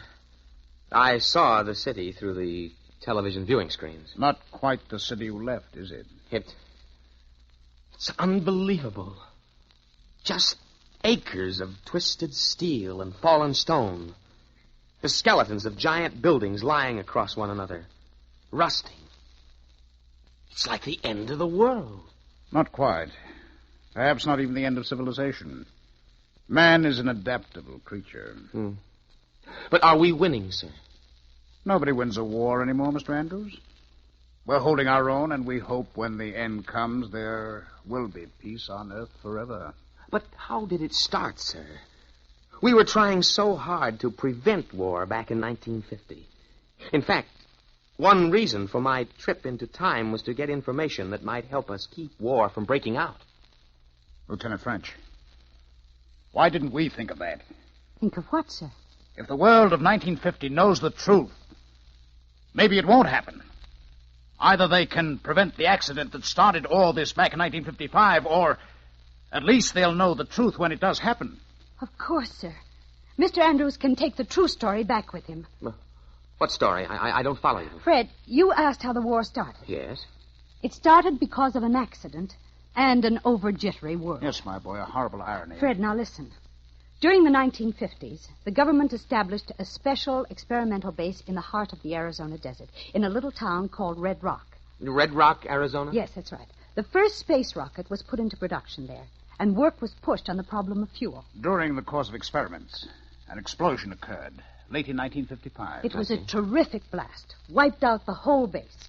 The first reports were sabotage, that the enemy had blown up the base because they were afraid we were on the verge of getting space flight. Before the truth became known, our newspapers screamed for retaliation. The enemy became panicky and decided to strike first. And phase 1 of the war was on. When we discovered the blast was really an accident, it was too late to stop. That's horrible, sir. War, because everybody was just too jittery. But it doesn't have to be. Don't you see, if you take back the true story before it happens, it won't have to happen. Now, look, I've assembled a dozen books for you. The information in them will enable your scientists to prevent that blast at Red Rock Base. Now, Fred, you've got to get the facts back to them. You've just got to. I will. Believe me, Professor Malcolm and I will see to it this war doesn't start in our time. Good. Now, come along. You've only 5 minutes more.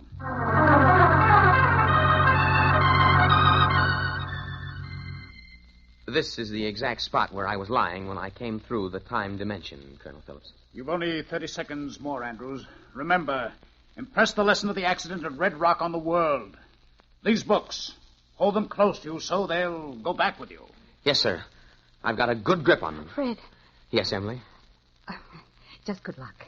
Thanks. Maybe I'll pay another trip to 2050. I hope so. It's 1600. And Professor Malcolm is on time. Look, Colonel. He's getting transparent. He's disappearing. Goodbye, Emily. I guess this is it. Hope to see you again sometime. But, sir, the books, they aren't disappearing. They're just as solid as ever. Fred! Fred! What? I can hardly hear you. Everything's gray and misty. Are you still there? Emily, are you still there? The books, Fred! Fred, the books! Andrews, you're going back with the books! They're staying here!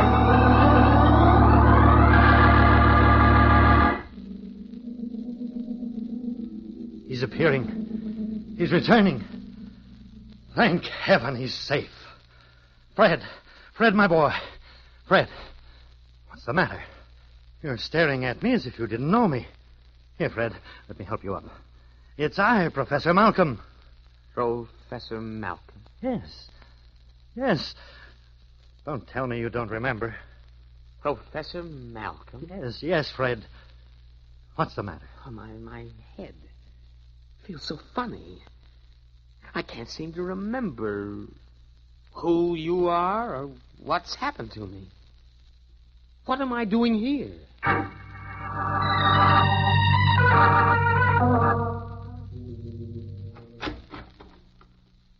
Well, Fred, how are you? Oh, Professor Malcolm, it's good to see you, sir. I can't tell you how I've been blaming myself ever since the experiment. Oh, nonsense. I haven't suffered any harm. Just a blank place in my mind. I can't understand it. Do you suppose the experiment failed? You were gone for 6 hours. Somewhere.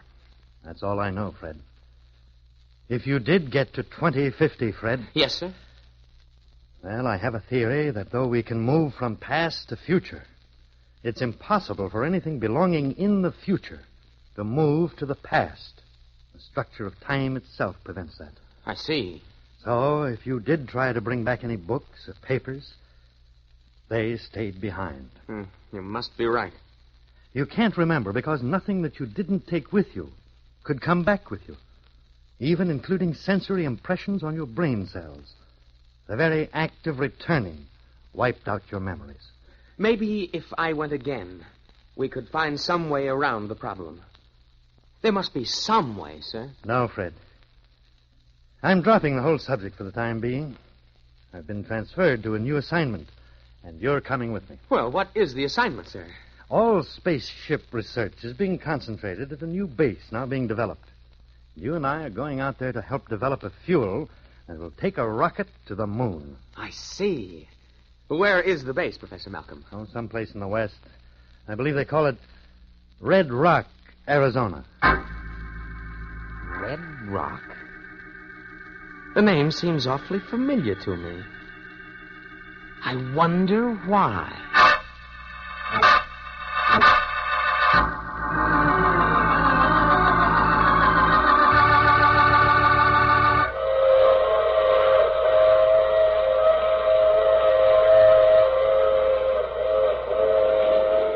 This is the mysterious traveler.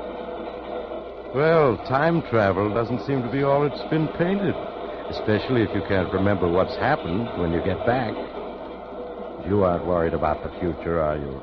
You know that tonight's story couldn't possibly happen. Or could it? Oh, you have to get off now. I'm sorry. But I'm sure we'll meet again. I take this same train every week at this same time.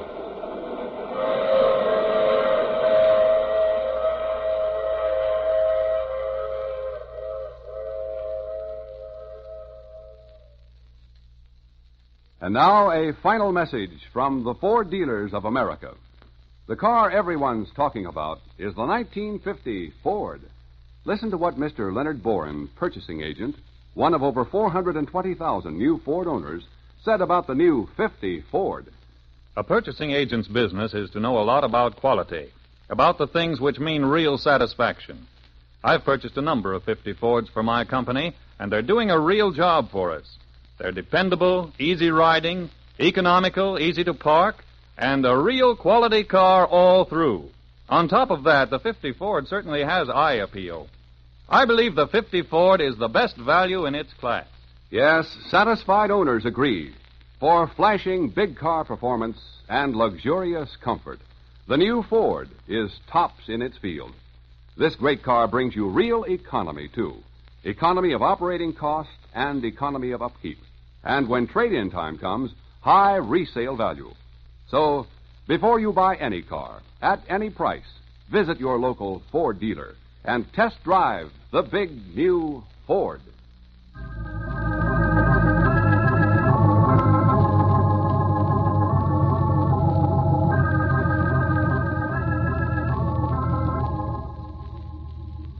You have just heard The Mysterious Traveler, played by Maurice Tarplin. In our cast were Leon Janney, Bob Donnelly, Charlotte Holland, and Ralph Bell. Original music composed and played by Al Finelli. All characters in this story were fictitious, and any resemblance to the names of actual persons was purely coincidental. This is Durward Kirby speaking. This is the world's largest network, the Mutual Broadcasting System.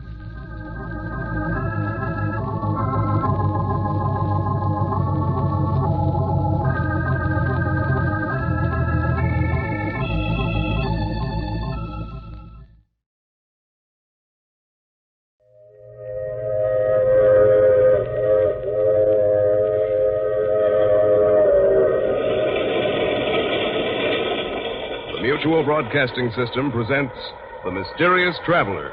Written, produced, and directed by Robert A. Arthur and David Cogan, and starring tonight two of radio's foremost personalities, Santos Ortega and Ann Shepard, in Out of the Past.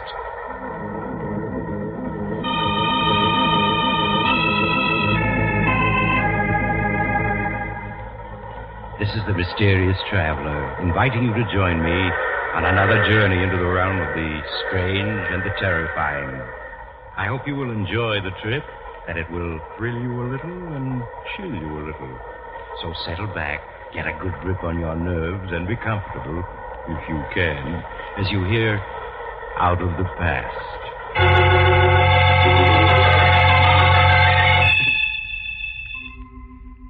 Your name is Joan Morgan.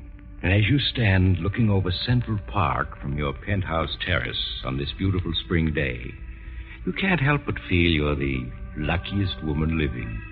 You're young, attractive, fairly wealthy, and happily married to a Broadway actor. Yes, Joan, there's little more you could ask for. The doorbell rings. You run to the door to greet your husband, Keith, who's home from his matinee performance. Hello, beautiful. How's my one and only? Hello, darling. Oh, Keith, no wonder every actress wants to have you for her leading man. Nonsense. I'll have you know the only person I kiss like that is my wife. Better say that. How was the matinee today? Fine. I got 7 curtain calls. Oh, here's the afternoon mail. I picked it up at the desk. Anything for me? I haven't looked it over, dear. Oh, yes, here's one for me. 3 others for you, dear. Let's see. This one's a bill from the hotel management. Darling, we're living beyond our means. Oh, Keith, you're not going to start that again, are you? Well, we have over $500,000. I've told you a dozen times I won't touch that money. It's yours, not mine. Darling, it isn't a question of its being yours or mine. It's ours. Joan, I made it clear to you when we got married that we'd have to live on the money I earn. Then what'll I do with my money if you won't allow me to spend it? Well, someday we'll have 6 children. You can save it for then. All right, darling. I wonder who my letter can be from. You rip open the envelope, Joan, as Keith looks at the rest of his mail. For a moment you feel as if your heart has stopped. Then it begins to beat wildly. Over and over you read the 2 sentences. A friend from Europe expects you tomorrow afternoon at 2 o'clock at the Hotel Edgewood. Please bring $25,000 in cash, or else I shall be forced to take action. John Benedict. Joan, what is it? What's wrong, darling? What did you say? You look so upset. Is it that letter you're reading? Letter? No. No. Well, then, if it isn't the letter, what is it? It's nothing, darling, nothing at all. It's just that I have a headache. Oh, I'm sorry.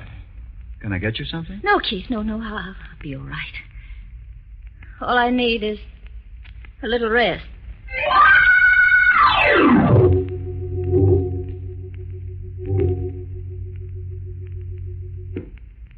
Come in, won't you, Joan? Sorry to have kept you waiting. Martin, you must help me. Why, of course, Joan. You know I'd do anything for you.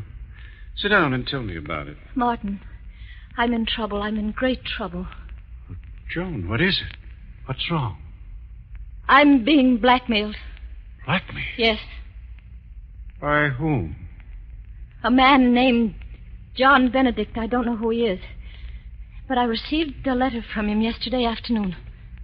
There's only one thing to do, and that's to go to the police. I'll call the district attorney. No. I can't go to the police. Why not? This man, Benedict, knows something I can't afford to have exposed. What does he know, Joan? Please, don't ask me. I know that you are my father's best friend, but I can't tell you. Believe me, if it ever gets out, it would ruin my marriage. My life. I couldn't stand to lose Keith. I couldn't. I'd rather die. All right, Joan. I think you're making a mistake, but I'll help you. How much money does this man Benedict want? A half hour later, you enter a dingy hotel and go to room 14. As Martin opens the door, he reveals a squalid, dimly lit room. For the first time, Joan, you see John Benedict. He's a tall, heavy man with coarse features and a thick black beard. In the half-light, he appears to be about 50. His clothes are of fine English cut, but time and wear have taken their toll. He stares at you for a moment, Joan, then speaks. How do you do, Mrs. Morgan? Won't you please come in? Thank you. This is Mr. Walker, friend. Yes, of course. I trust you will forgive me these dismal surroundings, but alas, I am quite penniless. So you thought it would be an excellent idea to blackmail this lady for funds? I am afraid you misunderstand me, Mr. Walker. I am not forcing this beautiful lady to give me 5,000 pounds. Rather, I am, shall we say, requesting a loan. Yes, but if she doesn't give you this loan, you'll ruin her marriage or her life. It would distress me to ruin anyone's life. But then it also distresses me to live in a pigsty like this. A much more suitable place would be the state penitentiary. Martin, please don't talk like that. Evidently, Mrs. Morgan, your friend is more interested in having me placed in prison than in saving you from disaster. I'm afraid you have not revealed our little secret to Mr. Walker. No. No, I haven't. Well, then, perhaps if we were to tell him, he would not be quite so eager to imprison me. Perhaps if he knew that at one time you had... No. Don't say any more. I'll pay you. Allow me to commend you on your good judgment. Martin, give him the money. Give it to him. Very well. Here's your filthy blood money. Thank you. I think you have been very wise, Mrs. Morgan. Very wise indeed. Good day. In the weeks that follow, Joan, you try to forget Mr. Benedict and the terrifying secret he shares with you. But you aren't successful, are you? Everywhere you go, you unconsciously find yourself fearfully looking for him. Life has become tense, frightening. Then one afternoon, while Keith is at rehearsal of a new play, you receive a phone call. A call that sends you in a panic to Martin Walker's office. Martin, I've heard from him again. Benedict? Yes, he phoned an hour ago. He wants $50,000. 50,000? Maybe now you'll have sense enough to let me turn this over to the police. No, I can't do that. You mean you're going to buy him off a second time? Yes, I must. But you can't. What's to prevent his extorting money from you a third or a fourth time? He'll squeeze you dry. The money doesn't matter, do you hear? Nothing matters but keeping what Benedict knows from Keith. If Keith finds out, it'll mean the end of everything for me. Everything.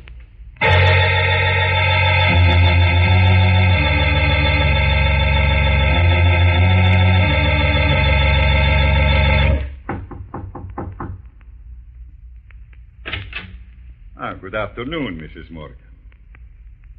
Oh, I see you brought Mr. Walker. And I was counting on a pleasant afternoon. May I take your coat? No. Benedict, what do you mean by asking for $50,000? We paid you $25,000. That was supposed to keep your mouth shut. Well, it has, up to now. But as you can see by this suite of rooms, Mr. Walker, it takes money to live lavishly. Therefore, I shall need more. Well, you shan't have it. We paid you off once. We're not paying you off again. There's a limit to what anyone will pay. Yes, quite true, Mr. Walker. But the limit has not been reached as yet. You swine. If I had my way, I'd call the police and put you where you belong. Mrs. Morgan, I am afraid you are allowing your friend to go too far.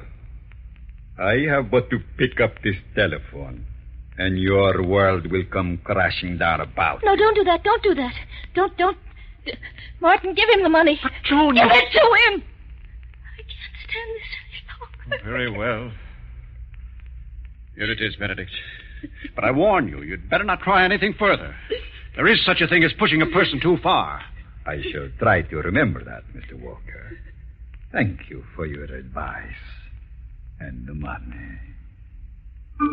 You're trembling with fear as you leave Benedict's luxurious suite, aren't you, Jordan? And even when you reach your own apartment, the fear hasn't left you. Weeks pass, and life is a nightmare. Every time someone knocks at the door or the phone rings, your heart begins to beat wildly. And worst of all, Keith senses something is wrong. I'll answer it. But I'm much Keith. closer to it, dear. Hello? Is this Mr. Morgan's apartment? Yes? This is the stage manager at the theater. Will you please remind Mr. Morgan of the special matinee we're giving today? Oh, yes. Yes, I'll tell him. It was the theater calling, Keith, to remind you of today's special performance. I haven't forgotten. It's only 2:05. I still have a few minutes before I have to leave. Joan. Yes. What is it, darling? What's come over you? Come over me? Yes. These past weeks, you've been just a bundle of nerves. Every time the phone rings or the mail arrives, you begin to tremble. What's wrong? Darling, you're just imagining all that. Joan, stop acting as though I were a child. I can see something's wrong, and I want to know what it is. Keith, please. There's nothing... Who could that be? Never mind, I'll get it. No, you just sit Keith, where you I would are rather... and rest. Look, darling, you have to get to the... To the...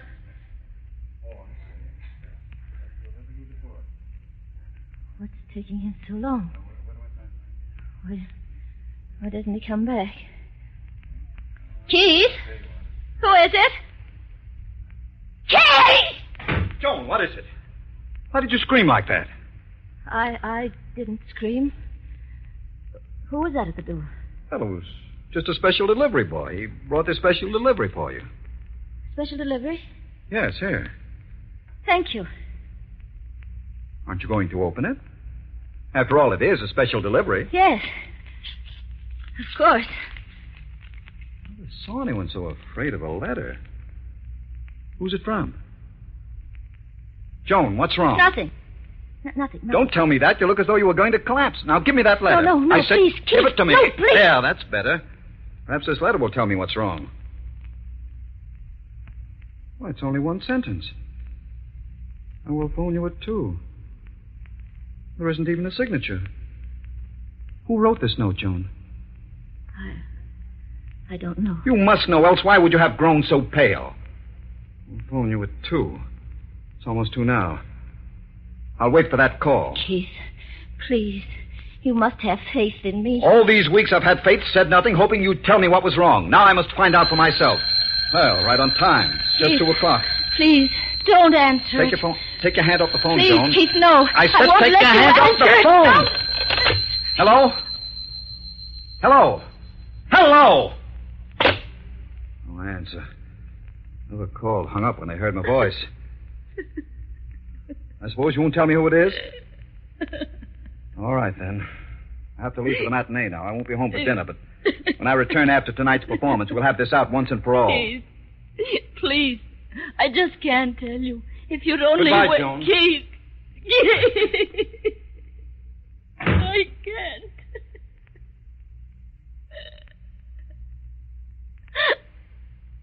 Oh, darling. If only I could tell you. If only I could. But I know you wouldn't want me then. How could you? How could you if you knew?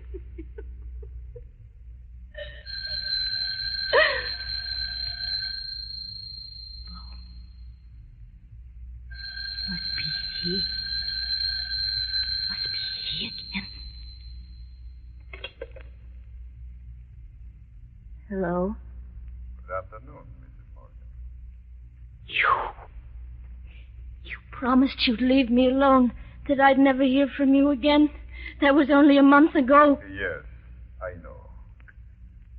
But then, I am always making promises I cannot keep. You've ruined everything, everything. My husband read the special delivery letter you sent.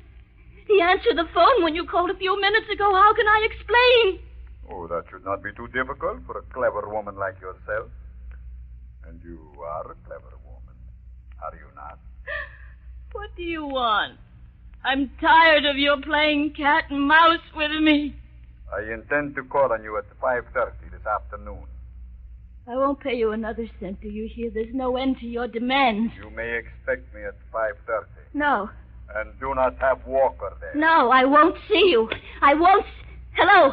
Hello? Hello? I won't see you!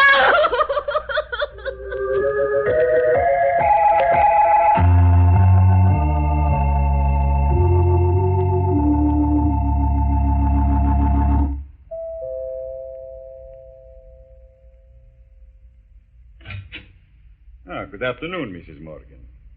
As you can see, I am right on time.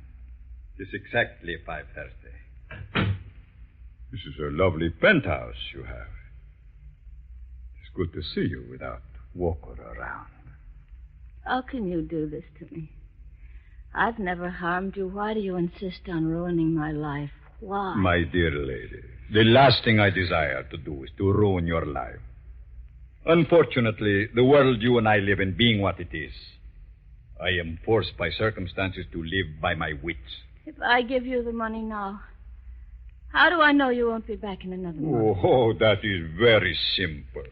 Because after you pay me off this time, there would not be any point in my bothering you again. What do you mean?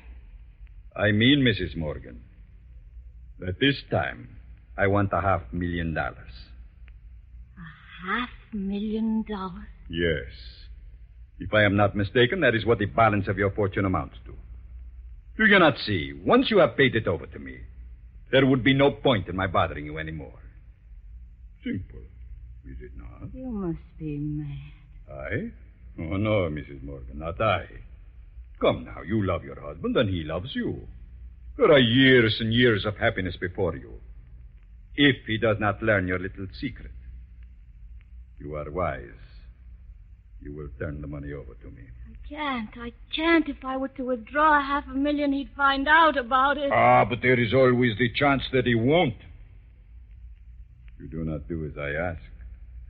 I shall be forced to reveal the secret. No. Yes, Mrs. Morgan.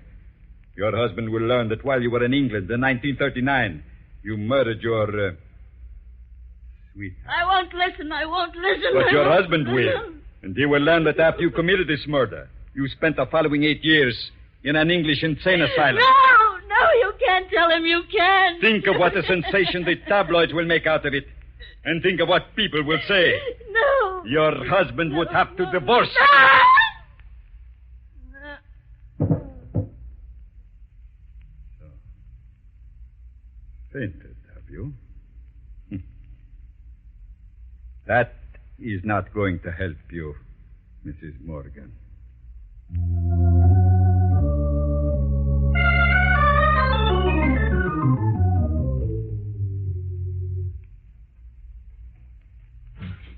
Martin, I just got your message at the theater.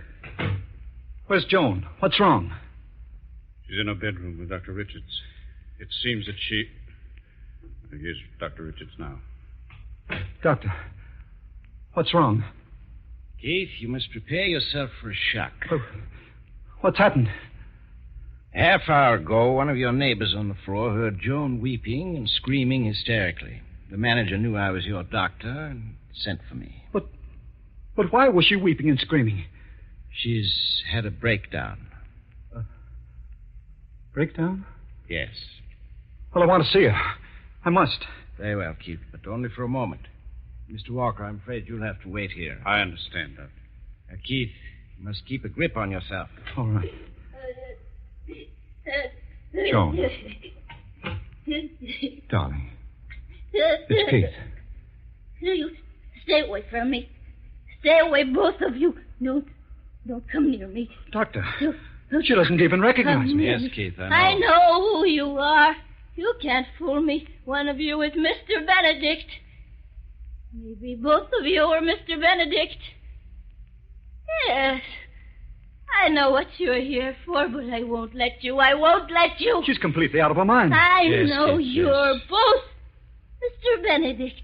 You can't fool me. Who's this Benedict she keeps talking about? I don't know, Keith.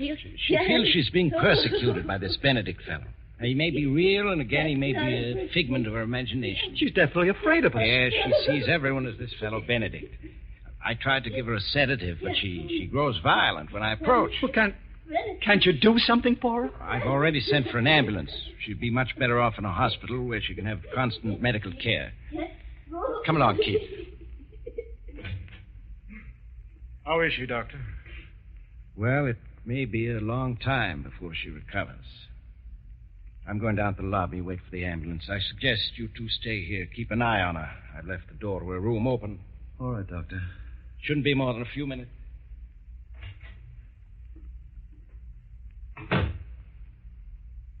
How do you feel, Keith? Tired, if you want to know. Well, it's only natural. These past 2 months have been quite strenuous for you.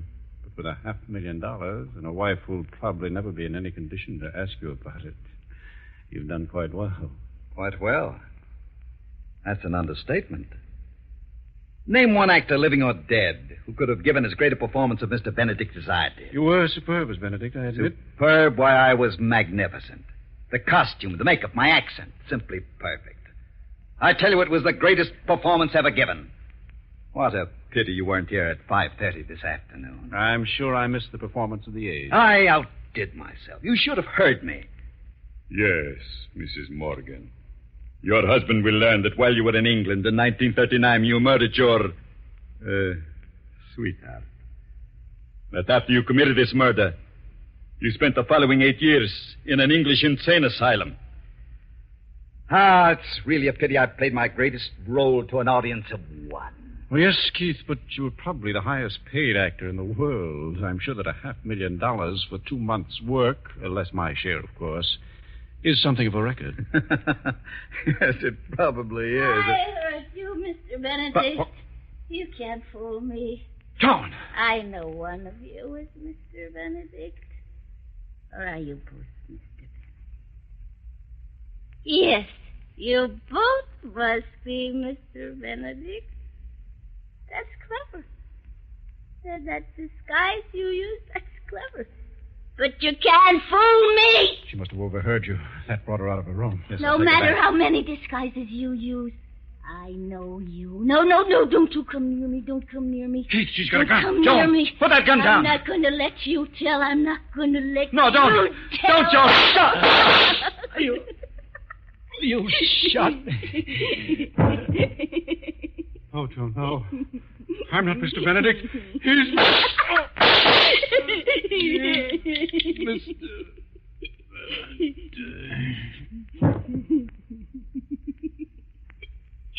You'll never tell Keith now. Never, never, never.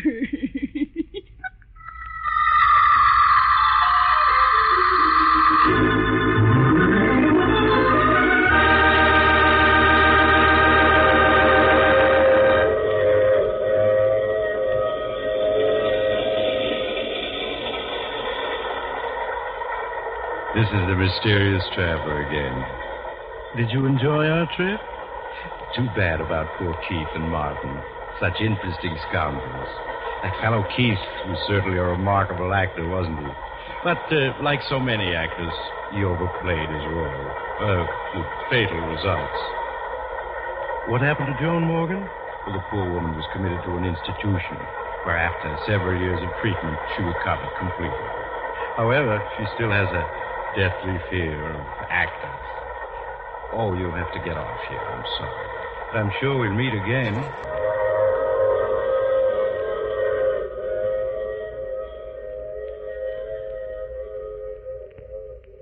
You've just heard The Mysterious Traveler, a series of dramas of the strange and terrifying. The role of the mysterious traveler is played by Maurice Tarplin. Others in the cast were Santos Ortega, Ann Shepard, and Roger DeKoven. This is the Mutual Broadcasting System.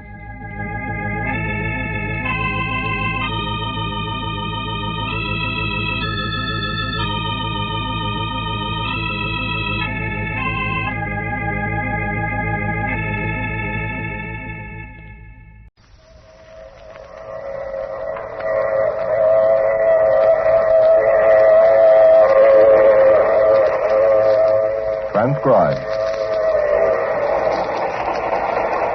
The Mutual Broadcasting System presents The Mysterious Traveler.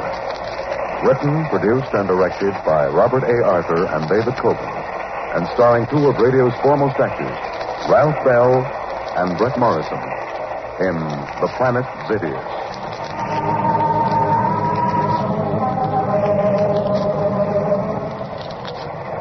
This is the Mysterious Traveler, inviting you to join me on another journey into the realm of the strange and the terrifying. I hope you will enjoy the trip, that it will thrill you a little and chill you a little. So settle back, get a good grip on your nerves, and be comfortable, if you can, as I retell a story which so many listeners have asked to hear again. It's the story I call The Planet Zevius.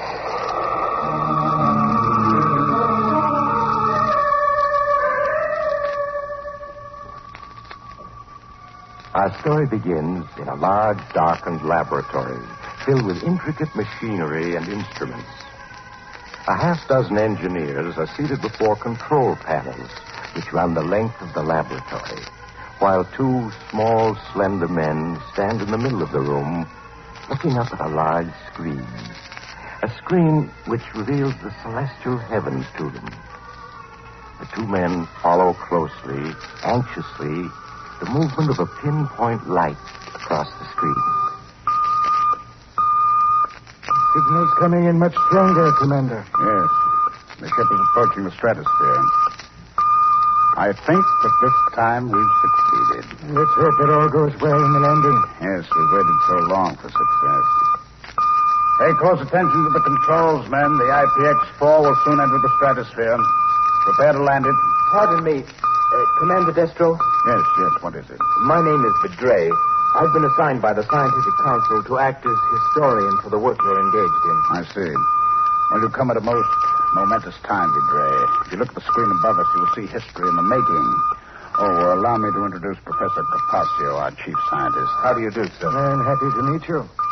You were saying, Commander, that history was being made this very moment? Yes. You see that small pinpoint of light on the tetro screen?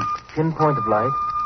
Oh, yes, I see it. That is the IPX-4, interplanet experimental ship number 4. This year will go down in history as an epoch-making year. You mean that you've actually succeeded? Excuse me. The IPX-4's entered the stratosphere. Attention, Master Control. Prepare to land the IPX-4. Switch on retarding jet number 1. Switch on retarding jet number 1. Switch on retarding jet number 2. Switch on retarding jet number 2. Instrument reading. Speed, 1,200 miles per hour. Altitude, 60,000 feet. 900, 40,000. 700, 30,000. 500, 20,000. 300, 10,000. Speed, 100 miles per hour. Altitude, 2,000 feet. Signal base crew to stand by. Base crew signal to stand by. Instrument reading. Hovering 500 feet. 300. 100. Flight completed. The IPX-4 has landed, gentlemen. And with it, a new era has begun. An era in which we shall travel through the entire solar system to other planets. You finally succeeded. Yes. And the crew, they came through without any injuries or ill effects? The entire flight was controlled by us from this laboratory. The only crew we had on that ship were animals. The animals are alive and well. The flight vision screen aboard the ship permitted us to see and hear them every moment of the flight. Now there remains but the final step. A flight with human beings as the crew? Yes. We shall start to prepare for it immediately.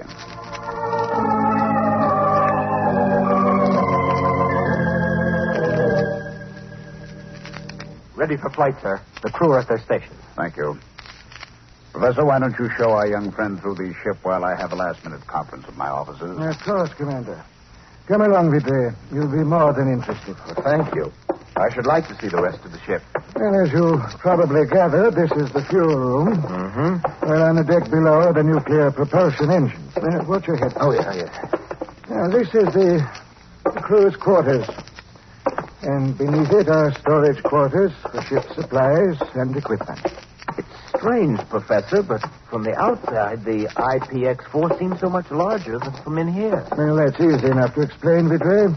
You see, the IPX-4 is a hull within a hull, and this is the inner hull. Oh, I see. And it's the outer hull that protects us. Yes. To break through the field of gravitation of this planet, we must achieve a speed of 20,000 miles per hour. At that speed, friction creates great heat on the outer hull. Heat which we, fortunately, won't feel in this hull. I understand. Is this the control room? Yes. Now, don't be overawed by these hundreds of controls and instruments. In time, you'll come to understand them all. That large screen, is that the eye of the ship? Yes. Once we're in flight, what lies before us is projected on the screen. Stand by, Zolf, for flight orders. Yes, sir. Stand by for flight orders. Well, gentlemen, the moment has arrived. Sound warning signal. Sound warning signal.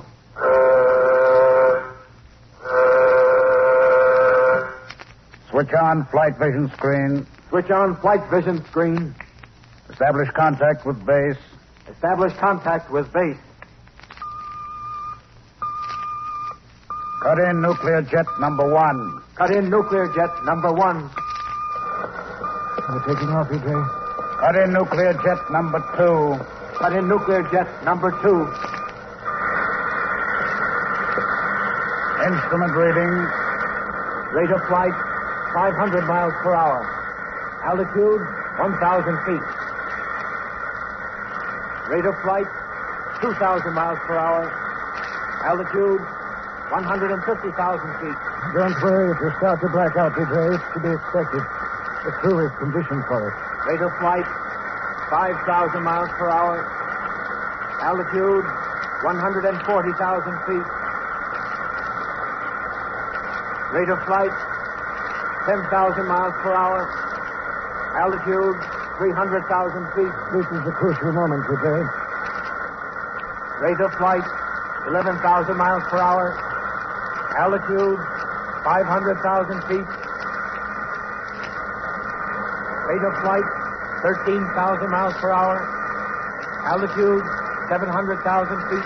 Hear that surge, Professor? We've broken through. We're in space. Yes. Rate of flight, 24,000 miles per hour. Flight distance covered, 2,000 miles. We've made it, Professor. With each minute of flight, our speed accelerates. Yes. We should soon reach our maximum speed of 50,000 miles per hour. Rate of flight, 30,000 miles per hour. Flight distance covered, 3,000 miles. Take over, Zal. Yes, sir. What's the matter with Vidray? Did he black out? Yes. He wasn't conditioned for the flight. Oh, he'll be all right in a few minutes. When he is, bring him into the chart room. I'll be plotting our course.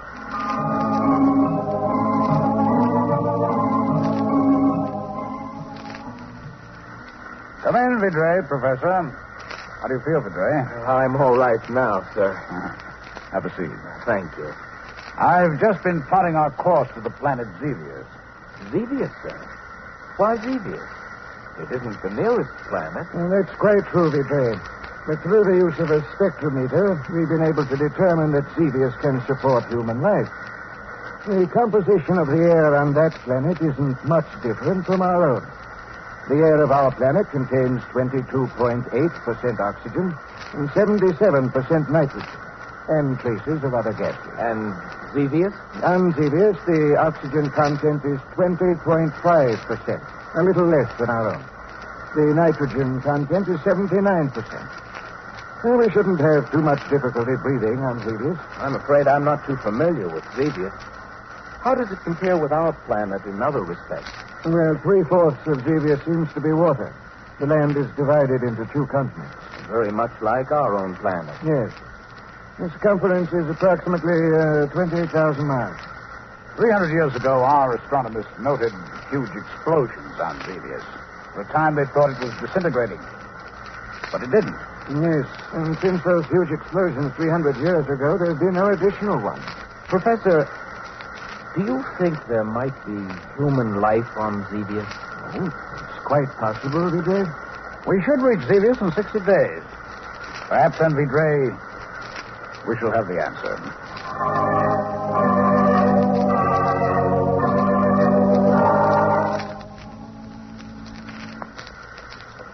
Stand by to land on Zevius.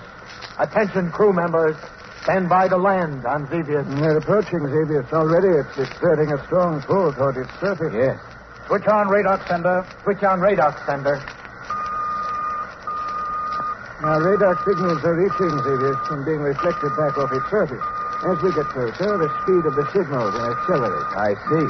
Cut nuclear jet number 2. Cut nuclear jet number 2. Cut nuclear jet number 1. Cut nuclear jet number 1. How quiet it is. Seems strange not to hear the engines after 61 days. Instrument reading. Rate of descent, 500 miles per hour. Approaching stratosphere. Altitude, 400,000 feet. Rate of descent, 600 miles.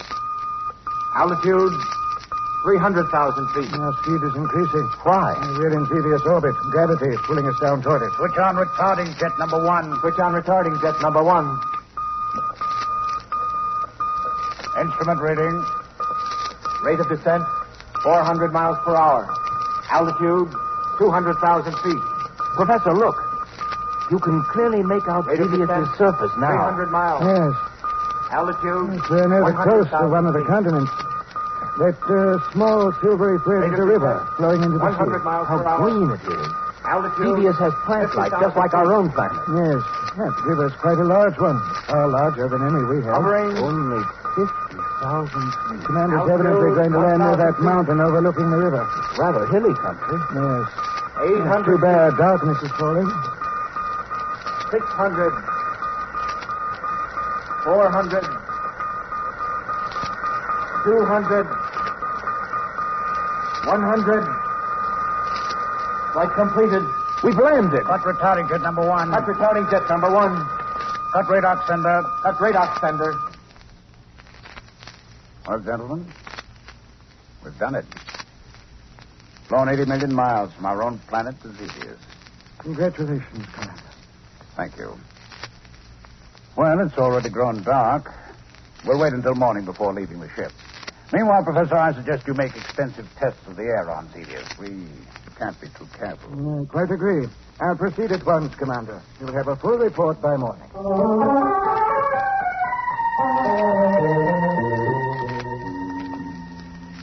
Good morning, Professor. Good morning. Good morning, sir. Well, I've made a thorough analysis of the air, Commander, and it substantiates our earlier findings. In other words, we can live out there. Yes. Well, we may find ourselves a little short of breath now and then due to less oxygen, and we're used to it. It's perfectly safe. Good. I'll give orders to have the nuclear copter assembled for flight. The three of us will make an exploratory trip over this area. Be prepared to leave in exactly 1 hour.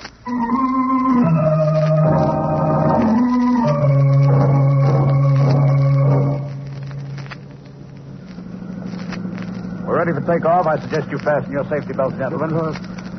I'm ready. Stand clear. We'll rise straight up and have a look around. Look, we're high enough now to see the river. It's enormous. Yes. I should estimate it to be at least, a mile in width. Seems to flow into that bay and then out to sea. Professor, look. To your left, across the river. What are you pointing to? All I see are trees and greenery. Well, wait till we rise a little higher. Yes. That greenery is growing on top of immense ruins. You see them, don't you, Commander? Yes, I think you're right, Petray. Apparently it's an island. Yes, it is. Let's fly over and have a look.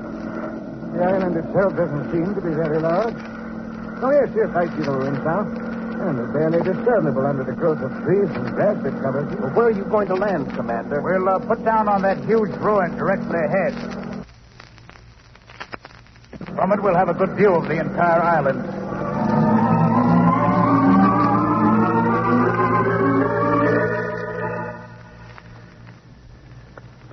These ruins are truly amazing, Commander. Thousands and thousands of buildings and dwellings covered by trees and grass. These are the ruins of a great civilization. How old would you estimate these ruins to be, Professor? From a rather hasty study of the plant life that's grown over it, I should say approximately, 300 years. 300 years. Do you think those huge explosions our astronomers saw on this planet 300 years ago might have wiped out this civilization? That's quite possible, Commander. Where's Vitray gotten to? Oh, there he is. Oh, Vitray! Don't get too near the edge. You may fall over. I'm being quite careful, Professor. I just wanted to see what was below us. This ruin we're standing on must have been a huge building leveled by some great force. If you look over the edge, you'll see that it slopes down to what seems to be streets. Streets? Yes, very much like those on our own planet. It would be quite possible for us to make our way down the side of this ruin to the bottom. Can't be more than 200 feet. What do you think, Professor? Why not? By all means, let's descend and have a look around.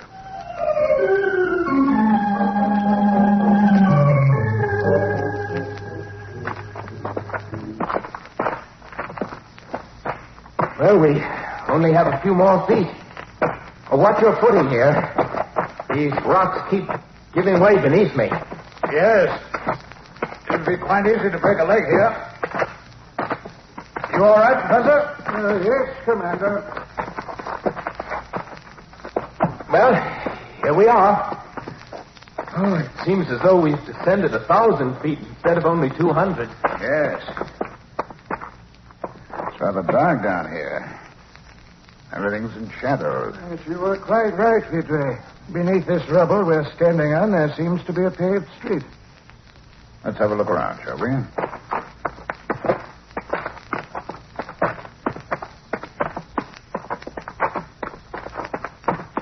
Look at those ruins.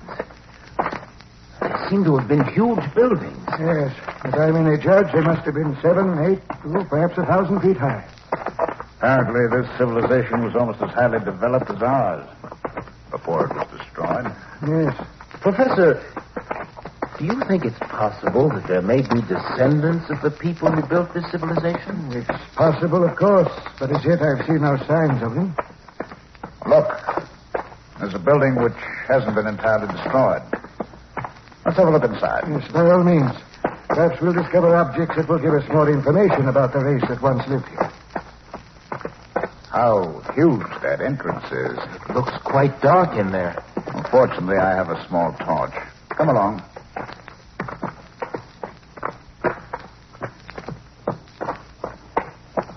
Look at the size of this chamber. Why, the ceiling is at least 40 feet high. Professor, this building must have been an institution, a library. Look at the thousands of books lying on the floor, simply rotting away. Yes, you're right. Look at this book, Professor.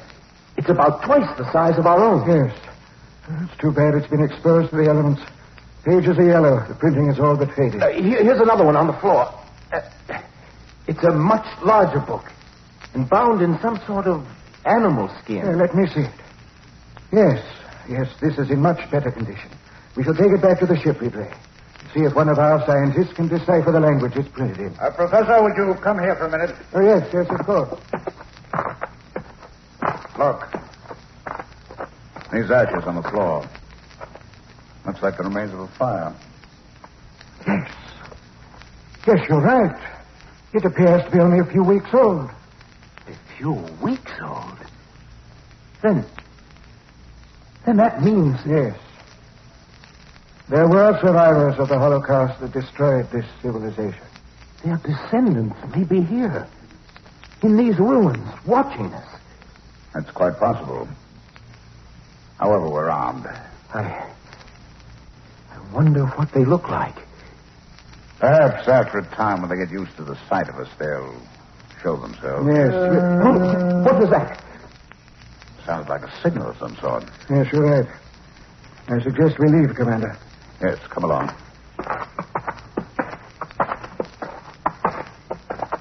It feels good to get out of that dark chamber. There it is again. Only much closer. There's no need to get alarmed, Vidre. If we only knew what they look like. I dare say we frighten them as much as they do us. I think we're being followed. I saw a huge figure back there slipping from one ruin to another. Oh, nonsense, Vidre. It's your imagining. Yes, I think you're right. For a moment, I caught a glimpse of someone behind us, too. Well, we're almost at the foot of the ruin, which we descended. We haven't much further to go. Perhaps we ought to fire our weapons as a warning. No. They'd surely take it as a threatening gesture. We don't want to do that. Yes, well, here we are. Let's not waste any time climbing to the top.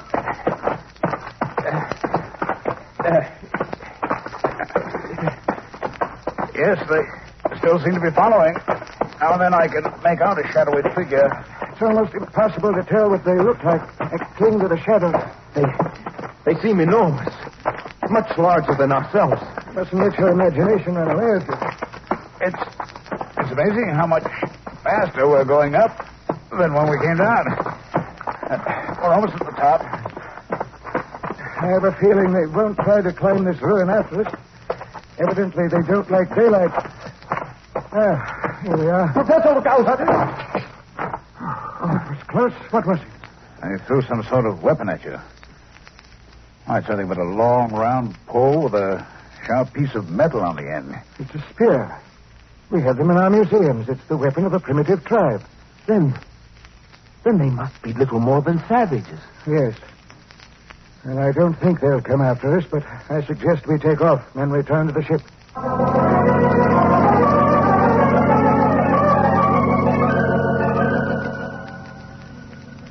Zal? Yes, sir? I don't expect any trouble, but turn on the radar system for protection. If anyone approaches the ship, the alarm will go off. Yes, sir.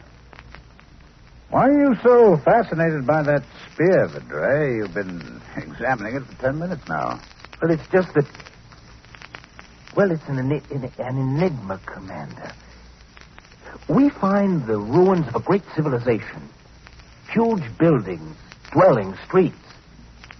A city that must have had 4 or 5 million people. What happened to them? We can only surmise, Vidray. Perhaps it was a violent quake, a gigantic tidal wave, or some other huge force that all but wiped them out. And this spear... Could it have been hurled by a descendant of that great race that built all that? Yes, it's quite likely. But look at this spear. The man who threw it was little more than a savage. Perhaps the wheel of evolution has slowly turned to its starting point. It's difficult to say. The alarm. Someone's broken through the radar system. All crew members, attention. Report to station. Switch on radar screen. Switch on radar screen. It's too bad night has fallen. Screen reveals nothing but shadowy trees. Yes. What's that? Sounds very much like spears bouncing off the hull. Yes, we're being attacked. Well, those spears can certainly do us no harm. Commander, look at the radar screen. It's a huge figure. It's hard to make out. He's carrying a burning torch. Yes. Salt. Yes, sir. If that figure carrying that torch attempts to approach, fire on him with a ray beam. Yes, sir. Look, he's running towards us. Yes, he's out to set the ship on fire. Look how huge he is. He's simply gigantic. Yes, you're right. Salt, fire. Yes, sir. He's down. Only a few yards from the ship. Yes. He doesn't seem to be dead. I can see him moving. A burst from a ray beam would have killed any of us. It only seems to have wounded him. Salt. Yes, sir. Order a party of 6 men to go out and bring that monster in here. Yes, sir, at once.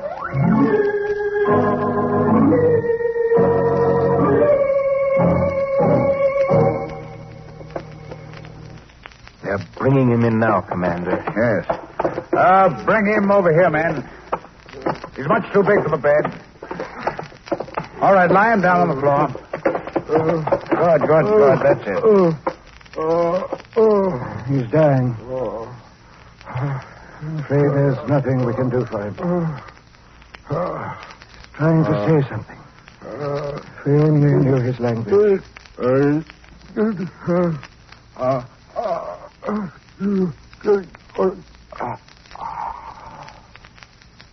Professor.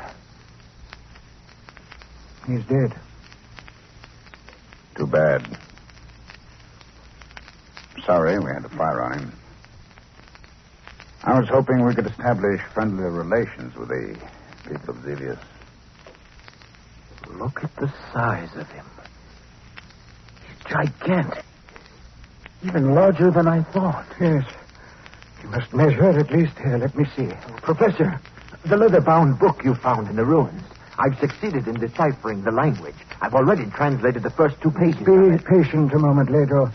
I want to finish my examination of this man of Zevius. It's amazing. Simply amazing. This book you found is apparently the key to their civilization. As soon as I've translated the rest of it, I'm sure we'll have a... This man of Zevius, I should say he weighs at least 200 pounds. And as for his height, he's at least 6 feet 1. 6 feet 1? Why, that would make him almost twice as tall as we are. Yes.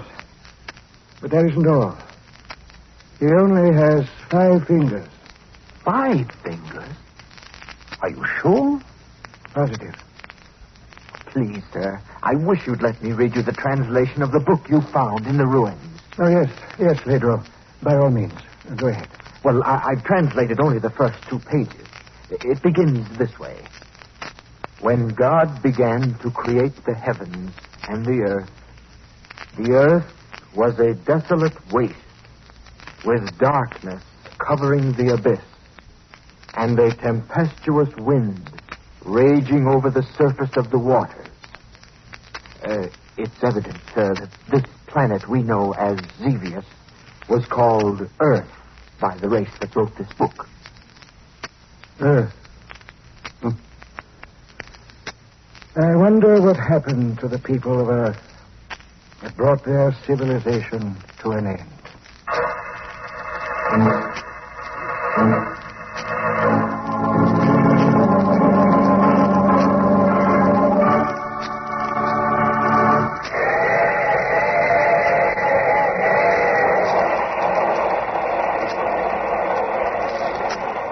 is the mysterious traveler again.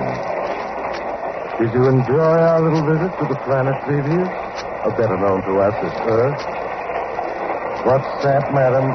You don't like the sort of civilization being destroyed? Well, fortunately, it doesn't have to happen. Not if we don't want it to. Oh, by the way, all names of characters in this story were fictitious, and any resemblance to the names of actual persons is strictly out of this world. And, oh, you have to get off here. I'm sorry. But I'm sure we'll meet again. I take this same train every week at this same time.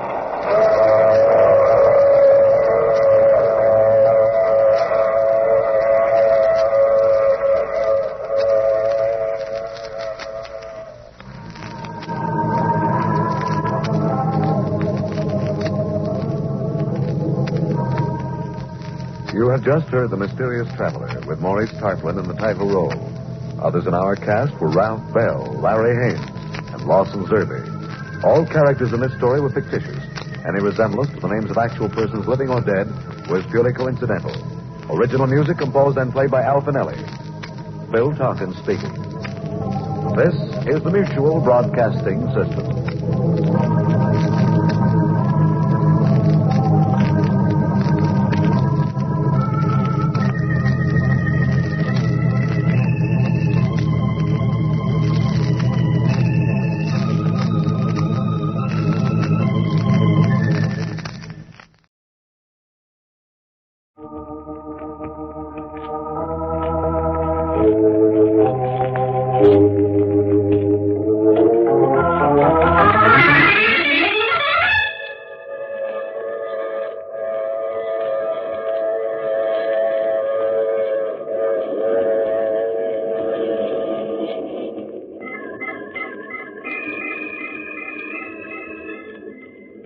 The Mutual Broadcasting System presents The Mysterious Traveler.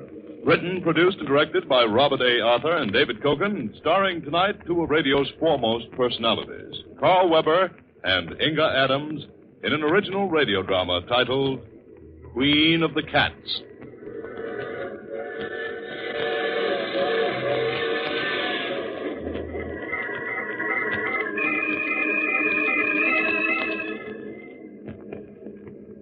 This is the Mysterious Traveler, inviting you to join me on another journey into the realm of the strange and the terrifying.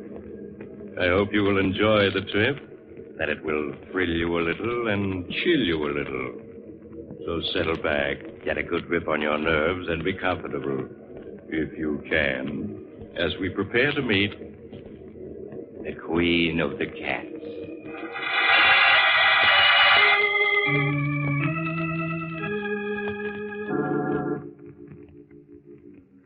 Our story begins late one night in a large New England town.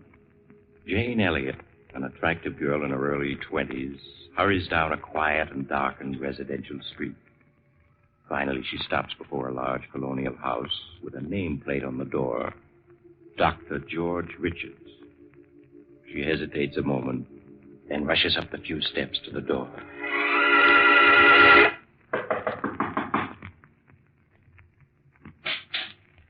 Yes?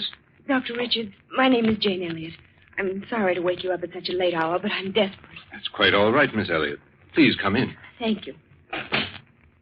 Now, what seems to be the trouble, Miss Elliott? You're pale and trembling. No, I'm not ill, Doctor. It's Chris. Chris Arnold, my fiancé. Doctor, you've got to help him.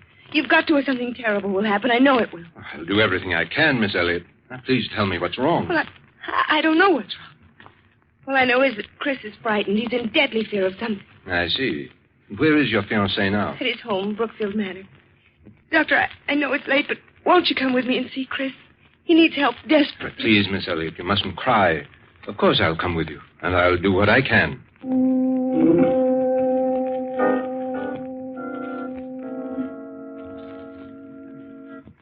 If you'll follow me, Doctor, Chris's room is this way. All right. Oh, tell me, Miss Elliott, aren't there any servants in this huge house? No, Doctor. Chris dismissed them all 2 months ago, except for a cook who's here during the day. He lives alone. Here we are, Doctor. Who is it? Chris, it's Jane. Just a minute. Jane, I've asked you before not to... Who's he? Darling, this is Dr. Richards. Doctor, this is my fiancé, Chris Arnold. How do you do, Mr. Arnold? Why the devil did you bring him? I don't need a doctor. Please, darling, I couldn't stand to see you. Forgive me, Mr. Arnold, but it's obvious to the most untrained eye you do need a doctor. Chris, please tell the doctor what you're afraid of. I'm not afraid of anything. I'm afraid that's not true. Your eyes are twitching. You keep glancing around the room nervously. Mind your own business. People who are ill are my business. I want to help you, but I can't unless you tell me what you're afraid of. Darling, please tell him. Please, you can't go on this way. Yes. You're right. I can't go on this way. Believe me, Mr. Arnold, you'll feel much better once you've talked your fears out. Now, suppose you start from the beginning and tell me everything. All right, Doctor. I suppose it all began 2 years ago at a party Jane and I were invited. Oh, Chris, isn't this a wonderful party? The only thing wonderful about it is you. Chris, don't. People are watching. A fine thing when a man can't kiss his best girl in public. At Miss Tyndall's school, we were taught a young lady never kisses a man in public. Miss Tyndall is setting romance back 50 years. Who are you looking for? Rana Farouk, my roommate at Miss Tyndall's. Oh, she's the Egyptian girl you were telling me about. Yes, I want you to meet her. Only, you better not fall in love with her, as every other man does. Sounds as though she's a second Cleopatra. Oh, there she is, Chris. Come on. So that's Rana. No wonder men can't resist her. Chris, your mouth is open. Rana! Hello, Jane. I've missed you. Rana, this is Chris Arnold. Chris, Rana Farouk. Hello, Chris. I would have recognized you any place from the picture Jane had of you on her dresser at Miss Tyndall's. Hello, Rana. Oh, look, there's Miss Tyndall waving at me. Excuse me, won't you? Of course, Jane. I'll be back in a minute. You know, Chris, at Miss Tyndall's, the first thing I would see in the morning when I got up, and the last thing before I went to bed, was your picture. And I always knew that someday we should meet. And now we have. Why are you staring at me like that? Aren't you going to say anything? I prefer just to look.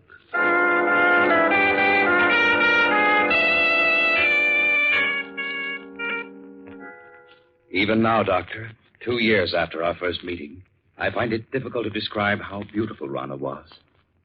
She had lustrous black hair that came down to her shoulders, and green eyes that bewitched you. When she walked, she was so lithe and graceful that every eye in the room followed her. I was captivated the moment I saw her. I see. Well, what happened after that first meeting? Rana also seemed attracted to me. After that night, we saw each other constantly. Nothing seemed to matter to me when I wasn't with her. It made me indescribably happy to learn that she felt the same way. So, just a month after we'd met, we were married. Please go on, Mr. Arnold. In the months that followed, I began to see Rana not as the image I had been infatuated with, but as she really was. Vain, selfish, and intensely possessive. She couldn't bear to have me out of her sight. And if I was, when I returned, there would be questions, countless questions. I began to dread seeing her. And then there were the cats. The cat? Yes, she had an insane passion for them. When Rana and I were at school together, Doctor, she always had a few cats around. She said she couldn't live without them. The house was always full of cats. She'd sit for hours stroking them, whispering to them, until I thought I'd go mad. Life became a nightmare for me. Nightmare full of cats. And Rana asking questions, endless questions, as to where I'd been and whom I'd seen. Finally, one day I realized I couldn't go on living with her any longer, that our marriage had been a mistake. I decided to tell her so that very evening.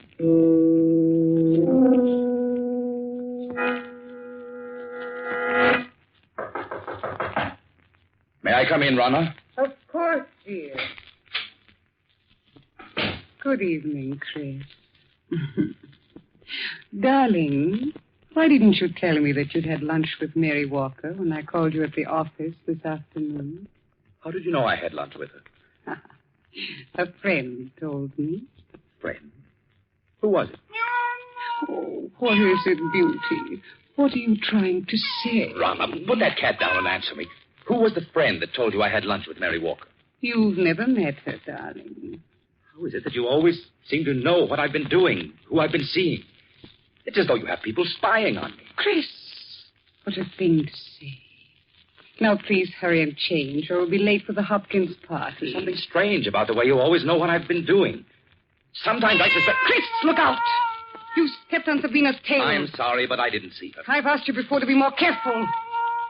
Oh, poor Sabina. Are you all right now, my beauty? If there weren't so many cats underfoot, I wouldn't have stepped on her. Why must you keep them around? Because I love cats. They're beautiful, sacred. Thousands of years ago, my ancestors worshipped cats. When you speak like that, you almost look like a cat. And why not?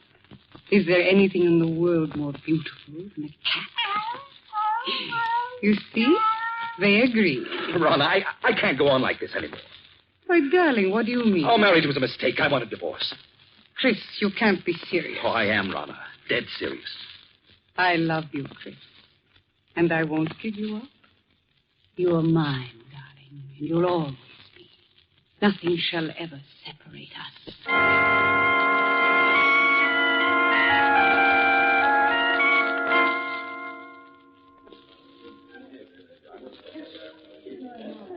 Would you care for a cocktail, sir? No, thank you. Well, even if you won't have one, Mr. Arnold, I will. Jane, it's good to see you again. Just let me look at you. It's good to see you, too, Chris. You're as lovely as ever, Jane. Chris, you're not looking well at all. You all right? I am now. Jane, can't we go someplace and talk? What about the terrace? All right, Chris. Here, this door opens onto it. How is Rana? Oh, she's fine. Oh, Jane, I've made such a mess out of everything. I was a fool to mistake infatuation for love. Jane, can you ever forgive me for the way I behaved toward you? There's nothing to forgive, Chris. I must be going now. Well, Jane, this is a surprise. Rana. Really, Jane, the way you've avoided calling on us, I have suspect you're still in love with Chris. Rana, you have no right. Please, Chris. I'm afraid I'll have to be leaving. It's getting quite late. Good night. Good night, Jane. I hope I didn't interrupt anything by coming out here so unexpectedly, Chris. Yes, Rana, you did. I was about to tell Jane that I love her and that I always will. I suppose that's why you asked me for a divorce. You've been secretly seeing her. Secretly seeing her? Is it possible for me to see anyone or do anything secretly without you knowing about it? No, you're right. It isn't possible. I know everything you do. So I would forget Jane if I were you. Rhonda, how could you possibly want me, knowing how I feel about Jane? You've got to give me a divorce. I'll never give you a divorce. Never. Do you hear? You're mine, and you always will be.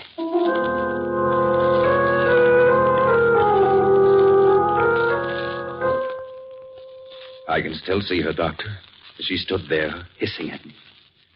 Chris, you're mine, and you always will be. Suddenly, I realized that she looked like a cat. An angry cat. Her green eyes, cold and murderous. Her long nails digging into my arms. Her body tense. For a moment, I thought she was going to scratch my eyes out. After that night, I hardly spoke to Rana. I treated her as a stranger.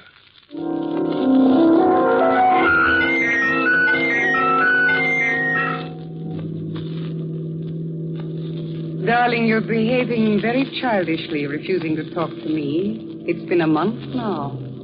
Why are you slowing down? I want to talk to you, Chris, and I can't talk to you while I'm driving. There's no point in your stopping. We have nothing to say to each other. Oh, but we do, darling. Chris, we could be so happy together if you wanted to. You know how much I love you. I'd do anything to make you happy. Anything. Anything? Then you can give me a divorce. So you're still thinking of her? Hoping I'll give you a divorce so you can marry her? Well, I won't. Do you hear? I won't. I think we'd better be moving along. Chris, you haven't any right to treat me like this. I'm your wife. Only in the eyes of the law, not in my eyes. I hate you. I hate you. You cat! You almost took out my eyes with those claws of yours. I'll scratch your eyes out before I let any other woman have you. This will bring you to your senses. Now, slide over. I'll drive. Very well, Chris.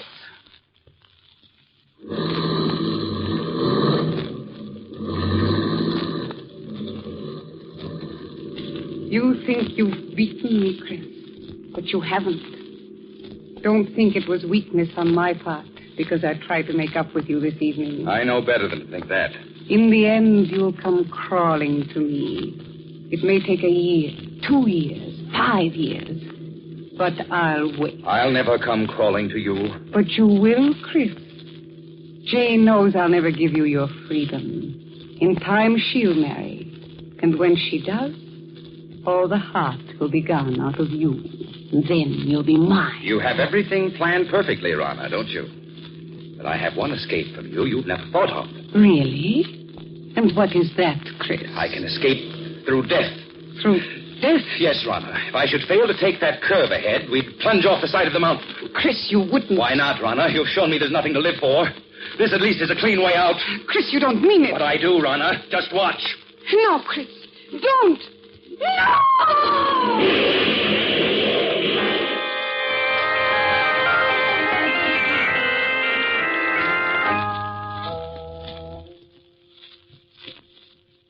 When I drove the car over the side of the mountain, Doctor, I thought Rana and I were going to our deaths. But fate decreed otherwise. When I recovered consciousness 48 hours later, in the hospital, I learned it was only Rana who died. Yes, I recall reading about it in the papers.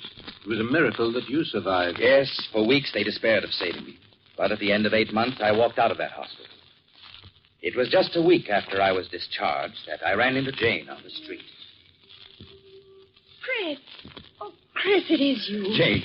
Chris, I heard about your accident just a few days ago when I got back from California. Jane, you always seem to pop up just when I need you most. Dear, you look so much older. These past months must have been so difficult. I don't want to look back at the past, Jane, but only to the future. The future I once hoped we'd share. And still do.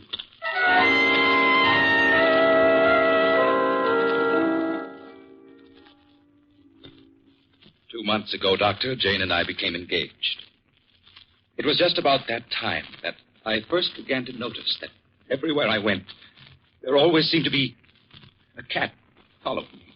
So that's why you were always looking around so nervously all the time. Tell me, Miss Elliott, did you ever notice that the two of you were being followed by a cat? Well, I have seen a few cats around, but they didn't mean anything to me. Oh, but they did to me, Doctor. Was it always the same cat that followed you? Oh, no. One day it'd be one cat and another day a different one. Doctor, I know you must think I'm insane. At the time, I felt I was going mad. That is, until that night. What night, Mr. Arnold? The night I saw her. It happened in this very room 6 weeks ago. I had great difficulty in falling asleep. And when I did, I had a nightmare. A nightmare in which I was being followed by hundreds of silent cats. Then the silence was broken by the faint crying of one cat. The crying grew louder and louder. Suddenly, I awoke. But with my awakening, the cry didn't cease. I lay in the darkness listening, realizing that the cat I'd heard wasn't a part of my nightmare, but was real. Yes, real, living, and in my room. I could feel my heart pounding as I sat up in bed. I looked about my darkened room. Then, suddenly, I saw her. 2 burning green eyes in the darkness. There was no mistaking those eyes. Rama. It is you, Rana. Isn't it? Yes, I'd recognize those green eyes anywhere. So you've come back. Just as I've always thought of you. As a cat. I know why you've come back. Because of Jane. You always said that if you couldn't have me, no one else would. That I was yours and always would be. Well, you're wrong, do you hear? Jane and I are going to be married. Trying to scratch my eyes out. You always said you would before you'd let any other woman have me. Well, we'll see about that. There. There. Perhaps that'll hold you. Nothing you can do will stop me from marrying her. I know that the cats that were following me, spying on me, were doing so under your orders. You're the queen of the cats. Yes, I should have known. Even when you were in human form, you looked and acted like a cat. You think you're clever, but even if you are the queen of cats, you can't prevent me from marrying Jane. Ah, so you think you can. Well, perhaps a bullet between those green eyes of yours is what's needed.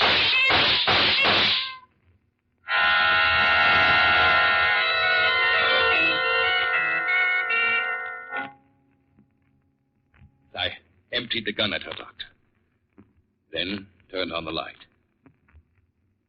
There was no sign of her. She'd vanished. All that I found were 6 bullet holes in the wall. Now, Mr. Arnold, isn't it possible that you only dreamed all that actually you fired your gun in your sleep and the shots themselves awakened you? I tried to tell myself that, Doctor. But during the nights that followed, I knew it was not a dream. For night after night, she appeared in my room. I'd lie awake, waiting to hear her voice. And then she would appear, stare at me with those burning green eyes, waiting. I knew she'd never leave me alone as long as I intended to marry Jane. Finally, I couldn't stand it any longer, and I went to see Jane. I asked her to postpone our wedding for a time. And without asking any questions, she agreed.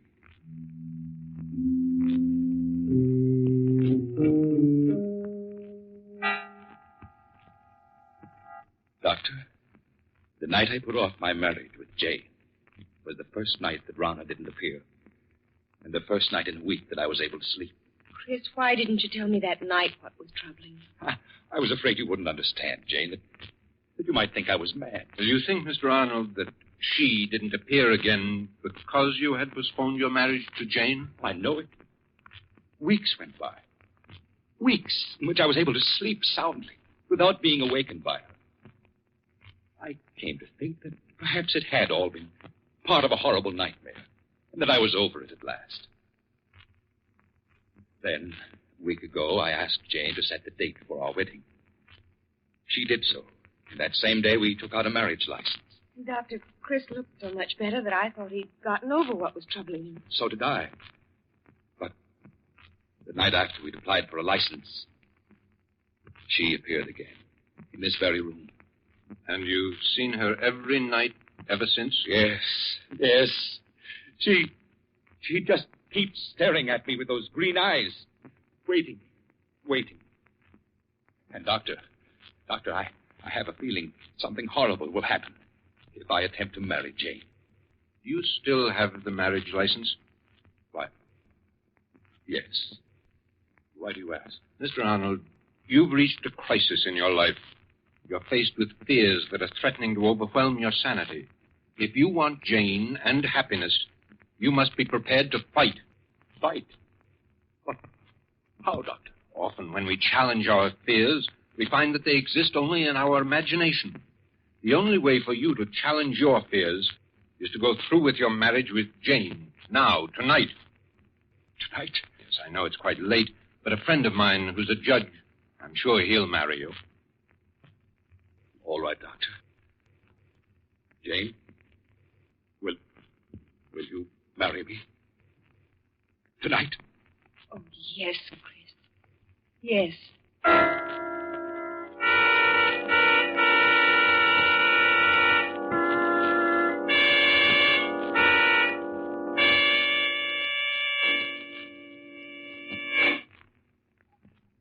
Sorry to get you up in the middle of the night, Judge, but for reasons I can't explain, it's important that these two be married tonight. That's quite all right, Doc. Always glad to oblige a friend. Have you got the license and the ring, young man? Oh, yes, sir. Here's the license. And here's the... What was that? It's only my cat, Lucifer. Never saw a fellow so nervous. Scat, Lucifer, scat. There, he won't bother us anymore. Chris, it's all right, darling. He's gone. What's the matter, son? Don't you like cats? No, he doesn't. Judge, would you mind getting on with the ceremony? All right, Doc. Never saw so many nervous people. Now, young man, you take her right hand. That's it. Now, shall I give the long ceremony or the short one? Oh, the short one, please. All right. You, Christopher Arnold, take this woman to be your lawful wedded wife, to love, honor, and cherish as long as you both shall live. I do. It's Runner. Where in blazes that cat come from? It's Scat. Chris, please, it's only a black cat. You mustn't pay any attention No, to it. of course not. Now, It's Runner, I tell you. Look at her eyes. Why are you so afraid of cats? I told you she's trying to prevent me from marrying Jane. Well, I'll get rid of her for once and for all. Chris, what are you doing with that gun? Put it down. This time I won't miss. Oh, I missed. She's escaped. She won't get away. No, wherever she's gone. I'll find her. I'll find her and kill her. Chris, come back.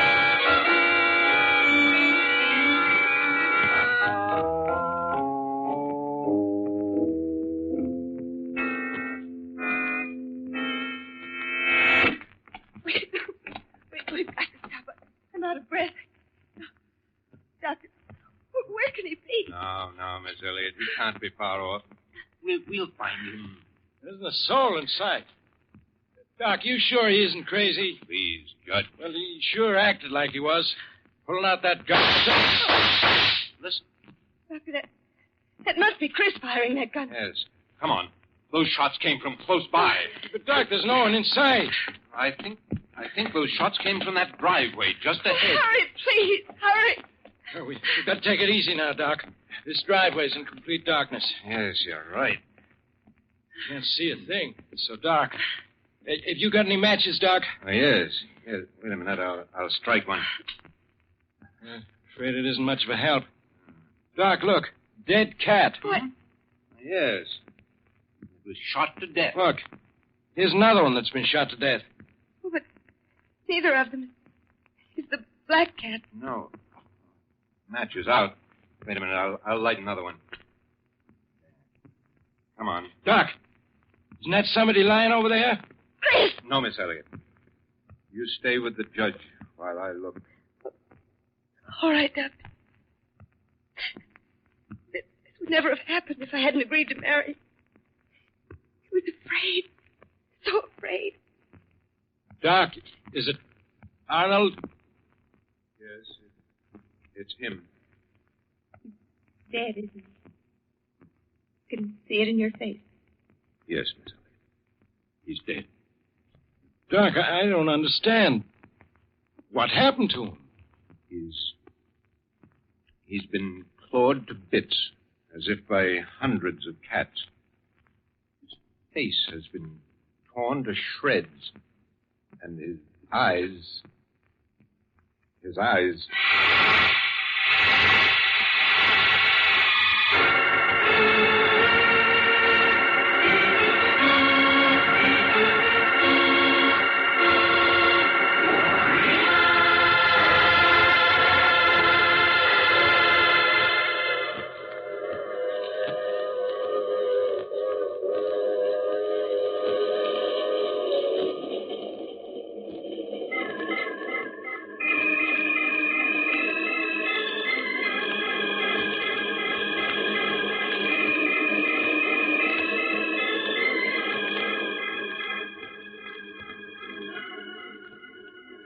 This is the mysterious traveler. Did you enjoy our trip? Too bad about Chris Arnold, wasn't it? Seems there just isn't any escape from a jealous woman, particularly when she's the queen of the cats.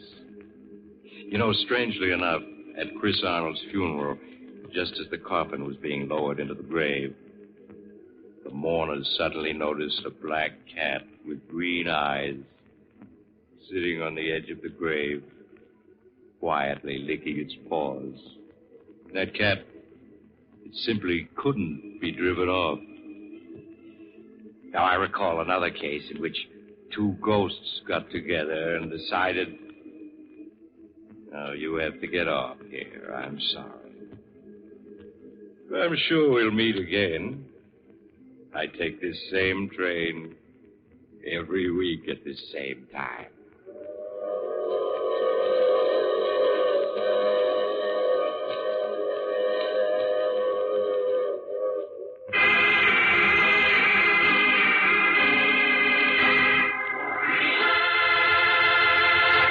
You have just heard The Mysterious Traveler, a series of dramas of the strange and terrifying. All characters in tonight's story were fictitious, and any resemblance to the names of actual persons was purely coincidental. In tonight's cast were Maurice Tarplin, Carl Weber, Inga Adams, Mitzi Gould, John Seymour, and Brad Barker. Original music was played by Paul Taubman. The Mysterious Traveler is written, produced, and directed by Robert Andrew Arthur and David Kogan. Listen next week to a tale titled 0 Hour. Another strange and suspenseful tale of the mysterious traveler. This program came to you from New York. Another program of tense and dramatic action will follow in just a minute. Stay tuned to the station for Official Detective. Carl Caruso speaking. This is the Mutual Broadcasting System.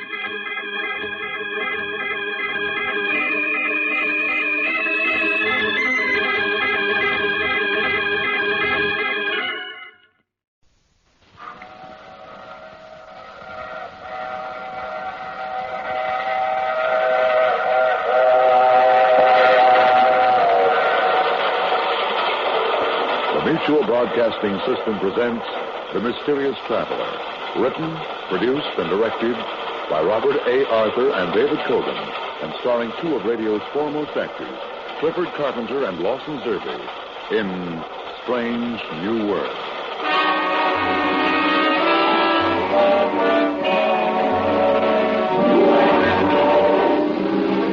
This is the Mysterious Traveler inviting you to join me on another journey into the realm of the strange and the terrifying.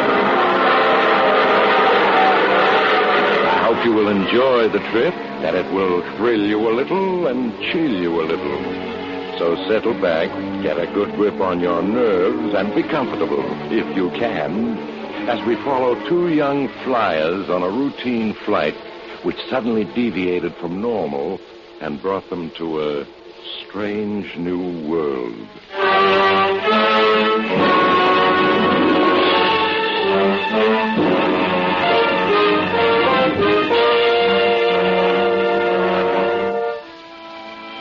Our story begins aboard His Majesty's ship, the submarine Valiant, somewheres in the vast Pacific.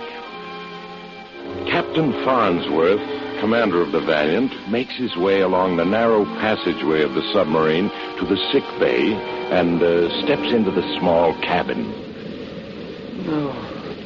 No, Pete, no. You're wrong. Wing flaps are down. Well, we're going to hit Pete. What? How is he, Higgins? He's not too good, sir.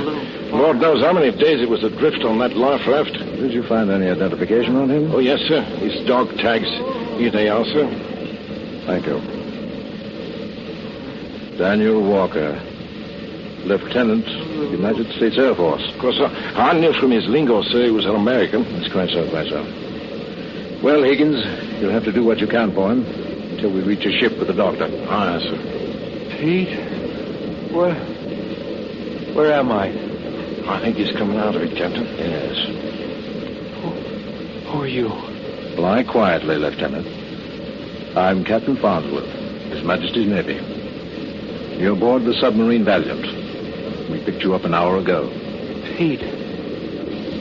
The island. I take it you were forced down while flying, Lieutenant. And what happened? Happened? Yes.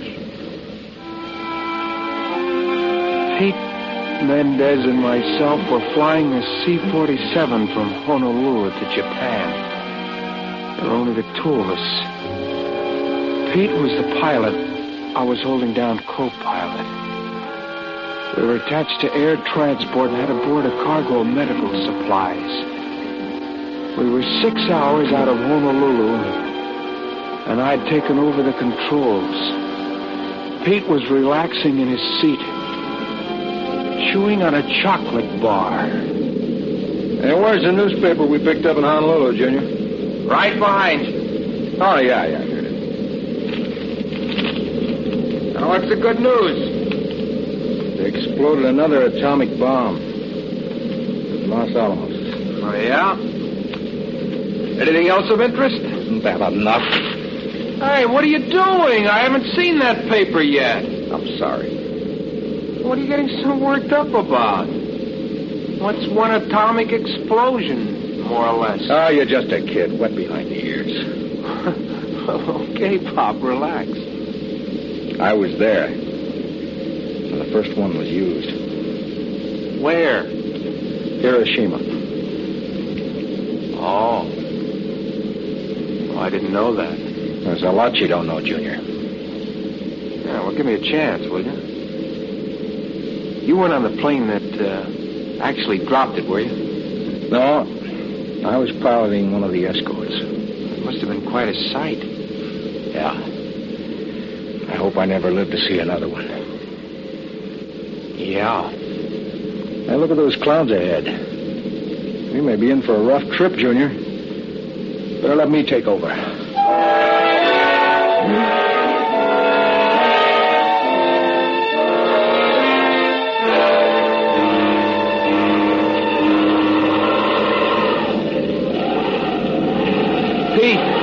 Look at our rate of speed. 125 miles an hour. Yeah. This typhoon we're bucking must be hitting peaks of 150 an hour. We're right in the center of it. Wide open? Wide open. How about turning back? We can. We're an hour past point of return. We've been taking this beating for hours. When's it going to let up? That's hard to say. The worst typhoon I've ever seen. Look at the compass, completely haywire. Any idea where we are? No, not anymore. How long do you think we can take this? What I'm worried about is the gas. We're running low. Yeah, how much we got left? 2 hours. 2.5 at the most. Well, that means we're going to have to set down on the drink. Yeah. Our one hope is that this lets up and we find a ship to sit down there. You better prepare a life raft. Stock it with plenty of water and rations. Okay. I'll take care of it right away.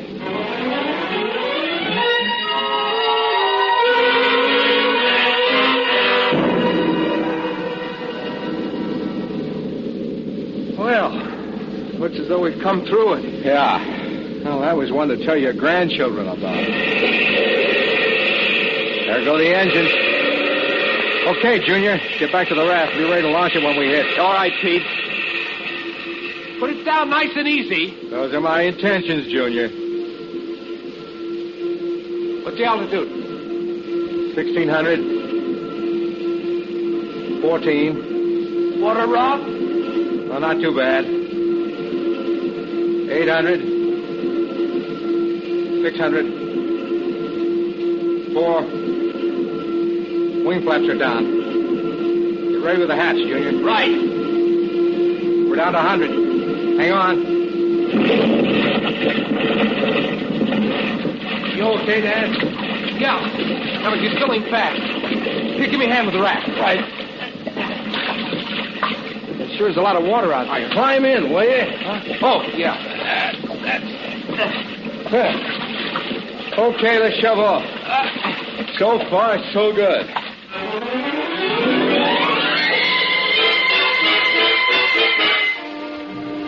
We shoved off into a sea that was running plenty high. In a few minutes, the waves carried us off, and the sinking plane was lost to sight. Pete rigged up a distress flag so we could be more easily spotted, and then we settled back to wait.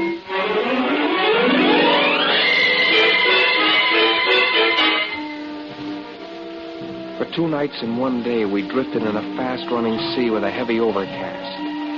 There wasn't a sign of a plane or ship. By the dawn of the second day, the overcast lifted and the sea became calmer. It was around noontime that Pete spotted the island. We rigged up a small sail and began paddling for it. You recognize the island, Pete? Have you any idea which one it is? No. Your guess is as good as mine. Looks fairly big. Yeah. Hey, look. The channel through the reef at the end of the lagoon is directly ahead. The tide is helping to carry us in. Good. Sure we want to end up on those reefs. Brother, we're really moving. Yeah, another minute or two and we'll hit the beach. You think there might be some natives on the island? There should be. Certainly looks big enough. I don't see any huts or anything. No. Hold on, we're going to hit the beach. Yeah. Oh, that does it. Hop out and give me a hand. Let's drag it out of the water. Yeah. Right. Oh, it sure feels good to be able to walk. Yeah. All right, pull. Okay. That's it. A little more. Okay. There. Oh. Hey, look at those coconuts. Yeah. Let's begin looking the island over, Junior. See if we can find any natives. Pete took some food and a canteen of water from the raft, and we started walking along the beach, now and then cutting inland to look for water. It took us 6 hours to walk around the island, and the sun was just setting as we got back to the life raft. Sit down, Junior. Take a load off your feet. I don't mind if I do. Cigarette? Yeah, thanks. Well, we found fresh water, signs that natives had once lived here, but they sure aren't here anymore. No. That's strange, considering the island is 3 miles wide, almost 2 miles long. I've seen natives living on islands 1/2 the size. Wonder why they left. Got any ideas? No? Well, it's just you and me. Sit tight and lead the right Riley. So we're picked up. Yeah. And the first thing we'll do in the morning is run up a distress signal on one of the palm trees. We'll also get brush together for a fire. Check. What do you say we have supper and turn in? It's been a long day. Okay, Junior. Sounds like a good idea.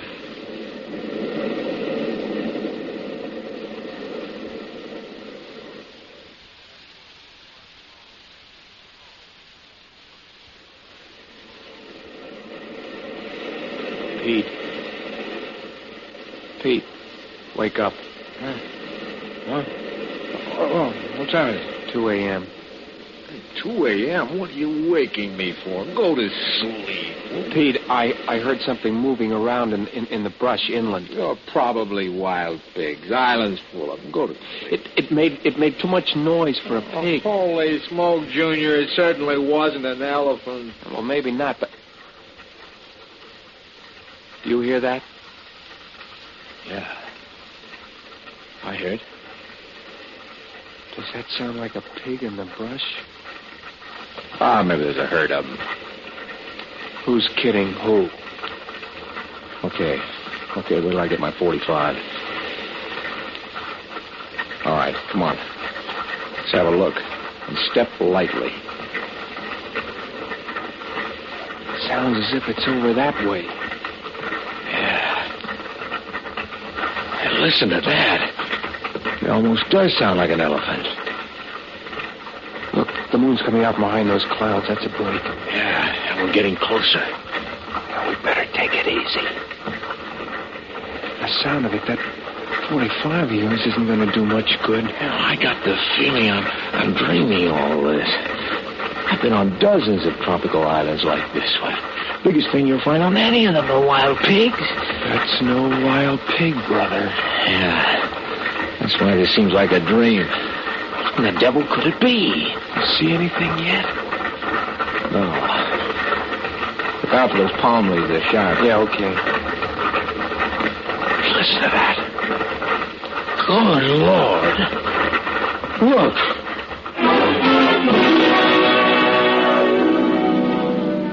It was like a nightmare. A nightmare you can't escape from, try as you will. There, 50 yards away in a clearing in the underbrush, was a monster. A monster that baffled the eye and brain for a moment, then began to come into focus and take shape. What I saw before me was a water crab, only 100 times larger than the crabs that scurried along the beach. The monster crab in the clearing stood fully 20 feet high, with legs the thickness of palm tree trunks. The antenna on its frightening head was yards long, and its eyes were unbearably evil, even from a distance. Its 12 legs carried it slowly but lightly through the underbrush. Don't move, Dan. We don't want to attract its attention. Pete, what is it? I don't know. It's a crab of some sort. Only 100 times larger than any I've ever seen. Yeah, that's what I was thinking. Oh, the size of it. It must be at least 18 feet high. And those claws. You could park a car under its belly. I can't believe it. It's moving off. Yeah. Do you think there may be others like it around? I don't know. I hope not. Look, it's moving toward the beach. Yeah, I see it. Yet I still can't believe it. Maybe it's an hallucination. Both of us having the same hallucination, hardly. Well, how do you account for it? I can't. It's on the beach going into the water. Yeah. There it goes. God. Look. We'd better stay here, Junior. And just sit tight for the rest of the night.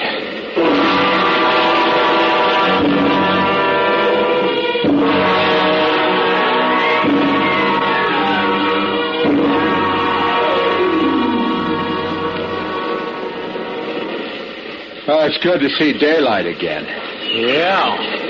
Let's take a walk over to that clearing in the underbrush. Where we saw it, huh? Okay. And what do you think about it? Well, I don't know. Well, maybe what we saw was just a fluke of nature. It's possible. Yes, possible. Yeah, what other explanation can there be? I've got one. But it's so incredible. Well, let's have it. I'll tell you later. I want to think about it some more. Well, here we are. Here's the clearing. Yeah. We first saw it by those palm trees over there. Look. The tracks of the monster. In the sand. Look how large and deep the tracks are. Yeah. It was a beautiful morning. Until now. Come on. Let's follow him. Okay. Now, they go through the brush here and towards the beach. Yeah. Yeah, this is the way we saw it go. Oh, the brush is flattened as though a tank had rolled through here. There's no problem following it. Look. Here's where it came out on the beach. Yeah, and there's the tracks on the sand leading into the water. It's out there. Somewhere in the waters of the lagoon. Yeah. Look. Let's unload the raft and then paddle out into the lagoon. What for? Holy smokes, don't tell me you're going looking for that monster. Well, not exactly, but I got a hunch. And I want to check on it. It's crazy paddling out into that lagoon. How do you know it won't attack once we get out there? I don't. It's just a chance we'll have to take. But why? So that I can find the answer to all this. Are you going with me? Okay. I'm going with you.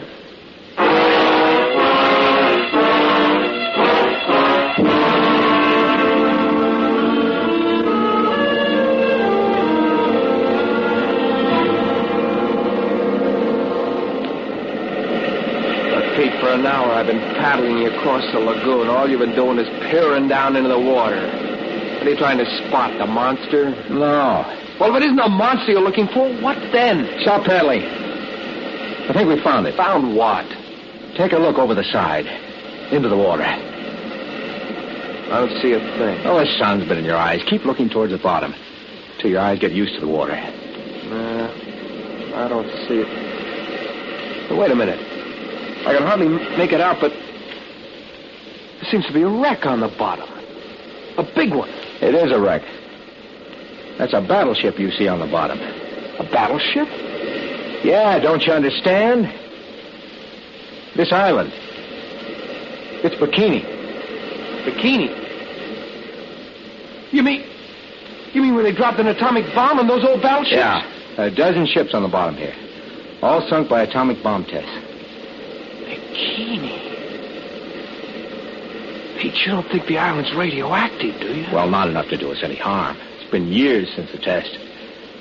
You said you had a crazy explanation for that monster we saw last night. Does that tie in with all this? Yeah. How? Now, look, you'll think I'm nuts, but here goes. We dropped a bomb into this lagoon to see what an underwater explosion would do to those warships. Now, what are you getting at? We know what the atomic bomb did to the ships. But do we know what effect it had on the fish life here in the lagoon? Are you saying that the monster crab we saw last night was the result of the bomb dropped into this lagoon? Well, what other explanation can there be? Remember, Dan, the effect of the bomb on the survivors of Hiroshima left wounds and illnesses that doctors had never seen before. Now, who's to say that the radioactivity in this lagoon couldn't have caused fish life to multiply in size 100-fold? It can't be. It just can't be. Well, why not? Radioactivity causing a crab to grow 1,000 times bigger? Well, how else can you account for that monster crab we saw last night? I don't know. Well, think about it. Meanwhile, let's paddle back to the beach. The two of us paddled silently across the lagoon to the beach and dragged the raft out of the water. Time and time again, I found myself turning to look out over the waters of the lagoon as Pete's words ran through my mind. His explanation seemed an impossible one, and yet, what other answer could there be? The two of us sat on the beach smoking, watching the moon come up over the lagoon of Bikini. Sure is a beautiful night. Yeah. Do you think they'll send search planes this way, Pete? Well, sooner or later, they'll find us. As long as we have fresh water and fish, we're okay. Yeah, I guess so. Pete! Look at the water of the lagoon. Holy smoke! Why, it's being churned up as though there were a dozen whales out there. Could it be whales? Not in these waters. Pete, there's something enormous out there threshing around. Well, maybe it'll break through to the surface and we'll be able to see it. Could it be that monster crab we saw last night? Oh, it's something bigger, much bigger. Bigger? Well, that would make whatever it is a couple hundred feet in length. Yeah. The way the water's being churned up, there must be a fight going on out there. Pete, look. They're coming out of the water. The monster crab we saw last night. Another one following. And still others. Dan, some of them are coming this way. Come on, we've got to get out of here. What about our supplies? There's no time to grab them. Get a move on. This way. There were dozens of them. Coming out of the water. They came out of the lagoon. They're fleeing the fight that was going on out there. Whatever it is, it's in the lagoon. I never want to see it. Well, it must be the side of the destroyer. Where are we ran into, Pete? I'm getting bushed. Oh, let's stop for a minute. Get our bearings, huh?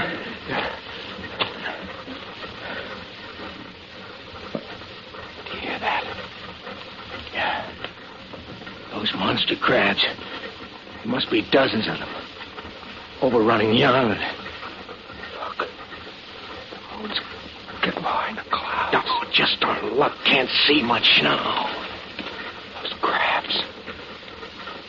This outfit, they're all over the place. Yeah. Pete, we're going to push on. No, we might run into one in the dark. We're better off staying here. One of them seems to be heading this way. Can you make out from which direction it's coming? No. The moon. Come on, fly behind those clouds. Hey, listen. It's coming closer. What are you doing with that 45? It's better than nothing. Maybe the sound of shots might frighten it off. It's getting closer all the time. But I can't see it. Can you? No. Keep your eyes open. Sounds almost on top of us. Pete! There it is! Look out! No! Pete! Pete! Right near the claw. The red fat. My chest. Oh, lie quietly. Let me look. Good Lord. Rip me open. Don't move, Pete. I'm going back to the beach for medical supplies. No, don't. No, it's too dangerous. It's no use anyway. No use? I'm dying. No, Pete. Oh, listen to me. No, first thing in the morning, this raft is still okay. You shove off.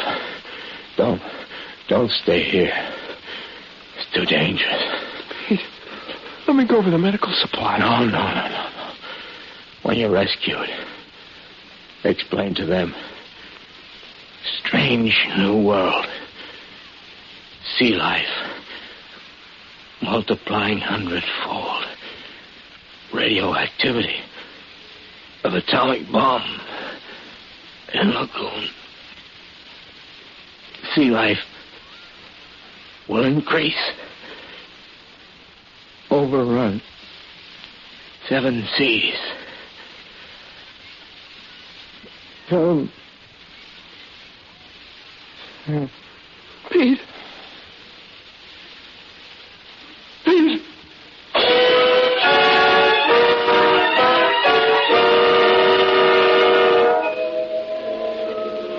I sat there beside Pete's body for the rest of the night.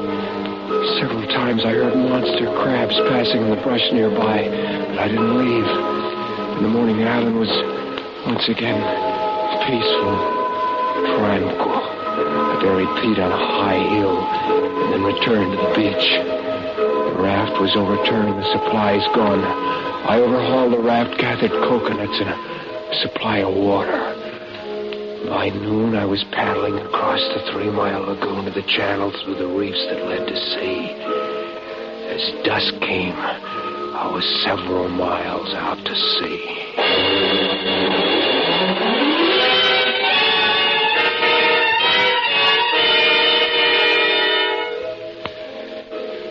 2 nights and days slipped by without my seeing a plane or ship. And more days. Soon my water was gone. The days that followed were ones of thirst and torture. The will to live left me, and I lost consciousness. Next thing I remember was feeling hands lift me and finding myself here. Where did you say I am? His Majesty's ship. Submarine Valiant. Submarine Valiant? Yes. Where'd you pick me up? 50 miles southeast of the island of Bikini. Bikini? Now you must lie back. Rest. What you need is sleep. Sleep, yeah. That's it. Close your eyes. That's it, lad. He's fallen asleep, sir. Yes. Poor devil. Did you catch his ravings about monsters and all that, sir? Yes. Poor chap is clearly out of his mind. Must be, sir. Yet his ravings gives the one the chills, they do. It's quite so. Devil, take it. What happened, sir? Feels as if we've hit a derelict. Carry on, Higgins. Aye, sir. What was that? Well, walk you up, did it? Too bad. Well, we may have hit a derelict. It's hard to say. The captain's looking into it. Now, rest easy, lad. Oh, me, what now? They're being tossed about like a ball. They're dragging us down. Nonsense, lad. I just start back and leave everything. Now hear this. Now hear this. Captain Farnsworth speaking. We're being attacked by some creature of the deep. All crew members to battle stations.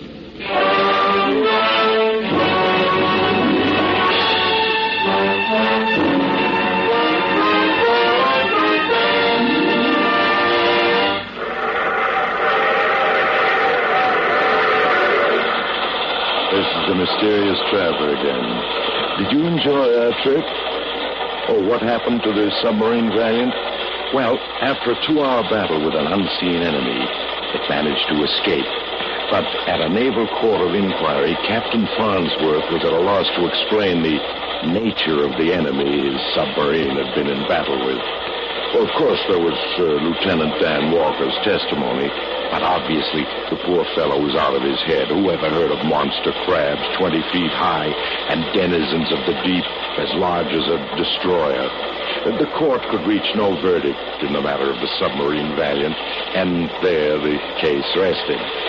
Oh, now, if by some chance you should happen to take a voyage across the Pacific, and one night as you stroll on deck, you see a giant... Oh, you have to get off here. I'm sorry.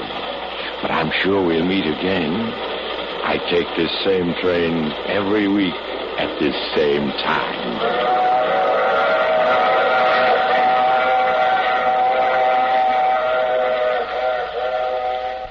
You have just heard The Mysterious Traveler. Now you can follow other tense and exciting adventures of The Mysterious Traveler in the current issue of The Mysterious Traveler magazine, now available. Bill Tonkin speaking. This program came to you from New York. And so the train slows. The last lamp flickers along the platform, and the shadows stretch long across the tracks. For 6 unforgettable hours, you've traveled through locked rooms, whispered confessions, cold revenge, and that thin, trembling line between the living and the not quite. If you find yourself glancing over your shoulder tonight, don't worry. That's perfectly natural. Until our paths cross again, keep your doors locked, your fires low, and your imagination wide awake. And before the darkness fully settles, a warm and grateful thank you to tonight's sponsor, Cozy Earth. If you're going to lie awake replaying eerie footsteps in your mind, you may as well do it wrapped in something worthy of the afterlife. Cozy Earth offers luxury bamboo sheets, home goods, pajamas, and loungewear that feel almost otherworldly. Save 21% with code Wilburhatch in the checkout. The link will also be in the show description. Every purchase helps me keep this channel alive. Soft sheets, quiet nights, questionable peace of mind. Good night, friends and travelers.